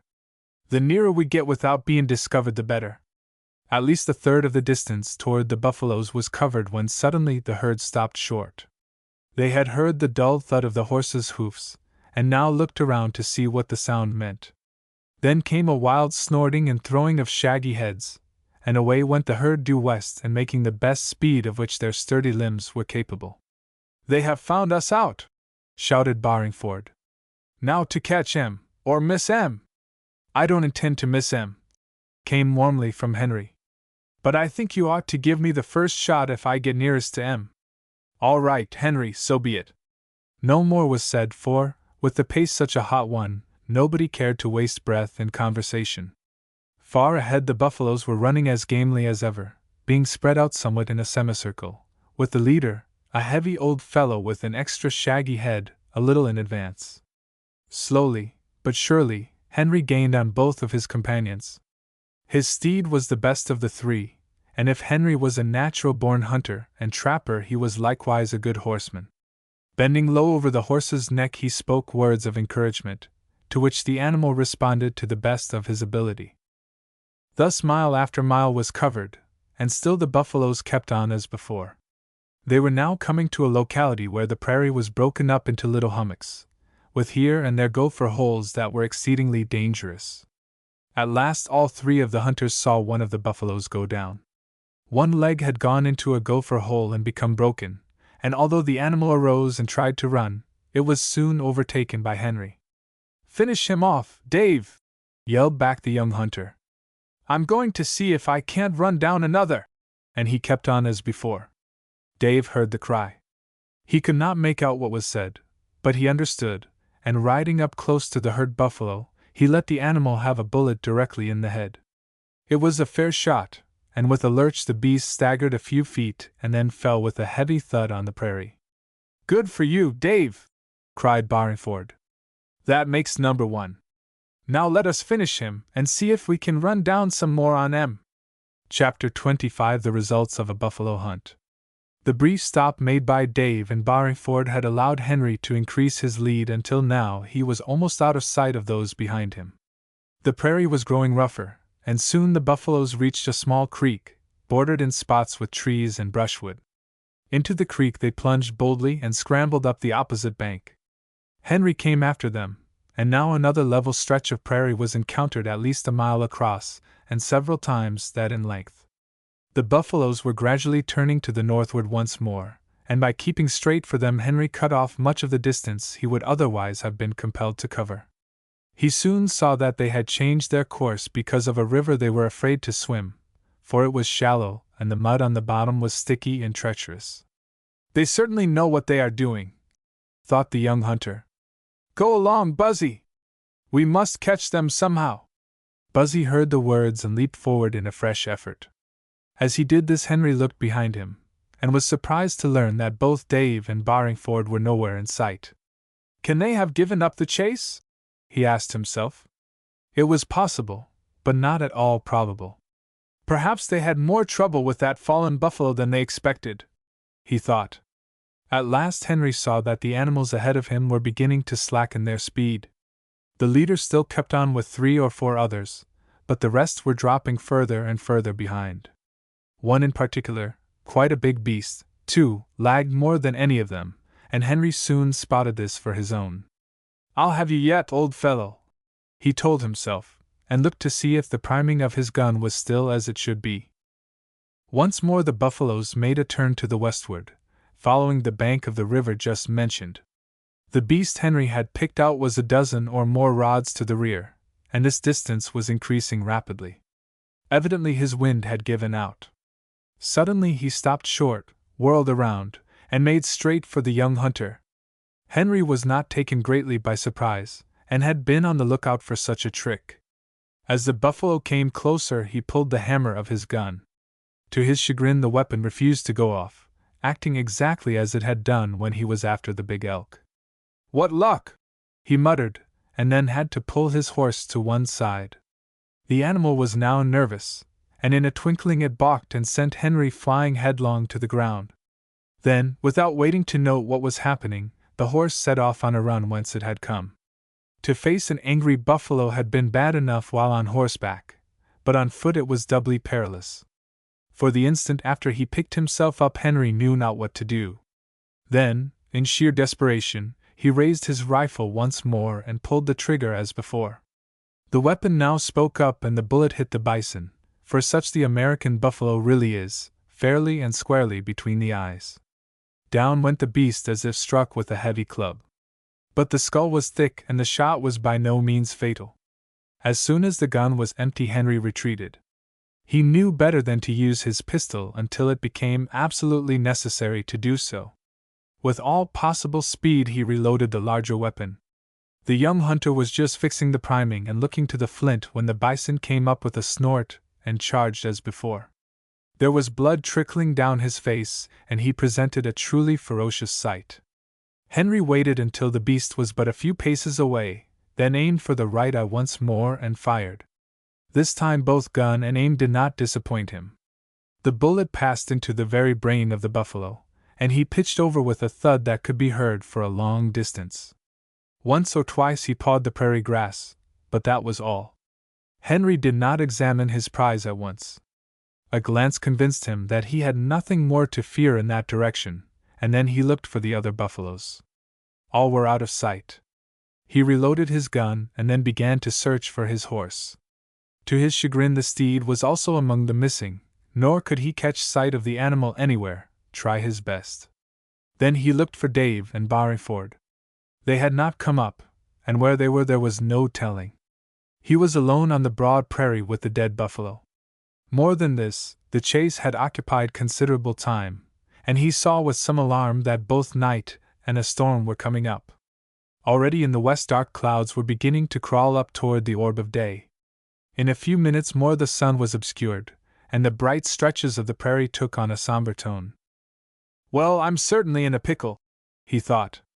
"I wonder where that horse went to, and how long it will be before Dave and Sam come up."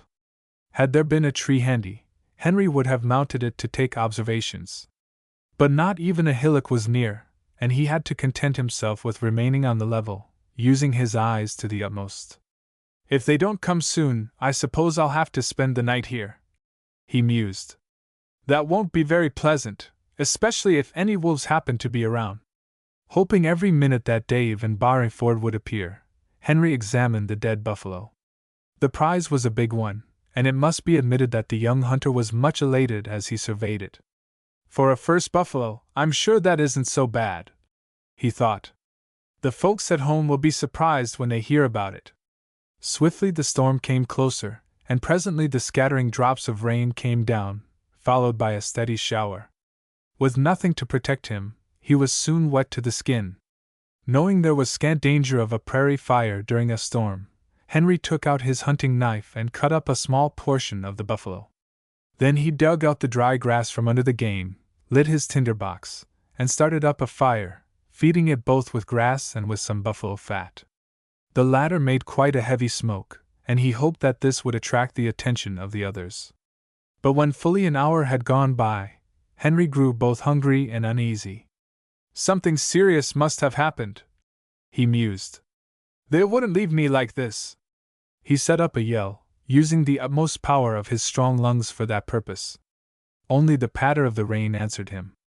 Crouching over the tiny fire, he cooked himself a bit of the buffalo meat and ate it. Then he walked over to the river and procured a drink. On every side he could see nothing but the prairie, with the stream running through it like a huge serpent. Close to the water's edge were a few bushes, and some of these he pulled up with ease, with which to replenish the fire. To tell the truth, Henry felt very lonely. Often had he been out in the forest at night, but the present experience was new to him. Had there been some rocks at hand, or a single tree, he might have made himself feel at home, but this immense stretch of flat land, water-soaked and becoming fast wrapped in the darkness of night, was truly depressing. "Give me the woods every time, for an outing," he said to himself. "But now I am here, I reckon I've got to make the best of it." Returning to the river, he pulled up what was left of the bushes. These he did not put on the fire, but propped up against the broad back of the buffalo, forming a little shelter, into which he crawled in an endeavor to protect himself from the rain. Night was now on him, and he felt certain that he would have to remain in the spot until morning. "One thing is certain, I'll never forget this buffalo hunt," he murmured as he turned in. "It's not proving as much fun as I thought it would be." For a good 2 hours Henry crouched in the little shelter, trying his best to go to sleep. The rain continued to come down, but fortunately it was not cold, so he suffered but little discomfort on that account. At last his head fell forward on his breast, and he became oblivious to all around him. Towards 1 o'clock in the morning the rain ceased and a brisk wind came up from the southwest. As the stars began to show themselves, the wind carried to the keen nostrils of several wolves the scent of the buffalo carcass. The wolves were hungry, and with little yelps of satisfaction they trotted off toward where the game lay. It did not take the beasts long to get within a dozen yards of the dead buffalo. Several were about to leap forward to plunge their fangs into the cut flesh, when they made the discovery that a human being was present. At once a howling of dismay arose on the night air. The howl awoke Henry with a start. For the moment he could not imagine what had awakened him, but with the true instinct of the hunter, he reached for his gun and also felt to see if his hunting knife was where it should be. "Wolves!" he told himself, and set up a sudden yell. At the sound of his voice the beasts retreated into the darkness and began to yelp violently. They were much disappointed, for they had expected to have a rare feast on the big carcass lying before them. "I'll have to stir up that fire, that's certain," thought the young hunter, and he made haste to use his tinder box. But grass and bushes were too wet to ignite, and in a few minutes he had to give up the idea. In the meantime the wolves had ranged themselves in a semicircle before him, continuing to howl as dismally as ever. One especially large beast came a little forward, showing his fangs viciously. "Get back there!" cried Henry, and the leader of the wolves retreated for the moment. But then he came closer than ever, and the others followed. Picking up one of the bushes, Henry threw it at the pack and all set up a wild yelping. Away they sped into the darkness, and he fancied they were gone. But this did not last. They came back howling with additional loudness, and drew closer and closer, until it looked as if the largest would certainly leap for the young hunter's throat.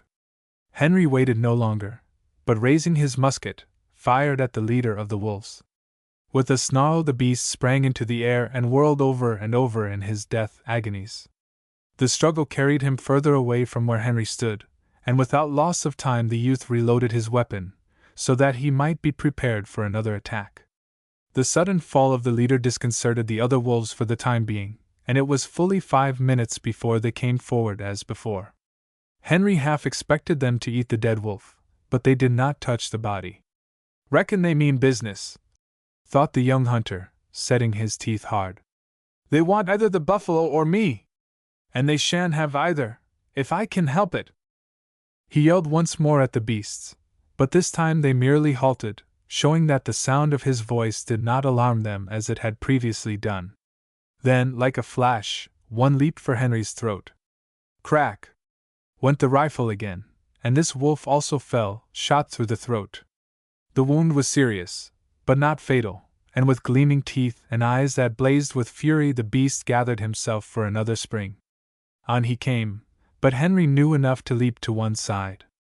Not wishing to use his pistol, excepting as a last resort, he drew his hunting knife, and watching his chance, plunged it into the wolf's shoulder. Down went the beast, and a second stroke of the blade finished the creature. Scarcely was the second wolf down when all the others appeared to come forward in a bunch. Bang! Went Henry's pistol, and a third wolf was struck in the breast. Then the youth caught up a bush and whirled it into the beasts' faces. But some got behind him, and one snapped at his hunting shirt and another at his leather leggings. It looked as if in another minute he would be down and killed. Chapter 26: Strange Indian Magic. "Well, where in the world can Henry have ridden to?" It was Dave who asked the question. He sat on his horse, peering forth in all directions through the storm and the oncoming darkness. Beside him was Barringford, equally anxious to learn what had become of their companion. Killing the first buffalo had not proved easy, and they had spent more time over the game than they had anticipated. But a bullet from Dave's pistol had finished the big creature, and then the pair had looked around for Henry, to find that he had vanished. A hunt had followed in first one direction and then another. As the storm came up, Dave's horse was unfortunate enough to run into a mud reach close to the river, and it proved no light task to save the steed from being drowned. With the coming of night, Barringford had proposed that they go into camp, but Dave was too worried to do this, and urged that the search be continued. "For all we know, those buffaloes may have turned and charged on Henry," he said. "I shan't rest until I know the truth. If they turn and charge, I'm afeard it's all up with Henry," returned the old frontiersman. "A mad buffalo can make short work o' a hunter. He's wuss nor a mad bull." They moved off slowly after this in something of a semicircle. Occasionally one or the other would raise a yell, but to these cries no answer was returned. "Might as well give it up, Dave, unless ye want to ride around all night," said Barringford at last. He had hardly spoken when Dave drew up his horse. "Hark, Sam! What is that?" The old frontiersman listened attentively for several minutes. "Wolves, unless I miss my guess," he replied presently. "They appear to be heading toward us." "No, they are off in that direction, Dave." Barringford pointed with his hand. "They are after something. Not our buffalo meat, I hope." "No, they are heading the other way. It's something else. Let us follow. They may be after another buffalo, or after Henry." "That is so." On they went once more. Soon they could no longer hear the wolves, and drew up in perplexity. While they were consulting together, they heard a distant gunshot. "Somebody is firing on 'em!" ejaculated Barringford. "Perhaps it's Henry. Come!" And he set off at a gallop, with Dave beside him. As they rode on, they heard another gunshot, and a moment later the report of a pistol. "It must be Henry, and if so, He is having a fearful fight with the wolves!" cried Dave. "Oh, Sam, we must help him!" "I see him!" shouted Barringford, and in less than half a minute later he was blazing away at the wolves. Dave also fired his gun and his pistol, and 4 wolves were put out of the fight in almost the time it takes to tell of the deed. "Save me!" came faintly from Henry. "Save me!" "I will!" answered Barringford, and leaped from his horse, hunting knife in hand. The blade was plunged deeply into a wolf that had Henry by the left arm. Dave used his musket as a club, and another of the beasts was sent staggering back with a broken jaw. What few remained of the beasts were scared by the new arrivals, and now they made off at top speed. It was high time, for Henry had suffered much, and as soon as the living wolves had disappeared he plunged forward and fainted in Barringford's arms. "He has had a lock time of it, poor fellow," murmured the old frontiersman. "If we hadn't come up as we did, he would have been done for." "Is he seriously hurt?" questioned Dave anxiously. "Don't think he is, Dave. It's his wind as has given out." Barringford was right, and it was not long before Henry revived. His arm was slightly pierced in 3 places, and on his left leg were 2 long, irregular scratches. These were washed and bound up by Dave, and during the time consumed Barringford managed to start up a tiny fire in spite of the dampness. "Where in the world have you been?" asked Henry. "I watched and watched for you. And we've been hunting for you until we were about ready to give it up," answered his cousin. "The wolves put us on the track." Sitting around the fire, which Barringford coaxed into a respectable blaze, each party told what had happened since the separation. "Reckon as how you've had your fill o' buffalo huntin' jest for the present," said Barringford, when the narratives were concluded. "Buffaloes and wolves is a terrible bad combination." "Where is your game?" questioned Henry. "About 2 mile from here, I reckon. Perhaps the wolves will be after that." "Can't help it if they air, lad. Dave wanted to look for you, and wouldn't stay by the game nohow. Can't blame him, nuther, seein' as we came up jest in the nick o' time," added the old frontiersman. All thoughts of sleep were now out of the question, and the 3 sat around the tiny campfire, discussing the situation. With the first streak of dawn Barringford set to work skinning the buffalo, and Dave assisted. While they were thus occupied, Henry saw a familiar form advancing slowly over the prairie. He set up a call, and in a few minutes his horse came up on a trot, to mingle with the other horses. "You rascal! To leave me in the lurch!" cried Henry, but he did not strike the steed, but patted him instead. "Be thankful that he has come back," said Barringford. "Sometimes a frightened critter like that runs off and never shows himself again." After the buffalo had been skinned, the best portions of the meat were cut out and rolled in the hide, which was strapped to the back of Barringford's saddle.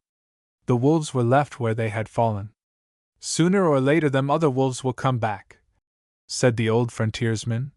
"And they'll eat what's left of the buffalo and the wolves' carcasses, too." It was fully an hour before they reached the spot where the other buffalo had fallen. No wild beasts had been near the carcass, and now this was also dressed, and the hide packed up behind Dave. Then they set off for the camp on the edge of the prairie, reaching it shortly after noon. "I declare, the spot seems like home!" cried Dave. "I must say I am glad to return to it." All were equally happy, and lost no time in preparing a regular meal, which tasted far better than the makeshift they had indulged in early in the morning. Hunting was declared to be at an end for the time being, and for the rest of that day, and all of the next, the 3 took it easy. "My bear hasn't shown himself," said Dave, "but I reckon I can do without him." The rest of the hunting tour passed without anything out of the ordinary happening. Many small animals were brought in by both Dave and Henry, and Barringford varied the sport by laying low a wildcat that came one night to rob them of some of the meat. When the start for the trading post was begun, they found their steeds loaded down with the trophies of the chase. Consequently, progress was slow, and it took 1 day longer than they had expected to reach the Ohio. "Back again, I see!" cried James Morris cheerily. "And safe and sound, too! I am glad to see it." "We've had a powerfully good trip," answered Barringford. "2 buffalo, and no end o' small game. That is certainly fine." boys, I reckon you are proud of the haul." "We are," answered Dave promptly, and Henry nodded. "Have you seen anything of Hector Bergerac?" he continued. "Yes, he is here now. He has told me his story, and told me all about Jean Beauvoir, Jacques Villette, and that redskin they call Flat Nose. Hector Bergerac wants to cut the whole crowd, and I am going to help him to do it." The weather had threatened to change, and inside of a week after Dave and his companions returned to the trading post there was a heavy frost, and 2 days later, a touch of ice. "I think winter is coming now," said James Morris. "And if anybody is going to start for home he'll have to do it soon." "I shouldn't mind taking the trip," answered Dave. "It seems an age since I saw Uncle Joe and the others." The matter was talked over for several days, and it was finally agreed that Dave should go eastward this time, in company with Barringford and White Buffalo and his braves. Henry would remain with his uncle, and so would the others at the trading post.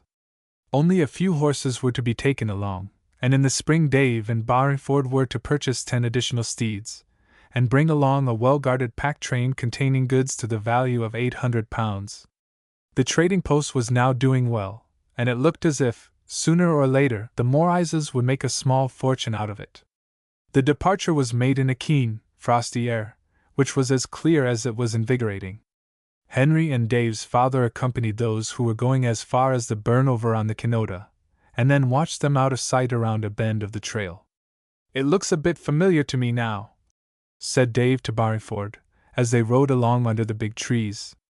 "I suppose in a few years more there will be a regular road here, just as there now is from Fort Pitt eastward."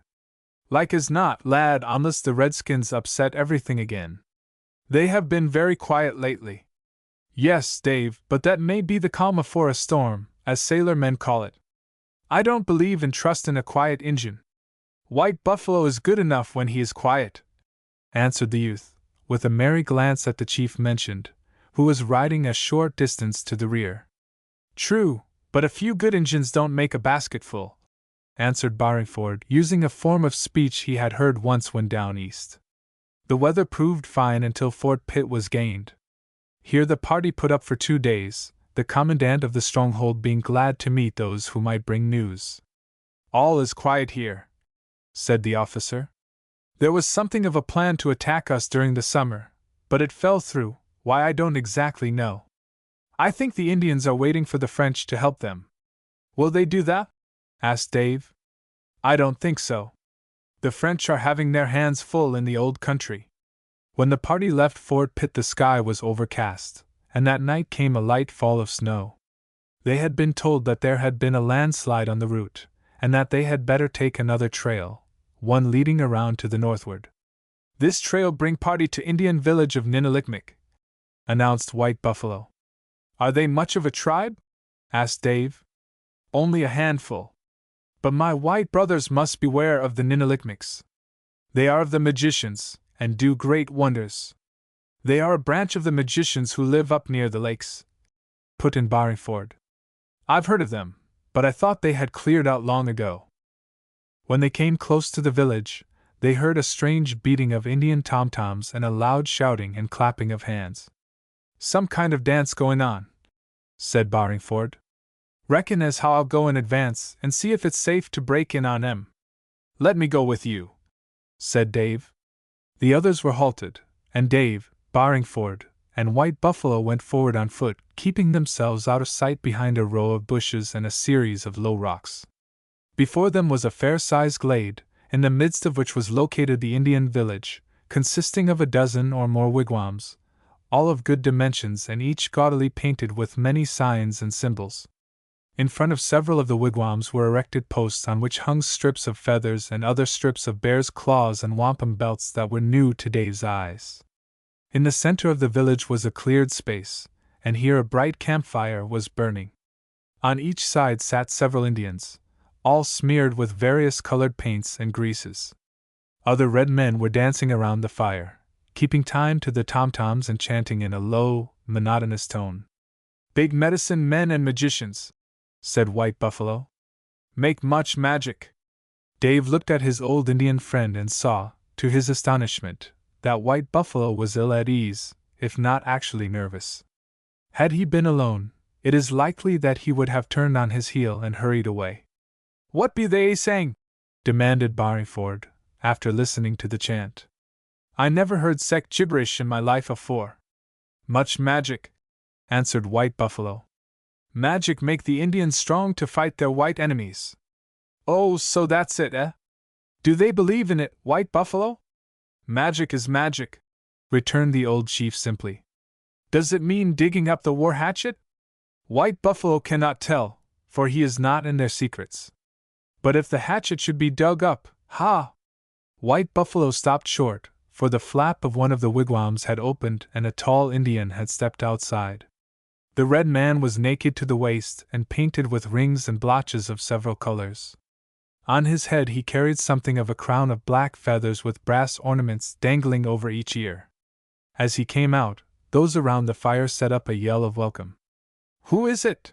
questioned Dave in a whisper. "Pontiac, the great chief of the Ottawas," answered White Buffalo. And then he added hastily, as Pontiac threw up his arms and swept them around in a circle, "Let us go, let us not stay. It is not safe. Pontiac will make great magic. Let us go ere it is too late." Chapter 27: The Trail of Pontiac. The fright of such a brave chief as White Buffalo may seem strange to my young readers, but it must be remembered that among the Indians the art of magic was considered the blackest art of all, and a magician was looked upon as something far out of the ordinary. The art was somewhat similar to that of the voodoos of the South, and the fakirs of India, and a real magician was looked up to and obeyed where a common medicine man would be ignored. It is said, upon fairly good authority, that Pontiac belonged to the magicians of the Great Lakes. This has already been mentioned, but nothing has been said of how he practiced the black art. Much that was recorded has been lost, so some things can only be surmised.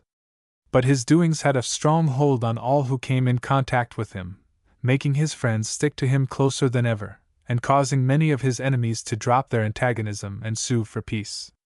"Don't you get afraid of him, White Buffalo," whispered Barringford. "His magic is all humbug." "No! No! It is true," insisted the Indian chief. He caught Dave by the hand. "Come! If Dave is caught watching, he will surely lose his life." "I shall stay if Sam stays," said the youth. "We'll take good care that we are not discovered. You can go back to the others," went on Barringford. But at this White Buffalo demurred, and in the end remained to see the weird performance. The dance of the magicians lasted fully a quarter of an hour. Then came a low chant, and a conference followed. Strange strings of beads were exchanged, and finally Pontiac made an address, in an Indian dialect of which neither Barringford nor Dave could understand a word. White Buffalo listened to the address with keen interest. His first fright over, he was now fairly calm, and when Pontiac stopped and prepared to leave the village he pulled the others back to a place of safety. "Pontiac will go away alone," he said. "White Buffalo follow on the trail. Want his brothers Dave and Sam to come, too." "Why?" asked the others in a breath. "Learn much. Maybe do the English great good. Pontiac is like a fox in wisdom. If the spell of magic is broken, Pontiac may fall as falls the mighty tree of the forest before the hurricane." "I must say I don't quite follow ye, Buffalo," came from Barringford. "Where is Pontiac going?" "To the woods, where the waters fall in the sunshine. White Buffalo thinks he knows the spot, but he is not sure." "Why should we follow him?" "White Buffalo cannot explain. There is much magic. Perhaps the coming of night will clear the mystery." Both Dave and Barringford were much perplexed. Never before had White Buffalo acted in this manner, and it was easy to see that he was laboring under great excitement. "We may as well do what White Buffalo says," came from Dave, after he had talked to the old frontiersman in private. "We'll only lose a day or two by the operation, and we are in no particular hurry to reach Will's Creek." "Very well, lad, I'll go yont," was the answer. "We may learn something of great importance to the English authorities." White Buffalo had by this time joined those of his tribe who were with him. His speech to his followers was as peculiar in its effects as had been the mysterious incantations of the magicians upon himself. two voted to follow Pontiac, while the others said they would not do so under any circumstances. "The squaws can return to the trading posts," said the chief, and thus were the others dismissed. A short while after this all were on the trail of Pontiac, who, contrary to expectations, had taken with him a young brave known by the extraordinary name of Foot in His Mouth, a Wyandot famous for his accuracy at shooting. Foot in His Mouth had often won prizes at target shooting, both among the Indians and the French, and he was called one of the best hunters in the Ohio Valley. Both Pontiac and his escort were on horseback, and they rode so swiftly along the forest trail that the others had all they could do to keep close to them. White Buffalo led, and never once did he allow those he was following to suspect his presence. Whenever they slowed up, so did he, and instead of passing over an open space he invariably rode around it, keeping his steed in the shelter of the trees and brushwood. "If he is simply going to his home on the Detroit River, we'll have our ride for nothing," observed Dave, after 6 or 8 miles had been covered. "Oh, something is in the wind, you may be sure of that," returned Barringford. "The question is, what is it?" It was growing dark when Pontiac and his companion came to the side of a fair-sized brook, rushing swiftly over some rough rocks. They passed up this brook for a distance of several hundred feet, and then took to the other side. Here there was a burnt spot covering half an acre, and Dave and the others noted the remains of a cabin. "Somebody lived here once and was wiped out," remarked the old frontiersman laconically. "Can't tell who did it." The falling of waters could now be plainly heard, and before long Pontiac and Foot in His Mouth reached a beautiful waterfall, 15 or 18 feet in height. The fall was narrow and was lined upon either side with rugged rocks, overgrown with mosses and trailing vines. At the foot of the waterfall was a circular pool of great depth. Pontiac and his companion came to a halt, and dismounting, tied their horses to trees nearby. At once those who were following did the same, and all crawled forward with extreme caution to learn what would next take place. For several minutes Pontiac stood talking earnestly to Foot in His Mouth, and pointing to the waterfall. Then both climbed the rocks at the side of the fall until they could touch the water with their hands. "Something is up now, that's certain," whispered Dave. The words had just been uttered when a curious thing happened. With a quick movement Pontiac stepped through the waterfall and disappeared from sight. "Well, I never!" murmured Dave. "Where did he go to?" "Hush!" murmured Barringford. "Look!" Foot in His Mouth was gazing fixedly at the waterfall. He hesitated for fully a minute. Then, watching his chance, he dove into the waterfall as Pontiac had done and also disappeared. White Buffalo looked at his white companions gravely. "Do my white brothers know what that means?" he asked. "I think I do," answered Barringford. "There must be a cave back there, and the opening to it is through the waterfall." "But how would they be able to find such a cave?" questioned Dave. "In 2 ways, lad. There may be some other opening, and they may have discovered this opening when the waterfall had run dry." "It must be a cave," came from White Buffalo. "And if it is the cave Pontiac told about at the village of Ninilichmic." "What did he say about it?" "Pontiac told of planting guns in the ground. He said they would grow, and the Indians could one day pluck them and use them." "Planting guns? I don't understand." "It's an amazement truly," put in Barringford.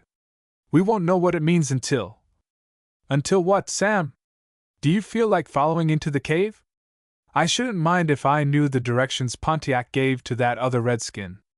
But without them directions a feller might lose his life easy enough in the attempt. He might have told him to turn to the left or the right, or something like that, you know." "True enough. Well, what do you advise?" The matter was talked over with White Buffalo, and it was decided to remain where they were until Pontiac and Foot in His Mouth returned for their horses. "They are bound to do that, sooner or later," said Barringford. "By the way they tethered him, I reckon they expect to come back shortly." An hour passed, and Dave was growing tired of the watch, when White Buffalo, who lay beside him, gave his sleeve a quick jerk and nodded toward the waterfall. As the young hunter looked in the direction, he saw a sudden movement, and Pontiac emerged on the rocks, dripping wet. An instant later Foot in His Mouth followed, and both climbed down to the side of the pool. They have been on some sort o' a mission, whispered Barringford. Wonder what's next? Untying their horses, Pontiac and his companion turned them up the slope leading to the stream above the waterfall. Here the pair consulted for some time. What was said neither White Buffalo nor those with him could make out. But soon Pontiac rode off in one direction and Foot in his mouth in another. Shall we follow Pontiac further? Questioned Dave. For my own part, I'd rather stay here and find out what this cave, if such it is, contains. 'Tis the cave of the magicians, answered White Buffalo. My white brothers must be careful how they enter it. I am not afraid of magic, White Buffalo. But of course I want to know what I am doing. We can examine the place in the dark as well as the daylight, came from Barringford. It's queer Pontiac and his friend didn't take torches with them. There may be torches inside. Perhaps, but if I go in I'll take my own torch. So will I, Sam, and a good big one, too. Again there was a consultation, and at last it was agreed that Barringford should attempt to enter the cave first. If he succeeded, and the way was an easy one, Dave was to follow, and lastly White Buffalo. The other Indians would remain on guard. Tucking a good bit of torchwood in his leathern belt, Barringford climbed up to the footing Pontiac had first occupied. He examined the waterfall with care and also looked at the pool below. Don't think I'll get more than a dirty tumble if I fail to get in, he said to Dave. Here goes! He made a leap and passed through the falling sheet of water before him. With his heart almost in his throat, Dave watched and waited. He was still doing this when suddenly Barringford came to view again. It's easy, boys, he chuckled. Just like walking down a pair o' big stone steps. Jump about 6 feet and you'll be all right. Again he passed through the waterfall, and now Dave and White Buffalo lost no time in following. The opening beyond was 2 feet wide and high enough for a man to stand upright. The flooring led downward several steps, and then turned to the left, where the passageway spread out into an irregular cave of uncertain dimensions and various heights. That was certainly easy enough, remarked Dave, while Barringford was busy lighting the tinder in his box. I declare I only got the water on my head and shoulders. With a good big hood a fellow could keep as dry as a bone. With some difficulty the tinder was lit and the torch followed. Swinging it around, Barringford soon had a good blaze, and then he held the torch aloft, that they might look around them. Their first view of the interior of the cave was a disappointment. Close at hand were nothing but bare rocks, covered here and there with rude writing in the Indian language. A little further on were some heaps of bones, probably those of wild animals, but whether killed for the meat or not they could not tell.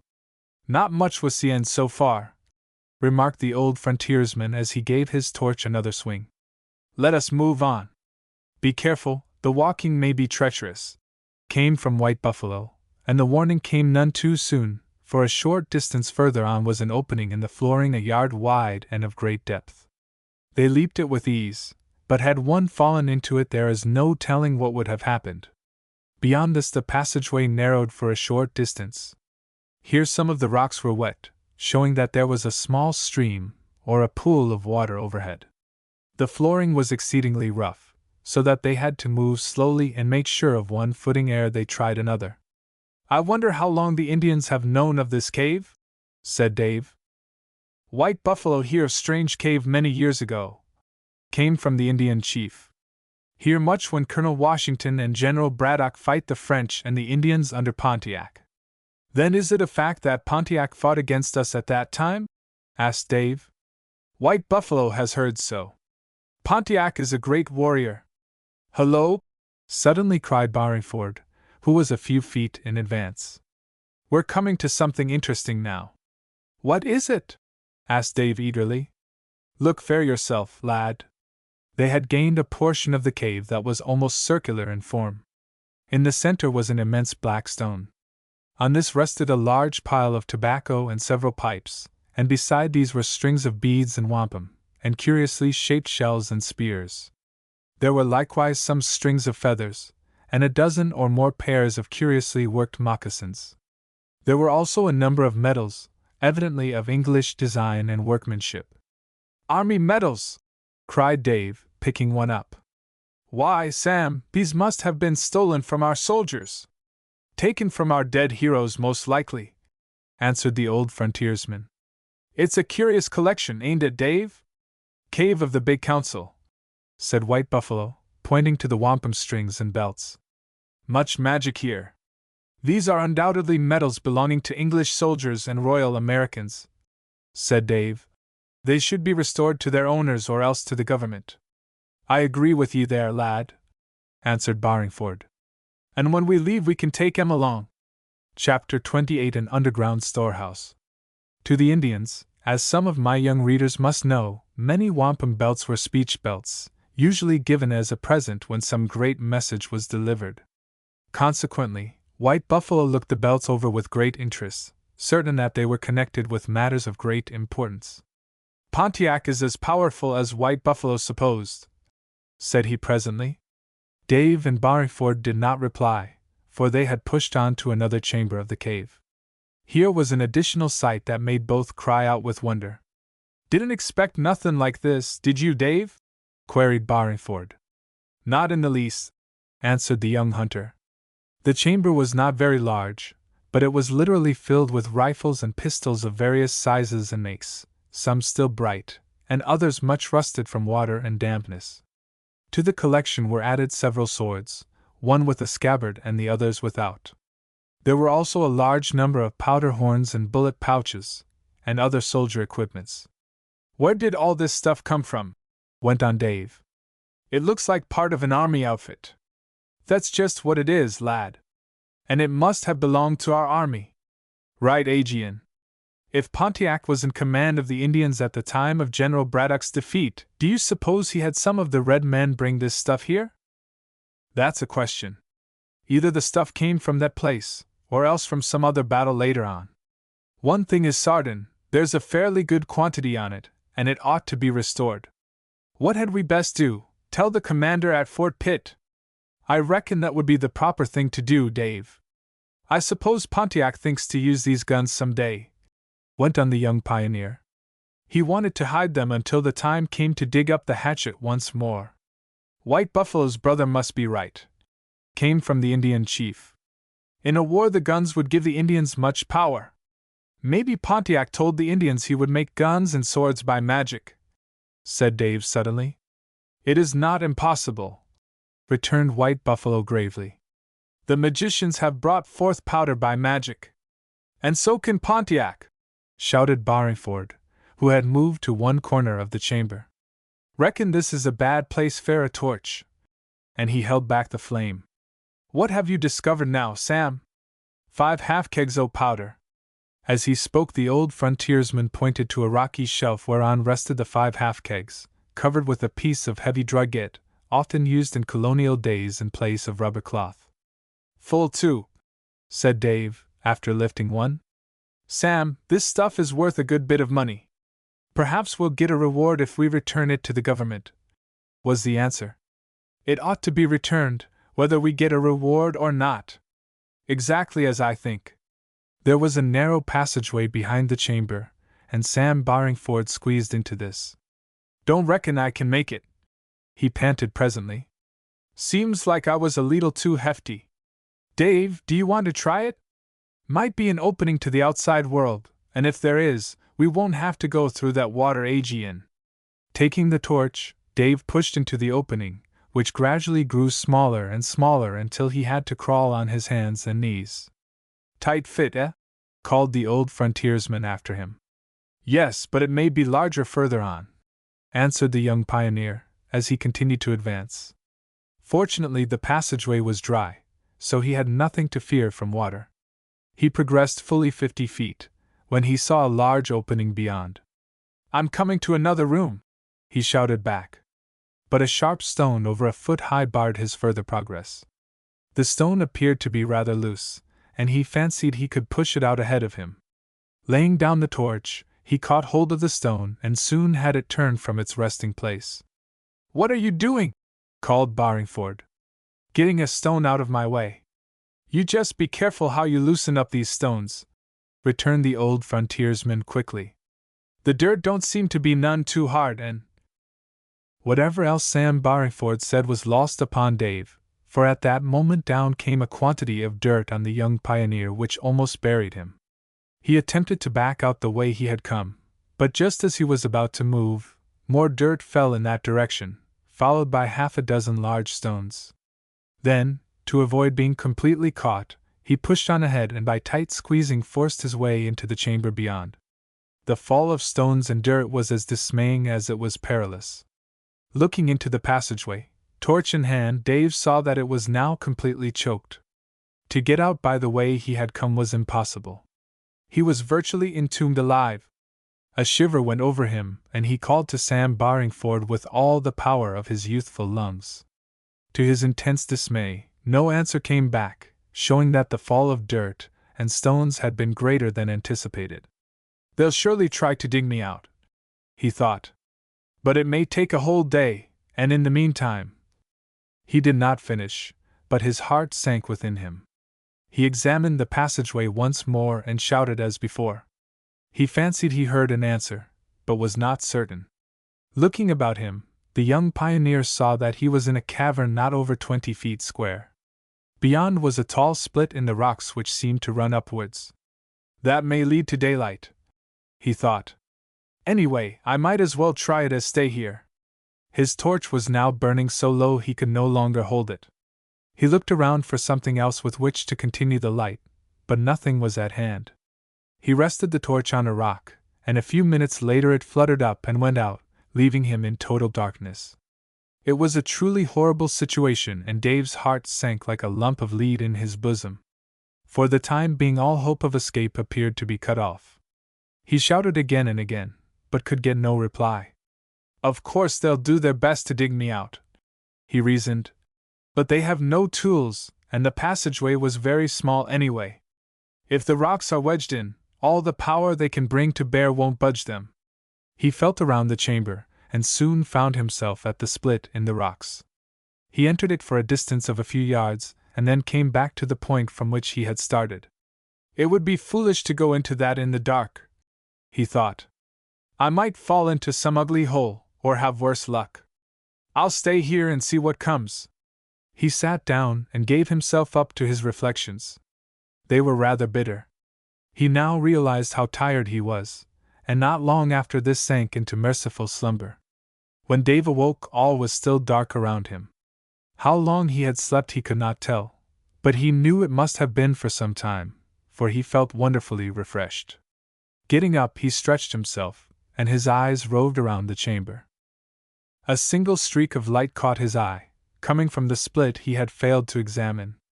He approached the split once more and saw that the light was stronger a short distance beyond, so strong in fact that he could see the surface of the rocks and dirt. "It must be morning, and that must lead to the outer world," he told himself. "Can it be possible I have spent the whole night down here?" The dampness had made him stiff in the joints, but to this he paid no attention. His one thought was to reach the top of the earth again. Feeling his way with care, he entered the split in the rocks and slowly climbed from one projection to another. The rocks came to an end amid the roots of a large tree, and in a few minutes more Dave was pulling himself up among the roots and into the open air. The glorious sunshine struck full in his face as he emerged, to find himself on something of a sweeping hill, dotted here and there with trees and brushwood. His heart gave a leap for joy. Inwardly he thanked God for his safe deliverance from perils underground. "Now to find my way back to the waterfall and let Sam and White Buffalo know that I am safe," he told himself. "But first I had better mark this spot, so that I can find it again." With his hunting knife he started to make a blaze upon the tree. It was easily done, and he turned around to make certain of the locality. Then, like lightning from a clear sky, came an attack as sudden as it was unexpected. Two forms leaped from behind some neighboring bushes. They were Indians, and one held a tomahawk in his hand. With the flat of this he struck Dave a blow on the head, knocking him down. "Don't!" gasped the young pioneer, when a second blow descended, giving him a shock he could not withstand. He stretched out his arms, and then rolled over on his back, senseless. Illustration. "'Tis one of the English," said the taller of the Indians. "'Tis one of the English," said the taller of the Indians, in his native language. "We were right to set a watch here." "And what shall be done with him?" questioned the second. "Pontiac cares not for the scalp of a stripling." "It shall be for Pontiac to answer," was the reply. "Bind him to yonder tree. There may be more to come forth, like foxes from their holes." Without ceremony, Dave's limp body was dragged into a thicket and fastened to a tree. Then the two Indians went back to renew their watch. This continued for the best part of an hour. At the end of that time, 3 other Indians appeared, including Foot in his mouth. The latter listened intently to what had happened. "The fight is over," he said. "2 Indians are dead, and a white man and a Delaware squaw named White Buffalo have retreated in the direction of Fort Pitt. Let us away from here without delay, for I must report this new happening to Pontiac. And the stripling, what of him? Bring him along." Dave was just returning to his senses when the Indians shook him roughly. A scalping knife was brandished before his eyes, and he was given to understand that he must either walk with them or suffer death. "Where are you going to take me?" he asked, when he felt strong enough to speak. This question the Indians would not answer. But 2 of them shoved him roughly, and he was compelled to walk to where a number of horses were in waiting. With his hands tied behind him, and his head aching severely, he was mounted on one of the animals, and the entire party set off northward through the forest. "If only Sam was here," thought the young pioneer dismally. He did not know that a fierce hand-to-hand conflict had taken place near the waterfall, and that barring Ford and White Buffalo had barely escaped with their lives, yet such was a fact. The ride was a rough and hard one for Dave, and long before it came to an end he was ready to sink into a faint from exhaustion. Every time he reeled in the saddle, one of the red men would shove him up roughly, or prick him with the end of a scalping knife. At last the Indians called a halt at the foot of a small cliff.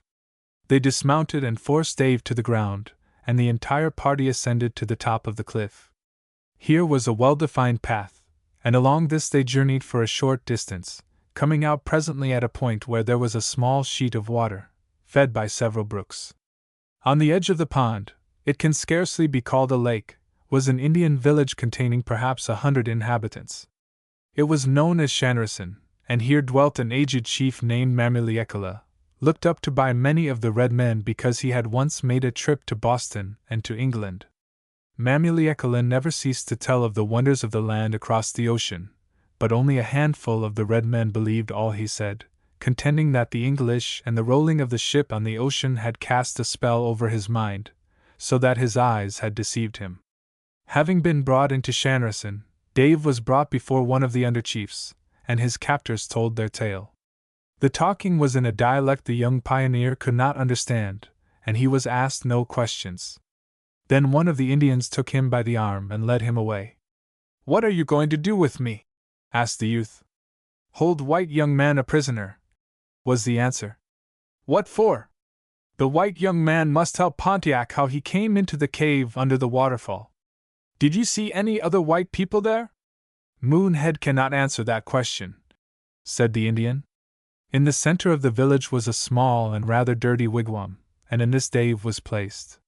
His hands were kept fastened behind him, and also tied to a short post in the center of the shelter. "If the young man attempts to escape, he will be killed like a dog," said the Indian on departing. "When will Pontiac be here?" called Dave after him, but to this the red man made no reply. He stalked away, letting the flap of the wigwam close after him. If Dave felt sick in body, he was doubly so in mind. The expedition to the east had come to a sudden and unexpected termination, and what was to be the real end of the adventure there was no telling. Certain it was that Pontiac would be very angry when he learned that the secret he and his followers had guarded so closely was known to the English, and Dave felt that it might go very hard with him in consequence. "Perhaps they'll burn me at the stake, or do something equally bad," he thought dismally. "I must say, I wish I was out of it. I wonder if I can't manage to escape?" Chapter 29 Pontiac's Trail once more. The fight between the Indians and the party under Barring Ford and White Buffalo had been short and sharp. Finding they could not open the passageway to the chamber in which Dave was, as they supposed, entombed alive, the old frontiersman and the Indian chief had returned to the outer world, hoping to find another entrance to the cave. In the midst of the search, the enemy had fallen upon them, and the slaughter of the Indians under White Buffalo had occurred. Pontiac's braves had suffered also, but to what extent Barringford and White Buffalo could not tell. Barringford was wounded in both the thigh and the back, but fortunately neither hurt was serious. White Buffalo received a bullet through the forearm and a cut from a tomahawk, yet with the adroitness of his race he managed to flee with the old frontiersman, and both, after much difficulty, managed to elude their pursuers. "We must return to Fort Pitt and tell the commander there of what has happened," said Barringford, and White Buffalo agreed. Their horses were gone, so they had to return on foot, the journey taking them 2 days. Fort Pitt, it may be mentioned here, was at the time commanded by Captain Simeon A. Quire, a brave officer, of Swiss birth, who had served the colonies well for years. He listened to Barringford's tale with close attention and keen interest. "I have suspected something of this sort for a long while," he said. "It was known that many guns and pistols were stolen at the time of General Braddock's defeat, and also during the battles further to the north. I will send out a party at once, and if we can capture the Indians I will see to it that justice is done." "Bring along picks and spades," said the old frontiersman. "We must save Dave Morris, if the deed is possible." A company 18 strong and fully armed left the fort that very noon.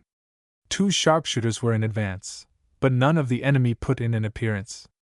Arriving at the waterfall, they found the spot totally deserted. Roaming the forest were 2 of the horses, and these were easily captured, and later on, 1 more animal was secured. "Well, this beats anything I have ever seen," declared the lieutenant who was in command of the soldiers, after following Barringford into the cave. "It's a perfect treasure house. Pray do me the kindness to lose no time in clearing out that passageway," responded Barringford, and under his directions the soldiers set to work with picks and spades and various other entrenching tools to remove the fallen rocks and dirt. It was a hard task, but inside of 3 hours the way was cleared and Barringford crawled through, followed by White Buffalo. "Gone!" murmured the old frontiersman, with a sigh of relief. "I am mighty glad of it." "White Buffalo glad too," returned the Indian chief simply. "Let us look for his trail." Plenty of torches were at hand and also a lantern, making the rocky chamber almost as bright as day. With ease the Indian chief traced Dave's footsteps to the split in the rocks, and then hauled himself out through the opening by the tree roots, followed by Barringford. "This is the way he got out," said the old frontiersman. "But why didn't he return to the waterfall?" "Fight here," was the red man's answer, pointing to the footprints in the soil. "2 Indians come up behind Dave." "Come!" They left the vicinity, and soon both reached the conclusion that the young pioneer had been carried away a prisoner. "But where did they take him to?" questioned Barringford. "We must follow the trail," was all White Buffalo could answer. A conference was held with the lieutenant, and it was decided that the whole party should follow the trail. "We can come back to the cave for the goods later," said Lieutenant Peterson. "We certainly must rescue young Morris and make an example of those who have carried him off." It was no light task to follow the Indian trail through the woods. With all the cuteness of which they were capable, the followers of Pontiac had taken to a shallow stream for over 1/4 of a mile, and before the trail could be discovered again night came on. They tried to keep up the hunt with torches, but it was of no avail. "Beaten," muttered Barringford, and his eyes grew moist. "Poor Dave! What will become of him?" With the coming of morning the lieutenant decided to return to the waterfall. An examination was made, and it was found to be an easy task to make the water flow in another direction, thus leaving the main entrance to the cave a dry one. Without delay the things inside were removed, and loaded on horses. In this manner everything was sooner or later removed to Fort Pitt. "I shall report to the authorities without delay," said Captain Quire. "More than likely you will be well rewarded for this discovery." But no reward was ever received. "Never mind the reward," answered Barringford. "I want to find Dave Morris. At present I cannot send out another detachment, Barringford. But I will do so in a few days." Then I'll take time by the forelock and let his father know what has happened. I believe I should do so, were I in your place. Barleyford had had his wounds washed and dressed, and mounted on a fresh horse, he lost no time in riding back to the trading post on the Ohio. White Buffalo did not go with him, stating he would renew the hunt for the lost trail. It was Henry who met the old frontiersman at the stockade gate. "What's wrong?" he questioned quickly. "Where is Dave?" Before Barleyford had time to answer, James Morris showed himself. "Something has gone wrong," he cried. "I can see it in your face." "What is it?" "We had a brush with the Indians, part of Pontiac's party," said the old frontiersman. "And Dave? We think he was made a prisoner," went on Barleyford, and then told his story in detail. "And you say White Buffalo has gone out again to look for the lost trail?" questioned the trader. "Yes. He'll find it, too, if it is to be done. I thought you'd like to know, so that you could go out with me and the soldiers." "Yes.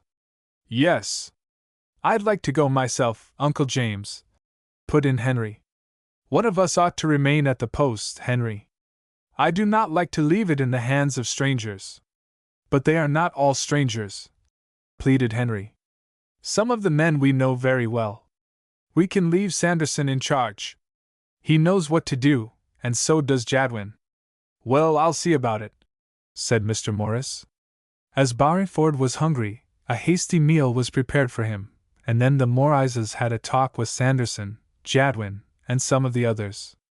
As a result, Sanderson said he would take charge of the trading post for a week or longer, if necessary, and Jadwin said he would also remain close at hand, in case he was wanted. This left Henry free to join Mr. Morris and Barleyford in the hunt for Dave, and the young pioneer was not long in preparing himself for the expedition. Fresh horses were obtained, and the party set off early the following morning, when the sun had not yet shown itself over the rolling hills to the eastward. The day had promised fair, but about noon the sky grew dark very suddenly, and soon after this came a flurry of snow, followed by a heavy wind which tore through the trees of the forest with a mighty roar, hurling more than one trunk to the ground. Broken branches fell in all directions, one hitting Henry on the head and scaring his steed so that the animal could scarcely be controlled. "I must say I don't like this much," panted the young pioneer, as he reined in the horse. "What is it, a tornado?" "We'll have to get behind some rocks for the present," declared Barleyford, and this was done. The fierce wind continued for half an hour longer, and then subsided. More snow followed, but then came sunshine, as bright and fair as one would wish. "Only a squall after all," said James Morris. "But it was heavy while it lasted." When the party arrived at Fort Pitt, they found the soldiers ready to go out once more. But nothing had been heard of White Buffalo, which all thought rather strange. "Perhaps he has failed to recover the trail," said James Morris sorrowfully. "With all his sagacity, White Buffalo cannot do the impossible." "Do you think it impossible to recover such a trail?" asked Lieutenant Peterson. "He'll find it, if you give him time enough," put in Barleyford confidently. "No Injun better nor White Buffalo on a trail." "I believe that," said Henry. "He's as smart as they make 'em." 2 hours after this White Buffalo came in. He was plainly tired out, but his face brightened on seeing the whites he knew so well. "White Buffalo has found the trail," he announced. "It leads to the village of Sanderson, where lives the old chief Mamiliekala, the great water bear. Mamiliekala and Pontiac are like brothers. They have made Dave their prisoner. Do you know where Dave is now? White Buffalo has not seen his white brother, but thinks Dave is at the village, or close to it. But we must hurry, for soon Pontiac and his braves will go northward, to the land of the Wyandots and the Ottawas." "Will they take Dave, or kill him?" asked Henry. At this the Indian chief shrugged his shoulders. "Who can answer for the future?" he said briefly. "Let us be on the way," cried James Morris impatiently. "An hour lost may mean much to my son." "Did the Indians at the village see you?" questioned Captain Aquire of the Indian chief. "No, White Buffalo showed not himself, for it would not have been wise." While the soldiers were preparing for the new expedition, The Indian chief was given food and drink, after which he said he felt much better. He was provided with a fresh horse to mount, and said he would take a nap in the saddle, a common trick even among red men of today. This may appear strange to some of my young readers, but in our army it is well known that men have slept both in the saddle and while on the march. When the soldiers were assembled, Captain Acquire addressed them briefly. "Men," said he, "you are embarking on rather a dangerous mission. I am sorry I cannot be with you, but it is my duty to remain at the fort, for there may be a general uprising, of which we know nothing. I expect every man to obey Lieutenant Peterson thoroughly, and I want all to do their duty to the uttermost. If you can avoid bloodshed, do so, but do not let Pontiac or his followers lead you into any trap. If you are needed at the fort, I shall send a messenger after you, and then you must return with all possible speed, for, no matter what else happens, Fort Pitt must not be taken from us." The men gave a little cheer, and in 2 minutes the line of march was taken up, some sharpshooters and Barringford leading the way, with James Morris and Henry not far behind. Once again they turned into the mighty forest, heading now directly for the village of Narration. Mr. Morris was very anxious to push ahead with all speed, but the soldiers would not go beyond their regular gait. "Let us go ahead," said he at last to Henry. "I cannot stand this suspense." "I'm willing enough," answered his nephew. "Only let us take Sam along." This was done, and despite the protests of the sharpshooters they were soon out of sight. A little later White Buffalo joined them, having taken the nap already mentioned. The trail was just as difficult to follow as before, and more than once they had to halt in perplexity, for the thickets seemed impassable. "You must have had your own troubles in following the trail," said Henry to White Buffalo in admiration. "Slow work, but sure," said the Indian chief, with a little smile. "White Buffalo is growing old, he cannot follow like one whose eyes are bright." At last they reached the cliff. Not wishing to abandon their horses, they made a detour, coming up to the Indian village by what might be termed a back way. In a thicket they tethered their steeds, and once on foot each inspected his weapon to see that it was ready for use. "Don't want any trip up this time," said Henry, to the flintlock he carried. "You have played me tricks enough. After this I want you to behave yourself." It was decided that James Morris and White Buffalo should go slightly in advance, the Indian chief to point out the different parts of the village. Luckily no dogs were near to betray their approach. To their amazement they found the village practically abandoned, only the women and children and a few very old men being present. The old chief, Mamiliekala, was likewise gone. "What can this mean?" questioned James Morris. "It means that the braves have flown, as fly the birds at the coming of winter," answered White Buffalo. "Let us set a watch and make sure." Barringford and Henry were called up, and all moved slowly from one outskirt of the village to another. Then they marched forward boldly, arousing several sleeping dogs, who began to bark loudly. A cry went up from one of the squaws who had a papoose in her arms, and at this half a dozen squaws and 2 old men showed themselves. "Where is Mamiliekala, the great water bear?" asked White Buffalo sternly. "He has gone on a journey," answered one of the old men, his eyes shifting uneasily as he spoke. "And where is the white prisoner who was here?" The old man hesitated and looked for aid from the other aged Indian. "There was no white prisoner here," said the second old Indian. "Are you so old that you cannot remember?" said White Buffalo sternly. "The white prisoner was here. Where has he gone? Answer without delay." "Long Knife knows not. He has been sick and asleep. When he awoke, Mamiliekala and many of the braves were gone." This was all the old man would say, and the other aged Indian said he had been away in the woods, digging roots and herbs, for 3 days. The stories were probably not true, but nothing was to be gained by cross-examining the pair, and White Buffalo did not try it. "Let us search the village, and question the squaws," said he, and this was done without delay. At first but little could be learned, but at last they made out that Pontiac had been there, and also foot in his mouth, and both had gone off during the night with Mamiliekala, taking the braves and some young white person with them. One squaw said that Foot in his Mouth had said the white young man was a runaway soldier and that Pontiac meant to take him to the fort at Detroit and claim a reward for the service. It was a trick, if the story is true, said James Morris. True or not, they certainly have taken Dave away, answered Barringford. And that being so, all we can do is to follow them. Chapter 30. In the camp of the enemy. To Dave, in the dark and foul-smelling wigwam, the time passed slowly.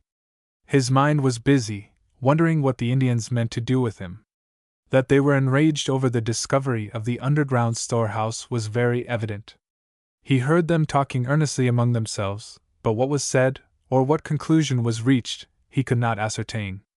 Late in the evening an Indian girl brought him something to eat and a jug of water. She was rather handsome, with her glossy hair and deep dreamy eyes, and Dave wanted very much to question her. But she could speak no English, and merely shook her head and smiled when he spoke to her. I don't think she would try to harm me, he mused. Wonder if I could get her to aid me? But this last question remained unanswered, for the young pioneer never saw the Indian maiden again. Having slipped to the bottom of the post, he fell into a troubled sleep, from which he was rudely awakened by a light kick in the side. An Indian stood there, gazing at him speculatively. White young man, stand up and come along, grunted the red man, and released him from the post. With stiff arms and shoulders, and knees that did not wish to move, Dave walked from the wigwam.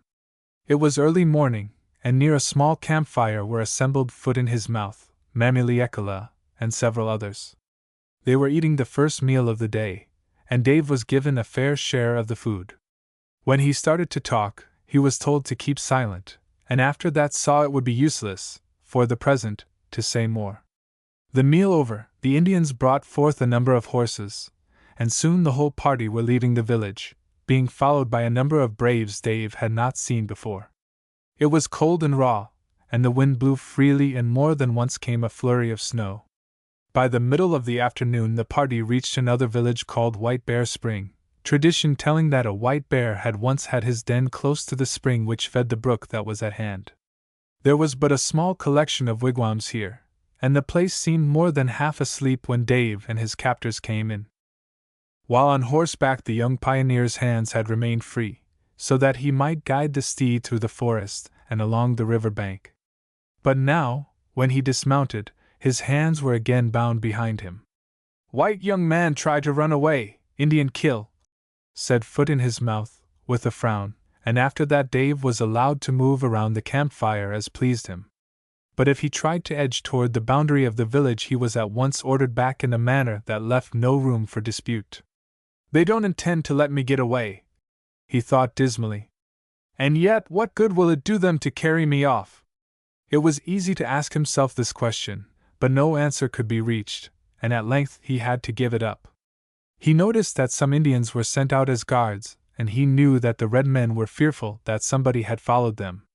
The night was passed at White Bear Spring, and the following day the Indians split up into two parties, one moving back to the southward and the other continuing to the north.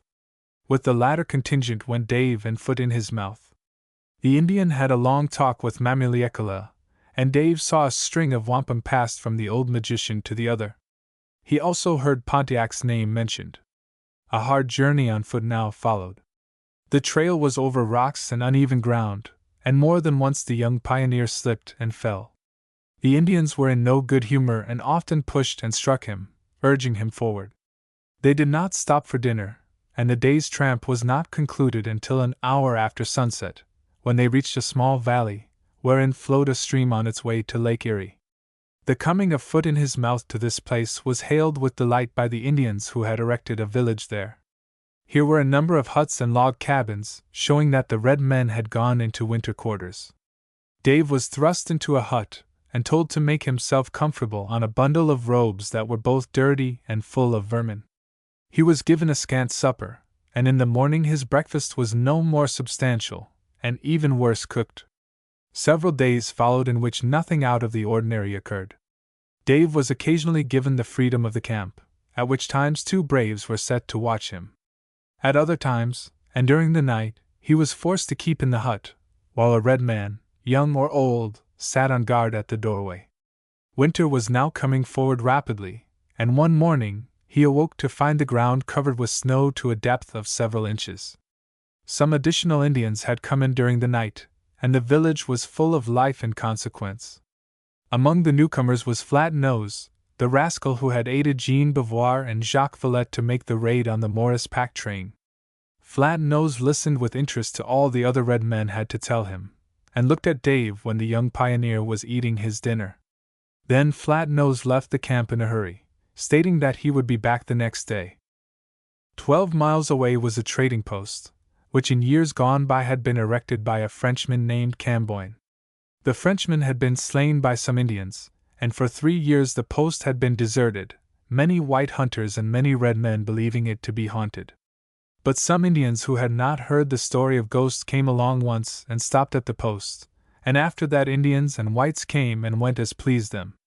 But everybody was afraid to do any harm to the place, or to take permanent possession, and there the dilapidated building stood until about the time of the Revolution, when a windstorm razed it to the ground. To the so-called haunted post went Flat Nose, where he joined half a dozen of his followers of the Wanderers. "What has become of our white brothers, Beauvoir and Villette?" he asked of a fellow warrior, in his native tongue. "They have gone away, but will be back before the sun is down," was the answer. "Why does Flat Nose ask the question?" "I bring news of importance. The Wyandots have in their village the son of James Morris, he who has settled upon the Ohio. A prisoner or to trade?" "A prisoner. Where he was captured they will not tell, but Flat Nose thinks it must have been miles from here." "Was Pontiac of the Ottawas at the village?" asked the other Indian. "He was looked for by sunset. That is why I have hurried to see Jean Beauvoir and his men. They may wish to question the Wyandots and Pontiac concerning young Morris." "And what about word to fall upon the whites and slay them?" "The time is not yet ripe. Such was the word given to me by Foot in his mouth. Many of the Indians are not yet ready for the war." "Bah! We shall never be ready!" cried the other red man in disgust, and turned away. For the rest of the day Flat Nose waited impatiently for the coming of Beauvoir and Jacques Villette. When at last he saw them approaching he ran to meet them. As best he could he related what he had seen and heard at the Indian village. Jacques Villette listened in moody silence, but ere Flat Nose had finished a crafty look came into Jean Beauvoir's face. "Ha! It will be a master stroke!" he cried in French. "A master stroke, if only I can get this Dave Morris in my power! Flat Nose did well to tell me. Perhaps we shall burn our fingers," growled Jacques Villette, who was none the brighter for having drank several glasses of liquor that afternoon. "No, no, Jacques! Not if we keep our wits about us. I must find out why they have made him their prisoner." "And what think you to do then?" asked Villette, exhibiting some interest at last. "Think? Can you not see? If Pontiac will only turn the youth over to our tender mercies, we shall hold all of the Morises in our power. I see not how." "Jacques, you are growing stupid. 'Tis as clear as glass. We are becoming hard-pressed. Glaude has disappeared and Bergerac has deserted us and gone over to the enemy. He should have his neck wrung for him," muttered Villette. "I agree. He has most likely told them everything. The English are in power. But not for long, Jean, not for long." "About that I am not so sure. The news from France would seem to point to the fact that our country will give up everything for the sake of peace. Half of the red men are already the friends of the English, and more will follow, if France does nothing to aid Pontiac and his followers. Pontiac is strong, he will strike a terrible blow when all his plans are complete. I think that myself. But he is not yet ready, and when he is, he may find the English too strong for him. And if Pontiac fails, what will become of us? We shall be hunted down, smoked out, tracked to our final stopping place, and hanged. You are a true comforter, upon my word. I am not one to throw dust into my own eyes, Jacques. Can I not see what is taking place around us? Even many of our old friends shun us, not only our own countrymen, but also the Indians. They see how the wind is blowing. With this Dave Morris in your power, what will you do?" questioned Jacques Villette after a pause, during which Jean Beauvoir began to walk up and down nervously. With him in our power, we shall be safe. Yes, we may even dictate terms to James Morris, the father. He will do anything to save his son, his only child. You mean that you will make him promise not to prosecute us? Yes, and more, perhaps. What more? Jean Beauvoir closed one eye suggestively. Leave that to me, Jacques. The plan is not yet clear in my mind. But one thing is certain, James Morris will do anything to save his son from harm. But what of that Henry Morris, and that old hunter Barringford? Both will do as James Morris wishes, for one is his nephew and the other a very close friend of the family. You may not be able to handle Pontiac. That, of course, remains to be seen. It is possible he may be glad enough to get rid of the prisoner. The game is worth the trying, went on Jean Beauvoir. And if Pontiac will not give Morris up, I have another plan, he added suddenly. What is that? Time enough to speak of it if Pontiac refuses my request, Jacques. But I must not lose time here. Every hour may count. Will you go to the village with me, or remain with Flat Nose? I will go along, answered Jacques Villette, and soon the wily pair set out on their mission. Chapter 31 Held as a Spy. 2 hours after Flat Nose left the Indian village, several Ottawas came in to announce the coming of Pontiac. At once there was a fresh stir, and everything possible was done to give the great chief a proper reception. When he appeared, the head of the Wyandot tribe went forward to greet him, and both sat down in front of the main log cabin of the village to smoke and to talk. The conference lasted but a short quarter of an hour, and then Pontiac had himself conducted to the hut in which Dave was a prisoner. The white young man is sorry to be a prisoner, he said slowly, and gazing searchingly into the young pioneer's eyes. I am sorry, answered Dave simply. I do not understand it. Are not the English and the red men now at peace with each other? 'Tis true, but the white young man has not treated the Indians fairly. What have I done that was wrong? Illustration. The white man is sorry to be a prisoner, he said slowly. The white young man has the eyes of a hawk. He has seen into places that are dark and secret. Such sights are not good for him. If you mean the cave under the waterfall, let me ask, why did you have those guns and pistols, and the powder that belonged to the English, stored there? The English owe the poor Indians much, they will not pay. Hence the Indians thought it no more than fair to keep the goods. Not wishing to anger the great chief too much, Dave did not reply to this. The white young man has the eyes of a hawk and the cunning of a fox, continued Pontiac. He is no trapper, no hunter, no trader, but a spy. A spy! Cried Dave, a light breaking in upon him. So you take me to be a spy? And Pontiac is right. 'Tis useless to deny it. The young man would spy upon the Indians and then go and tell the great English general of what he has seen. He is a snake in the grass, close to the trail of Pontiac and his followers. I am not a spy, Chief Pontiac. My father is a trader, and I help him at his trading post on the Ohio, that is all. Pontiac waved his hand. The wind can blow a lie away, but the truth is like a rock that the wind cannot stir. Pontiac's followers have watched the white youth, and he knows. Chief Pontiac is mistaken, I give him my word upon it, answered Dave. And then he added, What do you propose to do with me? That remains to be seen. In war times the English and the French put a spy to death. It may be that Pontiac will be more merciful. But first the white young man must tell all he knows. Of what? Of the secrets of the Indians, and of their plans. I know next to nothing. I understand but little of the language. And what of the plans of the English? You mean of our soldiers? Of the soldiers and of those who command them. I know absolutely nothing about our soldiers. I was in the army at the fall of Montreal, but after that I was mustered out and I went back to my regular work on the farm, and to hunting and fishing. You were at the fort at Niagara. Yes, I was there, too, before I went down the St. Lawrence. And still you say you are not a spy? The fox is sly, but not so sly as Pontiac supposed. I tell you, once for all, I am not a spy, Chief Pontiac. The celebrated Indian chief drew himself up and gave Dave a long, earnest look. He evidently saw that the young pioneer meant what he said. He was about to speak, to offer Dave a chance to return home. But then he remembered what had happened at the underground storehouse, and hesitated.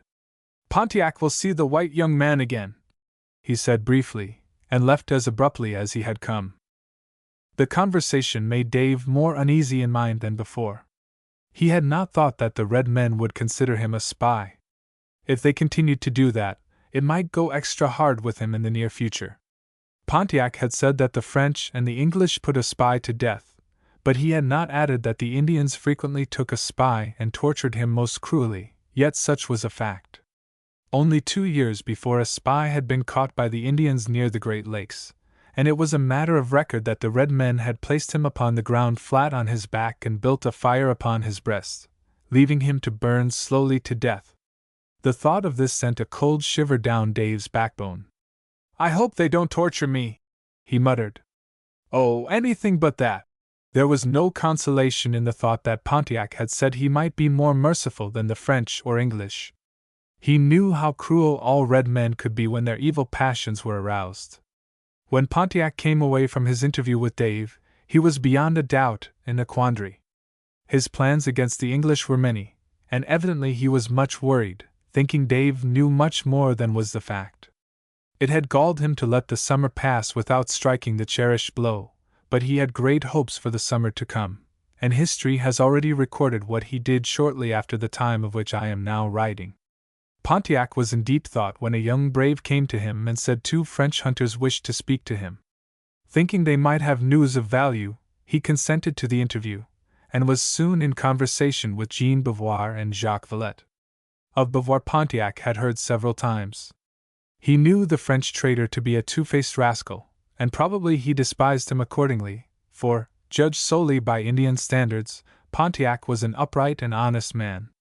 His duplicity was only that of the red man when on the warpath. In his personal dealing he would not have cheated a fellow Indian or a white man out of a farthing. Jean Beauvoir was not long in coming to the point. He said he had heard that Dave Morris had been made a prisoner by the Indians. If Pontiac wanted to get rid of the young fellow he, Beauvoir, would take him off his hands and be glad to do it. "But what will my French friend do with this Morris?" asked Pontiac. "Leave that to me," answered Beauvoir. "I'll take good care that he does not bother you again." By skillful questioning Pontiac managed to learn a great deal of what was in Beauvoir's mind, and he saw at once that the Frenchman was indeed an enemy to the young pioneer. Then Villette began to talk, saying Morris should never cross the path of the Indians again, once he and Beauvoir got their hands upon him. "Pontiac wishes him to live," said the chief shrewdly. "He shall not die," said Beauvoir. "But we shall take care that he comes not to this neighborhood again." Pontiac said he would think it over.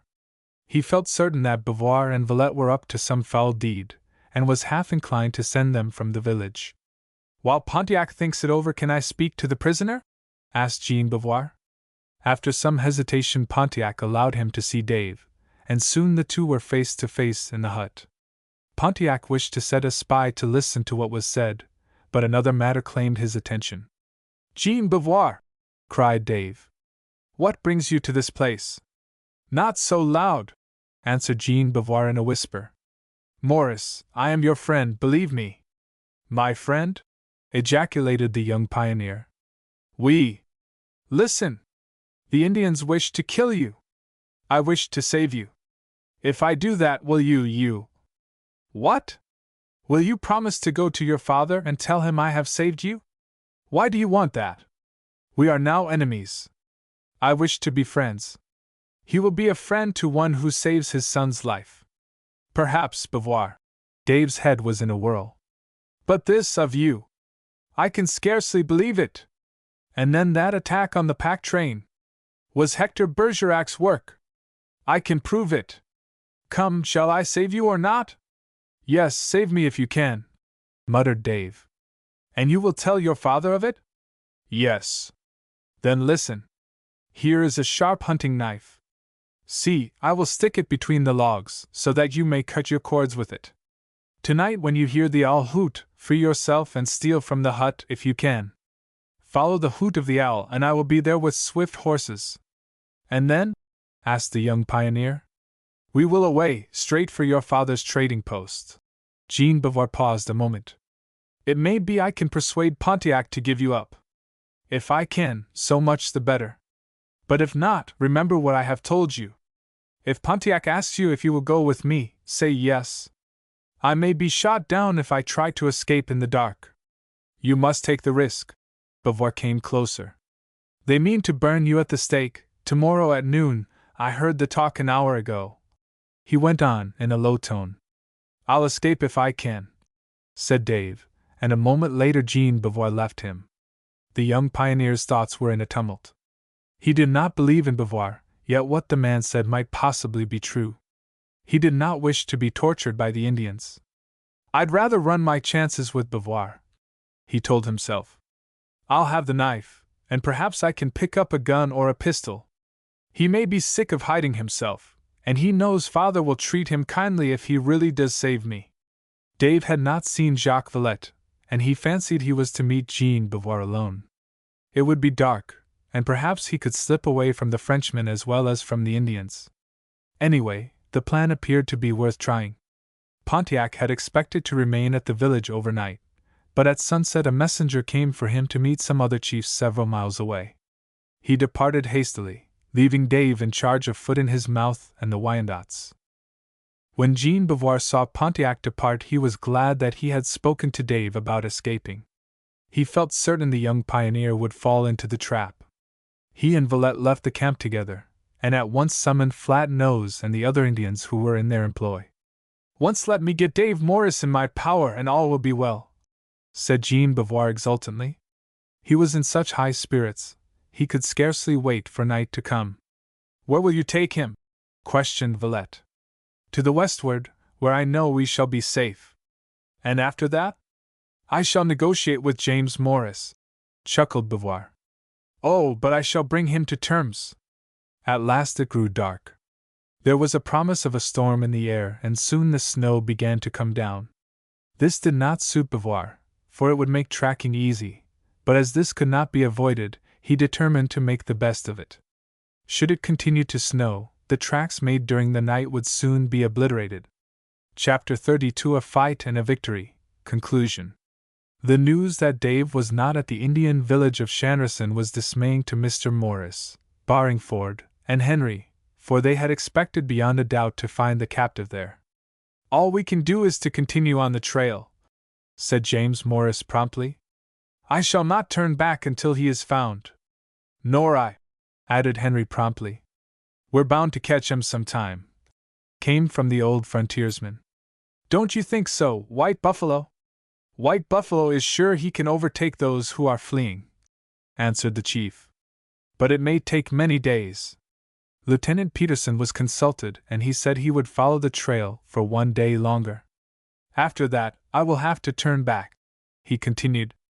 I have strict orders to go but so far from Fort Pitt, and no further. You see, we may be needed there, if the Redskins contemplate an attack. That is true, said James Morris. I should like to have you with us, but orders are orders. I will detail 2 of my best shots to go with your party, Mr. Morris. They are men who are used to fighting the Redskins in their own way, and will be of great assistance. The day passed slowly, but when the sun went down no Indians had been seen. The little party went into camp under the shelter of some trees, and in the early morning Lieutenant Peterson set out on the return to Fort Pitt, leaving behind the 2 sharpshooters as he had promised. And now to go it alone, cried Henry. Perhaps we'll do better than with so many soldiers behind us. We can certainly continue the hunt with less chance of being observed, answered his uncle. Henry was very impatient to overtake those who had Dave in charge, but the trail was an uncertain one, and once they made a false move which took them some miles out of their true course. This false turn made White Buffalo very angry, and he berated himself roundly for the mistake. White Buffalo is getting old, he declared. He is like a squaw on the trail. He had better go and live with the old women of his tribe. Never mind, White Buffalo, we are all liable to make mistakes, said the trader kindly. At last the Indian chief announced that they had reached fresh tracks, and that they were close to another village. Soon after that, Barringford came in and announced that he had seen the trail of some white men, evidently hunters and trappers. "We must be careful now," said the old frontiersman. "If we ain't, we may run into a reg'lar trap." The party came to a halt, and soon after that it began to snow, and by the time it was dark the snow covered the ground to the depth of an inch and more. "That ends trailing," said Barringford. "Hang the luck anyway!" As the snow continued to come down, they made themselves comfortable under some immense spruce trees whose branches almost touched the ground. Here supper was had, and then Henry and Barringford, accompanied by White Buffalo, moved up to the top of a small hill which was close at hand, hoping to discover something from that point of vantage. "I see a campfire!" cried Henry, who was the first to gain the high ground. "Yes, and it ain't more 'n quarter o' mile from here, nuther," came from Barringford. "Tell you what, boys, I think we've come about to the end o' the trail, eh? White Buffalo thinks his brother Sam is right," was the slow answer. "'Tis the campfire of the Wyandots, and no other campfire is near," he added, sweeping the entire distance with his sharp eyes. "Shall we go forward at once?" questioned the young pioneer eagerly. "We'll see what your uncle says," returned Barringford.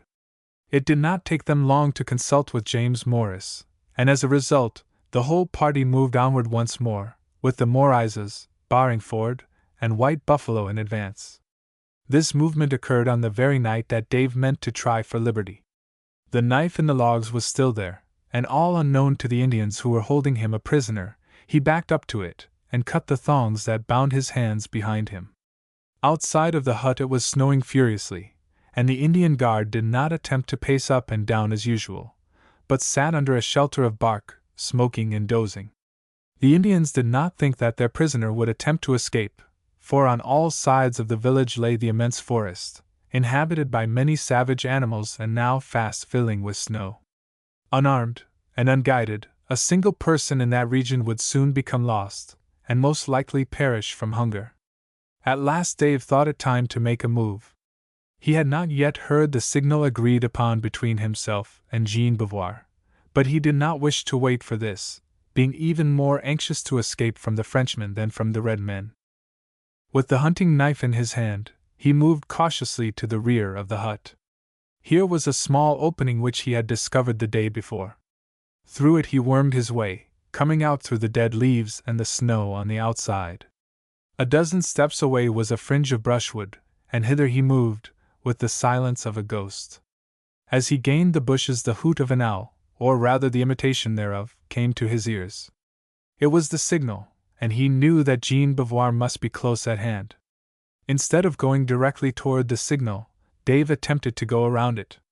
His object in doing this was to get behind Beauvoir, obtain one of the horses the Frenchman had mentioned, and be off before Jean Beauvoir could stop him. He knew he would run the risk of being shot should the Frenchman still be treacherous, but hoped that the darkness of the night would favor him. Again came the hoot of the owl, in the same place as before.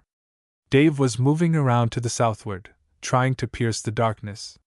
Between the thick branches of the trees and the snow he could see next to nothing, and almost before he knew it he had stepped into a hollow and gone down a distance of several feet. His knee struck a rock, hurting him severely and causing him to give a gasp of pain. As Dave was rising, a form appeared before him, and an instant later he was confronted by Flat Nose. The Indian came forward before the young pioneer could think of withdrawing. "White young man here!" cried Flat Nose softly. And he followed this with the call of a night bird, thrice repeated. "I want nothing of you!" exclaimed Dave, and started to retreat, when Flat Nose caught him by the arm. But Dave struck out with the hunting knife, and the Indian fell back with a wound in his shoulder. Before he could recover, the young pioneer was running off as swiftly as his hurt knee would permit. In a moment more Dave heard, not only Flat Nose, but also several others in pursuit. A call reached him in the voice of Jean Beauvoir, but to this he paid no attention. He knew that his only safety lay in escape. But while he was running from Flat Nose and Jean Beauvoir he was making directly towards Jacques Villette, and in less than a minute the two came face to face. Villette had his gun handy, and the moment the young pioneer appeared he raised the weapon. "Stop!" he roared. "Stop, or I shoot! Do not let him escape!" cried Jean Beauvoir, in French. "I have him safe enough," came from Villette. Covered by a gun in the hands of such a villain as Jacques Villette, Dave did not know what to do. The fellow looked ready to shoot, and even anxious to pull the trigger.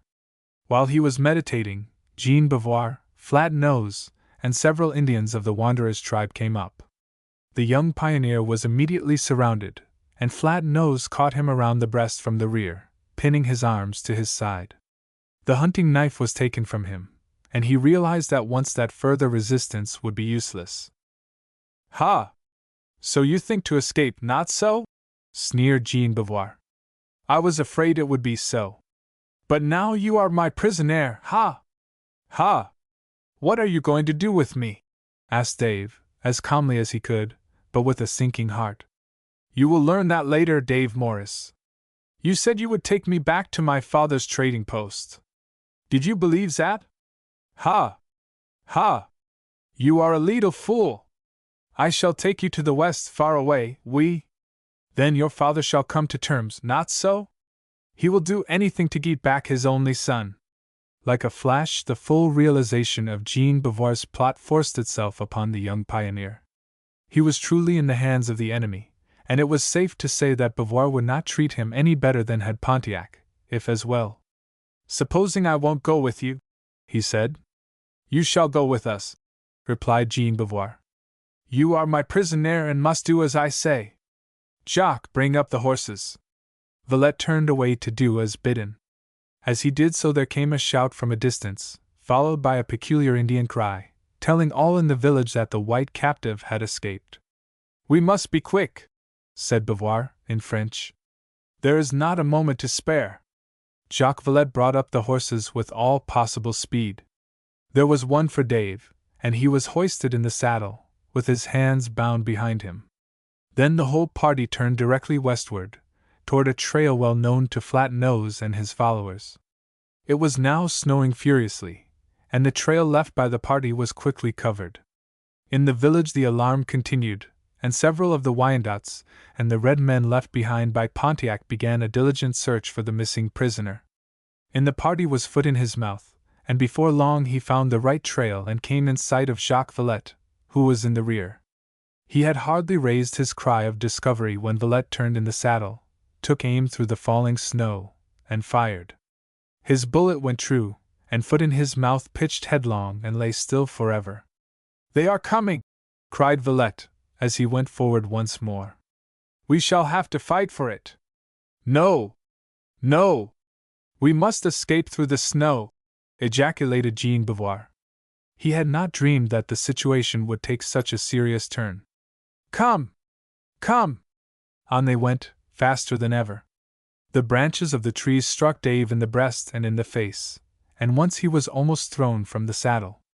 They were passing down into an open space, where the snow was blowing furiously. Jean Beauvoir hailed the falling flakes with satisfaction.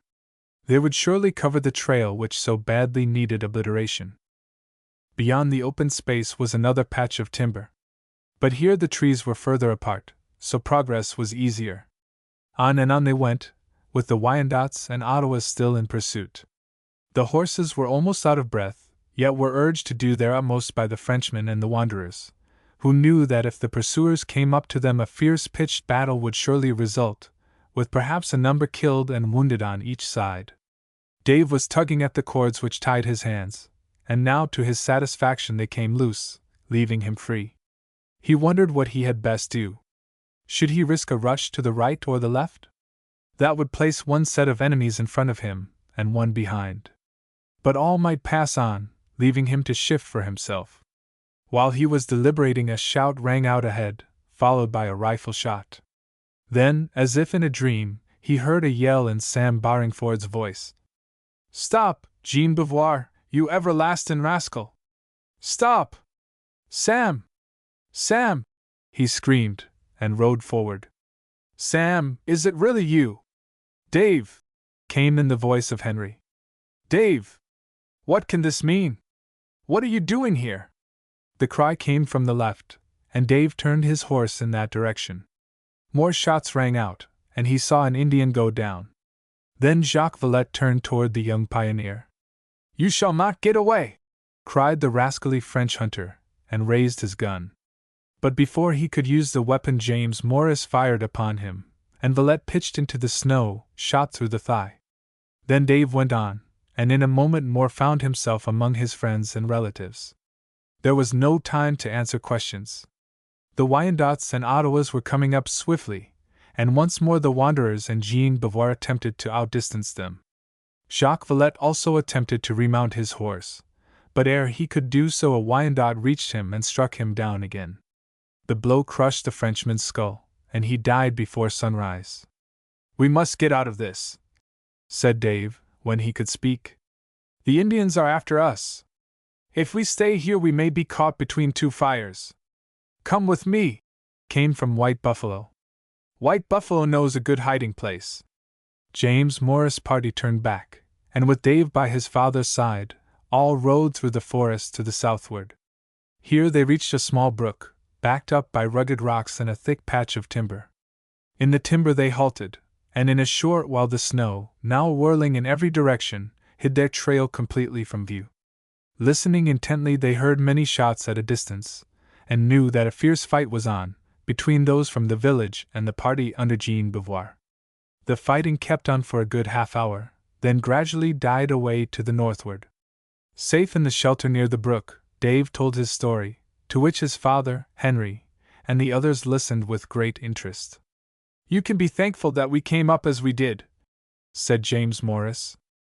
"I am thankful," said the young pioneer. "I never want to see Jean Beauvoir and his rascally companions again." "Perhaps Jean Beauvoir is dead," put in Henry. "That shooting must have meant something." "I brought down Jacques Villette," continued Mr. Morris. "But I don't believe I killed him. I hit Beauvoir in the arm," came from Barringford. "He'll remember it a while, I'll warrant." "It was all Pontiac's fault," came from Dave. "I think the authorities ought to bring him to book for it." "Perhaps they will," answered James Morris seriously. Let me add a few words more and then bring to a close this story of pioneer life, and of adventures while on the Trail of Pontiac. The snowstorm that started that evening proved a heavy one, and it was not until nearly a week later that the Morris party managed to get back to Fort Pitt. Here the commandant listened to what they had to relate with close attention, and said he would report to the proper authorities at the first opportunity. But means of communication were now almost entirely cut off, and in the end little or nothing was done to make Pontiac and his followers explain their actions, matters of greater importance coming up in the meantime. When they felt able to do so, Dave and Barringford continued on the trip to Will's Creek, taking White Buffalo and some of his followers with them. The others of the party returned to the trading post, anxious to learn if matters there were quiet. They found no cause for alarm, but a few days later 2 trappers came in with news that nearly all of the Beauvoir party had been killed, Beauvoir himself escaping after being wounded both in the arm and the side. "The Wyandots and the Ottawas are very angry at the Wanderers," said the hunter who furnished the news. "They say the Wanderers must hereafter keep to the hunting grounds in the far west. The Wyandots say there was some mistake made about Dave, and they are going to bring in, next spring, the goods they got away from Beauvoir, and which were stolen from the pack train." "I trust they keep their word," answered James Morris. "But I reckon that £50 is gone for good." "I think they will keep their word," said Sanderson, who knew many of the Wyandots well. "They want to be at peace, and they'd be all right if only the Ottawas would leave them alone. Pontiac will never rest until he has united the Indians in a regular war against the English," said James Morris, and how true his words were will be shown in another volume of this series, to be entitled The Fort in the Wilderness, or The Soldier Boys of the Indian Trails. In this volume we shall meet all of our old friends again, and learn what more was done toward establishing the trading post on the Ohio, and of how Jean Beauvoir again crossed the path of the Morises and made himself more odious than ever. The homecoming of Dave was made a joyous time at the Morris cabin. His Aunt Lucy came out to greet him warmly, followed by Rodney and Little Nell. The twins stood in the doorway, gazing shyly at him and Sam Barringford. "I am so glad you are safe," said Mrs. Morris, as she kissed her nephew. And I'm glad myself, answered Dave, but she did not fully understand all he meant until he had told his story. Reckon as how this is my family, came from Sam Barringford, as he took one of the twins in each arm. No news of them, is thar? He asked. No news, Sam, said Rodney. Reckon they are yours right enough. But Rodney was mistaken, as later events proved. Well, I'll try to give them a father's care, went on the old frontiersman. And he gave each twin a half-dozen hugs and kisses, at which both crowed loudly. They were the pets of the household, and all loved them dearly. You can't imagine how good it feels to be at home once more, said Dave later on. The trading post is all well enough, but it can't touch a place like this.